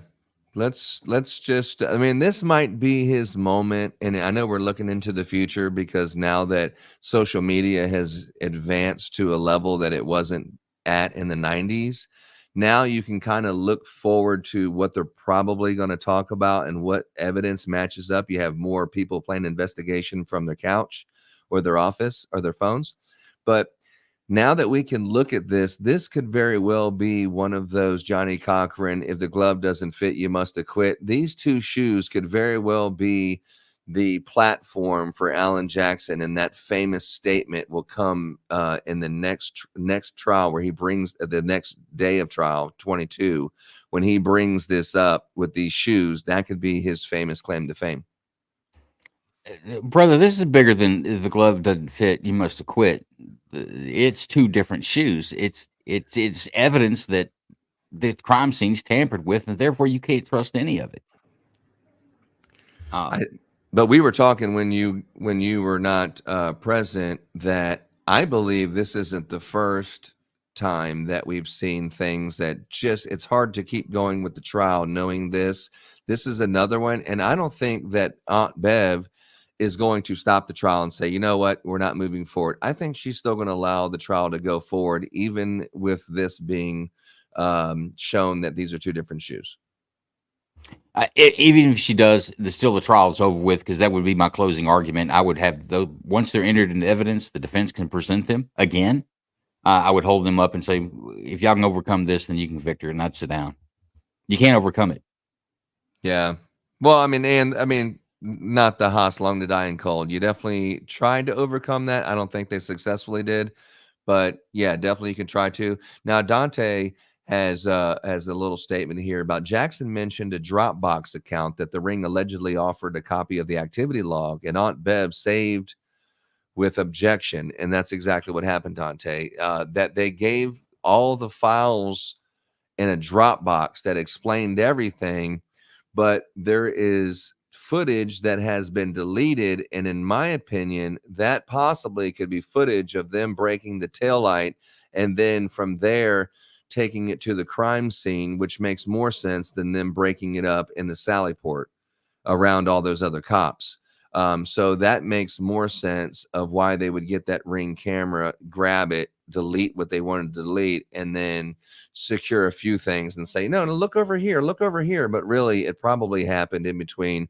Why'd they call for the tow truck at 3 o'clock when they didn't even know the taillight was busted unless Jennifer McCabe testified that she said she had a cracked taillight. So let's see if we can figure this out. Okay, let me tow her car without even knowledge that that the taillight's cracked at 3. He lied and said he called for it at 4. So that way there was no time for him to plant the evidence. And that was what, Turtle Boy, not to keep mentioning his name, you're saying that I'm homosexual for him, but that's what Turtle Boy pointed out. There was an hour and 15 missing between when he said he did it and when they actually did it, which he blamed on, it was something with daylight savings and something hasn't, which was also proven wrong. That's why they didn't mention that. But that right there is the smoking gun of corruption with Michael Proctor. And the fact that this guy, Bukhenik, was with him the whole time doesn't say that he's not even a part of it. It's really Michael Proctor, and he had plausible deniability. He was there the whole time. He had to have known that this cover-up happened. Yeah, I don't know. I don't think you have any foundation to bring that into evidence in a court of law. And I think the objections are on the Dropbox account is that went to Proctor, and that the guy on the stand doesn't have any information on that. It wasn't information you can prove that he had in his hands. So, I mean, that's actually a good objection by the judge. Doesn't mean that the defense can't bring it up with a different foundation, but they've got to lay the foundation. They couldn't put you on the witness stand, Kingdom, and ask you about things that I did. If you want to know what I did, you put me on the witness stand to find out what I did. You can't have it's hearsay. It's not good. That would be a good objection. Well, something I didn't realize is it's something they did because they were together, but Michael Proctor did submit for it and he doesn't recognize Michael Proctor's. And so, yeah, I mean, you are educated on how to skirt past having to testify, but they sure were. Oh yeah, Karen Reed. Oh, she was sitting over here and she was on that side of the couch and she said this and this is what happened. Blah, blah, blah, blah, blah. Why don't we just hear from Karen Reed herself? No, because he's giving testimony about what happened. But when the defense is asking a question, he doesn't even know what fucking Michael Proctor's handwriting looks like. And there's no way that he could even tell you, well, to me, it looks like that, but I'm not an expert, but it looks consistent of what Michael Proctor's like. No, absolutely not. I cannot answer that one way. Fuck, clearly not being forthcoming with evidence in a murder trial that obviously I would have never sat on the witness stand and identified anybody else's handwriting. To be quite honest with you, I wouldn't have done it. I'd have done the same thing. I couldn't tell you if that's his handwriting or not. There are 10 other ways to figure out who filled out that bag versus a handwriting analysis.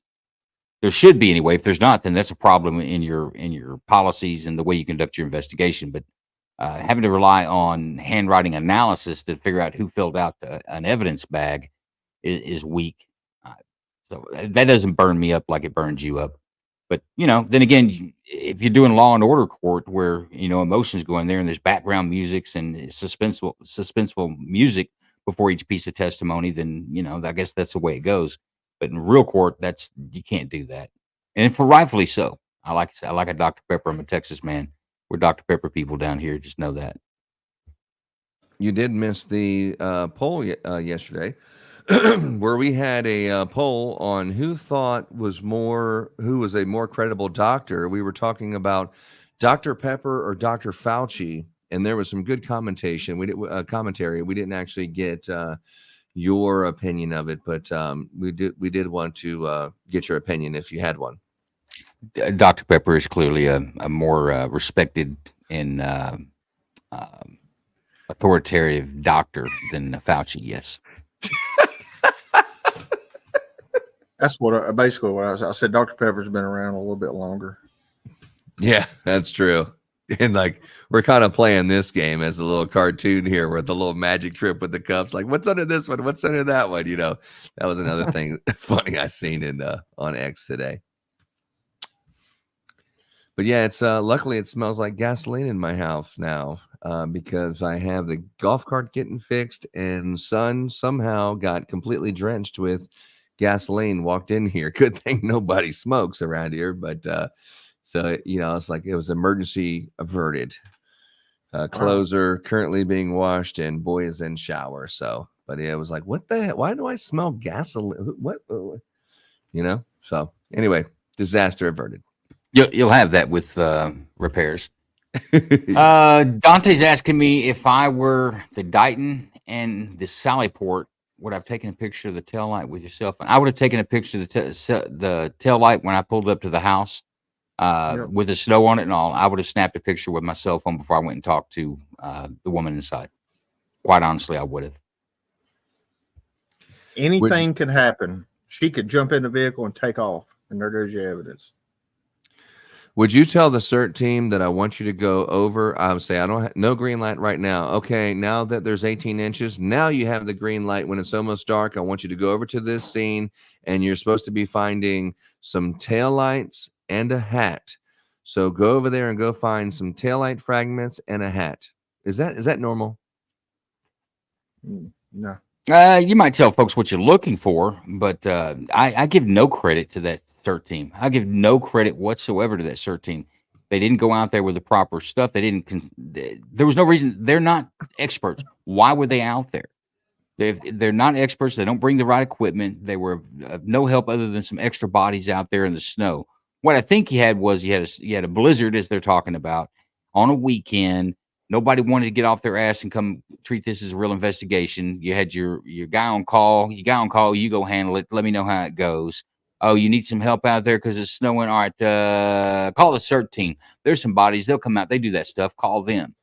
But in all reality, and John Back agree or disagree with me. In all reality, when you've got a homicide investigation in these type of conditions, you put up a tent, you start warming the area, preserve this crime scene underneath it, and you stay on that until every piece of evidence is found. You don't leave and come back. I'm going to do a drive-by every couple of days to see how the snow's retreating, because now, honestly, anything you find there, you can't really say when it was deposited, because there wasn't a point where you secured the scene to say no one could have deposited beyond this point, this time. Well, and I totally agree. And here's the other thing. I am going to kind of like raise an eye about even a blower. I mean, because you have the potential to blow away evidence. As we've seen here, there was microscopic pieces of glass, polycarbonate, whatever you want to call it, found. So who's to say you're not blowing evidence away?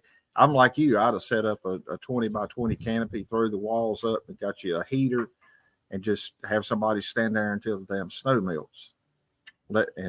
Especially for a Boston police officer. Right. And you know that they've got to be equipped for that. I mean, we're talking about one of the snow capitals of the world. And maybe not snow capital, but you get what I'm saying. I mean, well, he did say, well, we are trained, but this was a blizzard. Like, we weren't trained to do this in the snow. We were only trained to do it with nice weather, but this was different. That's why we didn't have as good of an investigation. Yeah, I agree with you. When it's like, hey, police officer down, this is what's going on. And then you have the original crew that goes out there at 6 a.m, recovering the dead body, questioning, seeing stuff. There's less than 2 inches of snow.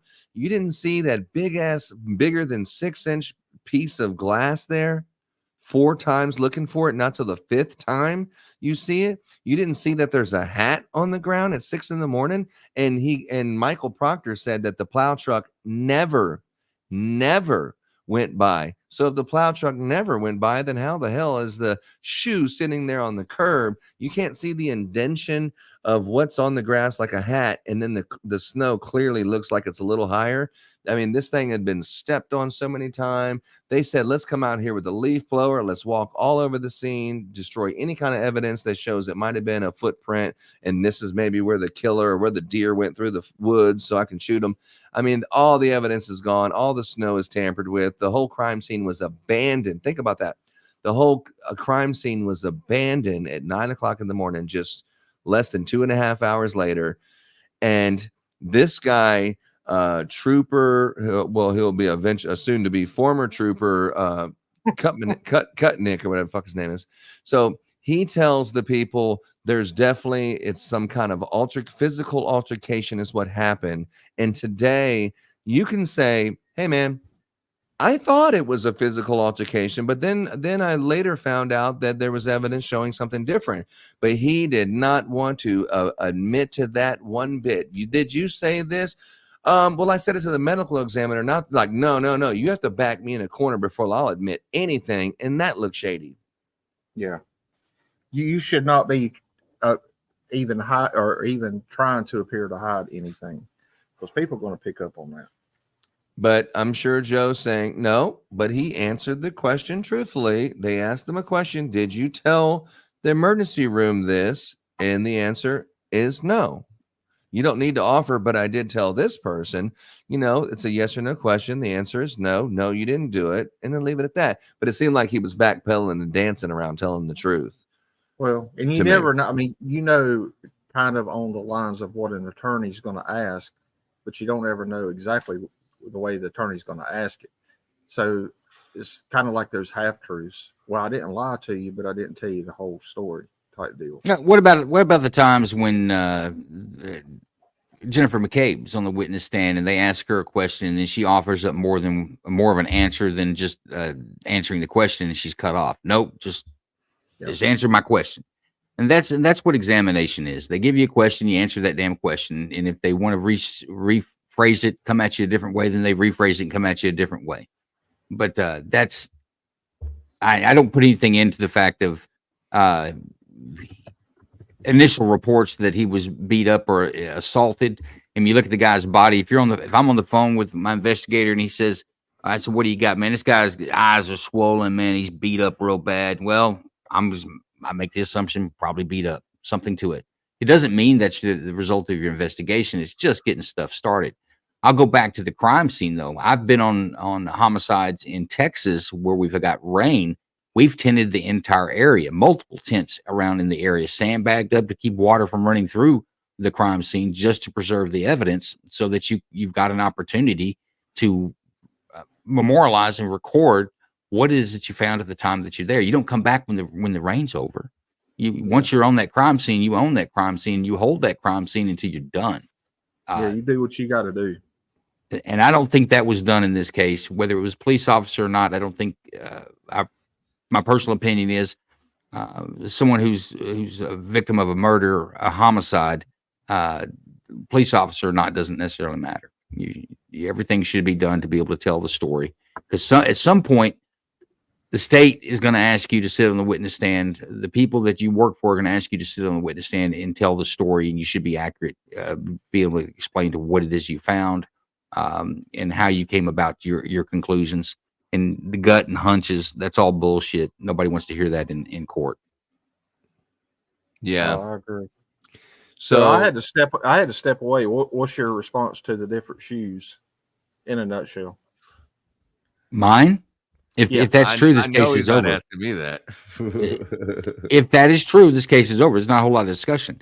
If there are two different shoes that the state is claiming that were on this man's body at the time of his death, you're full of shit. The case is over. Well, Tell me, if you sitting on the jury, how much of that would you have to hear?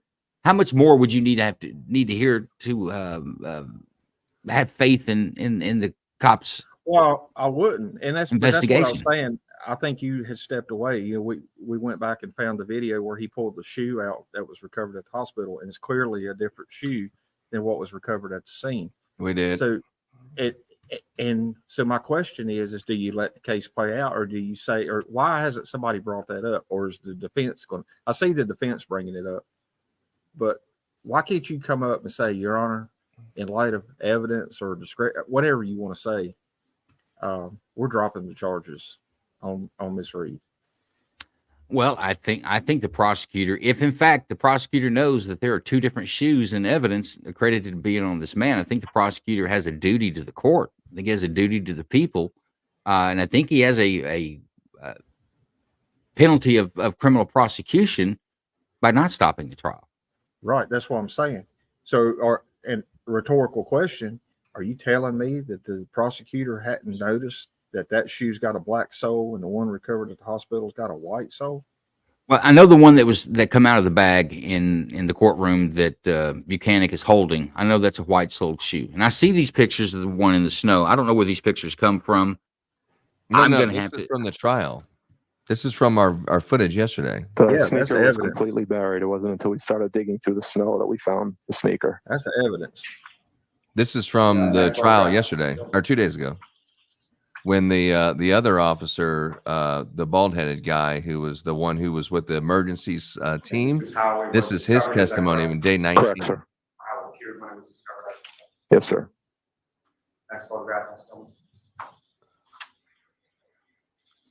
So this is from that. So it's So just the CERT team found this shoe? Yeah, this is their testimony. This is the one the CERT team found. I'll put it on fast forward. You can see it. But Dante has a good point. I think there's a chance that the black sole shoe is a shadow in the pictures. Yeah, I want to see that shoe come out of a bag with a black sole on it. And like I say, whether the defense believes it, Judge Bev believes it, or Kingdom believes it, or anybody else believes it, this case is over with those two different shoes. Do you want to see the replay of it? Sure. All right. It's going to be in a sped up fashion. At all. You're talking like a little bitch. I understand. So we need to turn the air conditioning off so that we can hear you. Yes, please. So Jerry, everyone needs to get muted. And again, Lieutenant, what's up on the screen? Is that what you have for your resumes? Yes, it's, It's pretty track the jury what we're looking at. you can see the piece of taillight that we recovered. And again, this is kind of the overturned operation, making sure you're close enough to each other that you won't miss a piece. So right here is where he found the shoe. Next photograph. Again, what kind of thing we're looking at? This photograph? Again, you're looking at the sneaker. This is just a closer zoomed in photo. And this would be the curbing right here. And the sneaker as it was portrayed in this particular photograph is that as it was when it was recovered. Yes, sir. Next photograph is the That looks black soul to me. other side of It that. does look like Is a that black right? soul, but Is that sort of- There's got to be a logical explanation, right? Yes, sir. You can see the curbing right here. it has to be. It can't be. That cannot be a black soled shoe that's different than the shoe that was found. No way, As far man. as the sneaker was concerned, when it was recovered, Well, and there's gonna be a there was model still number on the information tongue of the on shoe. ground in where there was- No, absolutely. 100 ways. 100 ways you'd be able to tell if they were the same We shoe. started digging through the snow that we found the sneaker. Next photograph. That one you can't see the bottom of the shoe. They have it where it has white snow on it. How it was discovered, is that correct? Correct, sir. How it was discovered. Yes, sir. Next photograph. Next photograph. Yeah, Sir, so in this photograph, I mean, it's pretty Yeah, clear. if that's a black soul shoe, I say this case is over. And I'm like Dante, or I'm like 2A. We should see that come out of a paper bag here real soon. And well, did the defense? I mean, the state offer that as an exhibit in all the clothing items? Has that second shoe been entered into evidence? I don't recall. Well, how would the CERT team find the shoe and he testified to the shoe and it's not somewhere in evidence? That'd be weird. Or Well, would it's it? in it. Hang on. There's two ways. It can be in police custody as evidence, but it's not in evidence. You see this little thing they're doing with the stickers and looking at the pictures and have to put a sticker on it. That means it's been accepted by the judge and both attorneys, the state and the defense, that yes, this is evidence the jury can see. So when the officer's opening the bags there, that's a purpose he's doing. He's showing that this is the bag that was recovered at the time. Here's my chain of custody. What's in this bag is what is true in evidence, and everybody accepts that. We put a sticker on it showing that it's evidence, and now we opened it up and get to show it to you, like the ball cap, how he held it up to show. This is the ball cap. I can show you pictures of me finding it, but this is the actual ball cap. We're presenting this as evidence into the case. So if that shoe, that same process is going to be done again. The only thing they didn't pull out of the clothing bag was his underwear. And I think that was out of some modesty for the victim. And it didn't, if the underwear was a key piece of evidence, they'd have pulled it out with doo-doo in them, no matter what. They would have pulled it out if it was a key piece of evidence. But that was if you remember how that went, the judge said, we don't need to pull that out. The prosecution agreed, and so did the defense. All parties agreed that we don't need to pull the underwear out. That's why the underwear wasn't held up for the jury to see. We should see this shoe that way. Just like he held the other shoe up, we should see whoever collected that evidence or how they're presenting it into trial, they should hold that shoe up in court just like they did the other one. But they didn't. Dante says, do you think there's a chance? This is why I thought Joe for sure would just have to say that's got to be a shadow. There's no way the shoe sole is black. But is there any chance that black shoe sole is actually a shadow? You know what? I can't tell. I saw that comment. I've looked at in the photograph. I'm trying to see which way the light's orientated, because remember, they're doing it by headlights. They don't have an overhead light, a real scene light. Right. So it doesn't look like a shadow. No, honestly, it doesn't. You see the contrast between the white and black, and and it's pretty consistent. Even the snow that's going in the middle, that looks like you can see through it. It looks like it's darker, not light on the other side of it. Though the snow is white, it's not shadowed compared to the snow that's on the white part of the sole. Because you would see the snow would be darker if there was some kind of a photo thing with the light and darkness of the snow. The snow is white on both sides, but clearly the sole is black. Do you know what? That shoe is in a different orientation in those two pictures. Why would they move it and then take another picture of it? You take a picture of it where it lies, and then you recover it. You might take a picture of it to give it more detail. but you don't leave it in the same spot. Something doesn't sit right with me on that. And I don't know if it's because the picture's manipulated from this meme, like a turtle boy or somebody doing that, or if the police manipulated it. Oh, Laura says she thinks it's a shadow. You know what, Laura? I don't know if it's a shadow or not, but I will say that if it is black, that is such a huge issue. I mean, if you look at the two comparison on the shoes, they're not even the same shoe. One has ribs underneath it, one is flat. The soles aren't the same. They're black on top. That's the only similarity that they have. Otherwise, they're not even the same shoe. I don't know. I don't know. I guess Dante's saying that even if it was a black sole on the scene, they could have switched it out when they were drying it on butcher paper, but I don't know. I think that's what you're going to see. I think when you actually see those two shoes together, they're both going to have a white sole. I would expect the defense to bring up these pictures if these are actual evidentiary pictures we're looking at on this meme. Yeah, well, we just played the same these pictures are from what was broadcasted on our broadcast right in court. So it's just when I seen that, I didn't actually see that and then see the other one, and I didn't say, oh my God, they're different color soles. It took someone else pointing that out and saying, oh, you know what, you're right. And this wasn't even Turtle Boy. This was who gets a Monkey Bowl. A Monkey Bowl is the one who pointed this out. At Bowl Monkey is the person who I grabbed that from. But there was other people who have something similar to that. Yeah, I don't know. And Laura says two different angles, inside of shoe and outside, difference in ribs or treads. There's definitely a difference in tread between the two shoes shown in the meme, but we haven't seen the second shoe entered into evidence yet. So I just don't know. I'm looking for it. If in fact if they're two different shoes, man, that's better than a dried out leather glove that won't fit on a man's hand. Yeah, coming out of the evidence, which, by the way, a lot of attorneys will say that was the biggest mistake the prosecution allowed to happen, was him to try on that glove with a rubber glove on it. Yeah. It would be difficult to make that fit. And there's no doubt. I see Bukhenik holding that shoe in court, but I would expect to see whoever collected that other evidence on the crime scene with the black sole shoe. I expect them to stand and hold that one as well.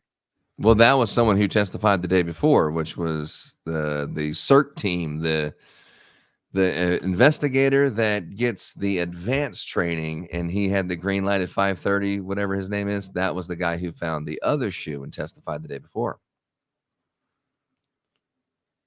Yeah, well, that guy's an idiot, and I've got nothing to say about him. But I don't think he actually collected the evidence, or is the evidence in the chain of custody besides finding it. The person who logs it into the actual evidence is probably the person that will be bringing it to court. And understand, like the bags and stuff that Bukhenik is opening, he went to the evidence locker, retrieved those, hopefully signed out a chain of custody for him. Maybe they didn't, but he should have taken that to court, and he is the one that's presenting those to the court. The state's not. He's there to present those items. So whoever retrieves it is the one who brings it to court. You're going to be on a witness list if you got evidence tied to you. And Joe, I really have to tell you that you don't need a chain of custody in this Boston area. All you need to do is just put it somewhere on your report. In November, the year after, a year and some months later, a year and a half later or more, you just have to put it on your report at some point in time. I will. I'll fight back on that to my last breath. When you don't do that, then it leaves a lot of questions that people could say that you supplanted evidence, and that you're dirty as a police officer. It's like a lot of people say, well, cops have to wear body-worn cams. Most cops like body-worn cams because they're not doing anything they're not supposed to be doing, and it's proof that they're doing what they're supposed to be doing. So they like that evidence so that you don't have to listen to me. You can watch a video and see what I said. You don't have to listen to me. Here's a chain of custody on this evidence. So that's just the way it is. So I guess that's one style there. Is that the style that see, that's even a different style shoe right there. The tongue or the heel and the back strap. Well, the back strap is So everything's different about that shoe, except it's Yeah. black and got a black sole. I That's think not the people same are- shoe shown in the picture. Yeah, people are showing different types of shoes, but it doesn't really show a clear. Well, it does have the back strap on it, but the soles are the point that it's just so obvious. It doesn't need a high definition photo to see one sole's black and one sole's white. Yeah, But and you I agree remember with you, Laura. There's no doubt that law enforcement failed at chain of custody in this case. When you're relying on, I put that in my report, that is not a chain of custody. That is a statement of custody, which is not the same. But I do like the old Michael Jackson song. It don't matter if they're black or white. That was weak. I'm giving you negative points on that one. Speaking of weak, I will point out a statement from the White House yesterday, because thoughts and prayers are not enough. Per the White House, from the White House X account, they posted yesterday, let's ban assault weapons. Let's do it. Let's do it. Yeah. When you show me that I can't buy meth because meth is banned and prohibited as a contraband in the United States, or heroin, then I'll sign off on an assault weapons ban. Are we seeing Until- the White House at the top there? That this is from the White House account yesterday with Yeah. 1 million views? Yeah. I saw it. I saw it already. Yeah. Wow. I think I tagged you in it. I was like, dude, Joe, I'm sure you're going to get a field day out of this fucking shit. Oh man, those are emotional statements. They mean nothing. Ban assault weapons. Okay, sure, that sounds great. Let's do that. Show me where it works. Show me where prohibition has worked in this country for anything: alcohol, controlled substances, weapons. The only thing it does is law-abiding citizens won't have them, and criminals still will. And I don't think America's going to stand for that. Dante's got a good point. What size shoe does Chloe wear now? Kingdom, Oh, that's a you good have custody. one. You have custody of the dog. What size shoe does Chloe wear? I believe dogs have a smaller size shoe than the human. I think O'Keefe's shoes are going to be clearly larger in size than the Chloe would wear. Plus, Chloe would be wearing female dog shoes versus men's male. I don't even know that a size 6 equivalates to a female size 6. So, Well, we're not talking about shoes up there in Massachusetts. Everybody have to get wears an a expert. sneaker. Everybody a wears a sneaker. They're Yeah, you sneaking pack around on your everybody. guy. A sneaker. you pack your car and plant the evidence. Let me put on my sneakers. We'll take the car and go get a soda pop. Yeah, exactly. Yeah, the shoe. I mean, this is. I thought today was going to be a full day. I was not impressed when Alan Jackson says, "Let's present this thumb drive," and then all of a sudden, court's over. Court's over. We're done. I'll see you next week. We're gonna have two. It'll be Monday, Wednesday, and Friday. Or wasn't that what he said? She said. Yeah, Aunt Beth. their part-time court schedule. Monday, Wednesday, and Friday is what will be in full courts. Don't discuss this with anyone. And then you're sitting there going, thumb drive? What the hell's on the thumb drive? I guess they have to go through it, watch it without the jury, then bring the jury in later. And this is the cliffhanger that will be the beginning of Monday's testimony, which I will not miss. Well, now the thumb drive, they're going to have to, if it hasn't been accepted as evidence, they're going to have to figure out some sort of foundation and get it into evidence. And we don't even know what it is. So, I mean, it probably was, if she's stopping on a half day, it probably was a good time to stop because it's going to take some while. Probably outside of the jury, push the jury outside so they can have motions and hearings out of the earshot of the jury to decide whether whatever's on that thumb drive can be admissible or not. But that sounds like a Monday morning before they even bring the jury in for the first time type of situation. Could be. Right? Yeah. And I agree with you, Laura. The case of, I think it was in Wisconsin, where the guy killed 6 people, hurt 78 with a car. That was absolutely an assault car. Should be banned. Should be banned immediately because thoughts and prayers are not enough. They're just not enough. Yeah, and if you're drunk driving and you're caught, getting into an accident while you've been drinking, we should actually ban alcohol. That's assault whiskey. Ban assault whiskey. Yeah. Yep.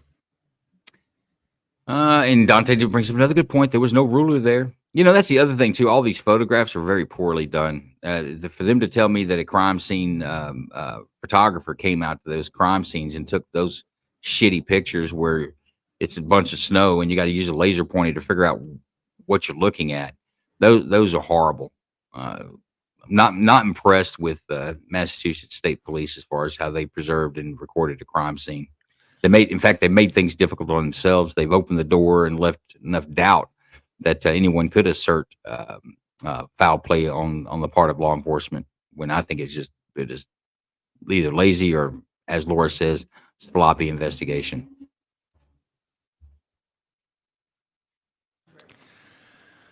It was a sloppy investigation. Monday is going to be the day that we are really looking forward to possibly being the last day. I don't think that's going to happen, but I'm definitely looking forward to some fireworks going off. Hopefully these shoes over this weekend. There's no way that Alan Jackson and the defense doesn't know about this, especially after a weekend of just having access to social media. Everyone's going to see this. They've been on top of it, breaking news stuff that a lot of, like, even Turtle Boy's like, I didn't know that. I didn't know this. I didn't know that.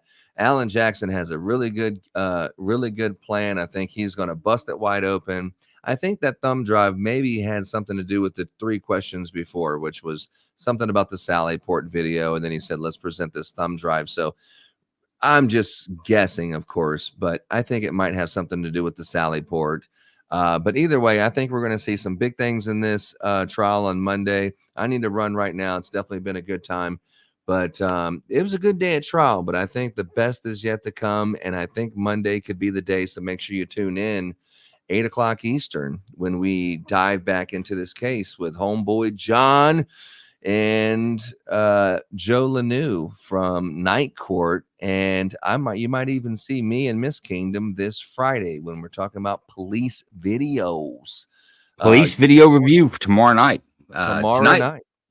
Tonight we're going to go back to the border crisis and talk about Joe Biden's executive orders that he just signed this week to slow down asylum seekers and make things more difficult for asylum seekers and to try to close up the border. So catch us tonight, 9 to 11 Eastern on Night Court. It's going to be a good show. But for sure, if you catch one show this week, it needs to be the police video review. You folks will enjoy that. But I've got to go as well. It's been great. Thanks, folks. And we'll see how this goes on Monday. Yeah. Amen. Bye, John.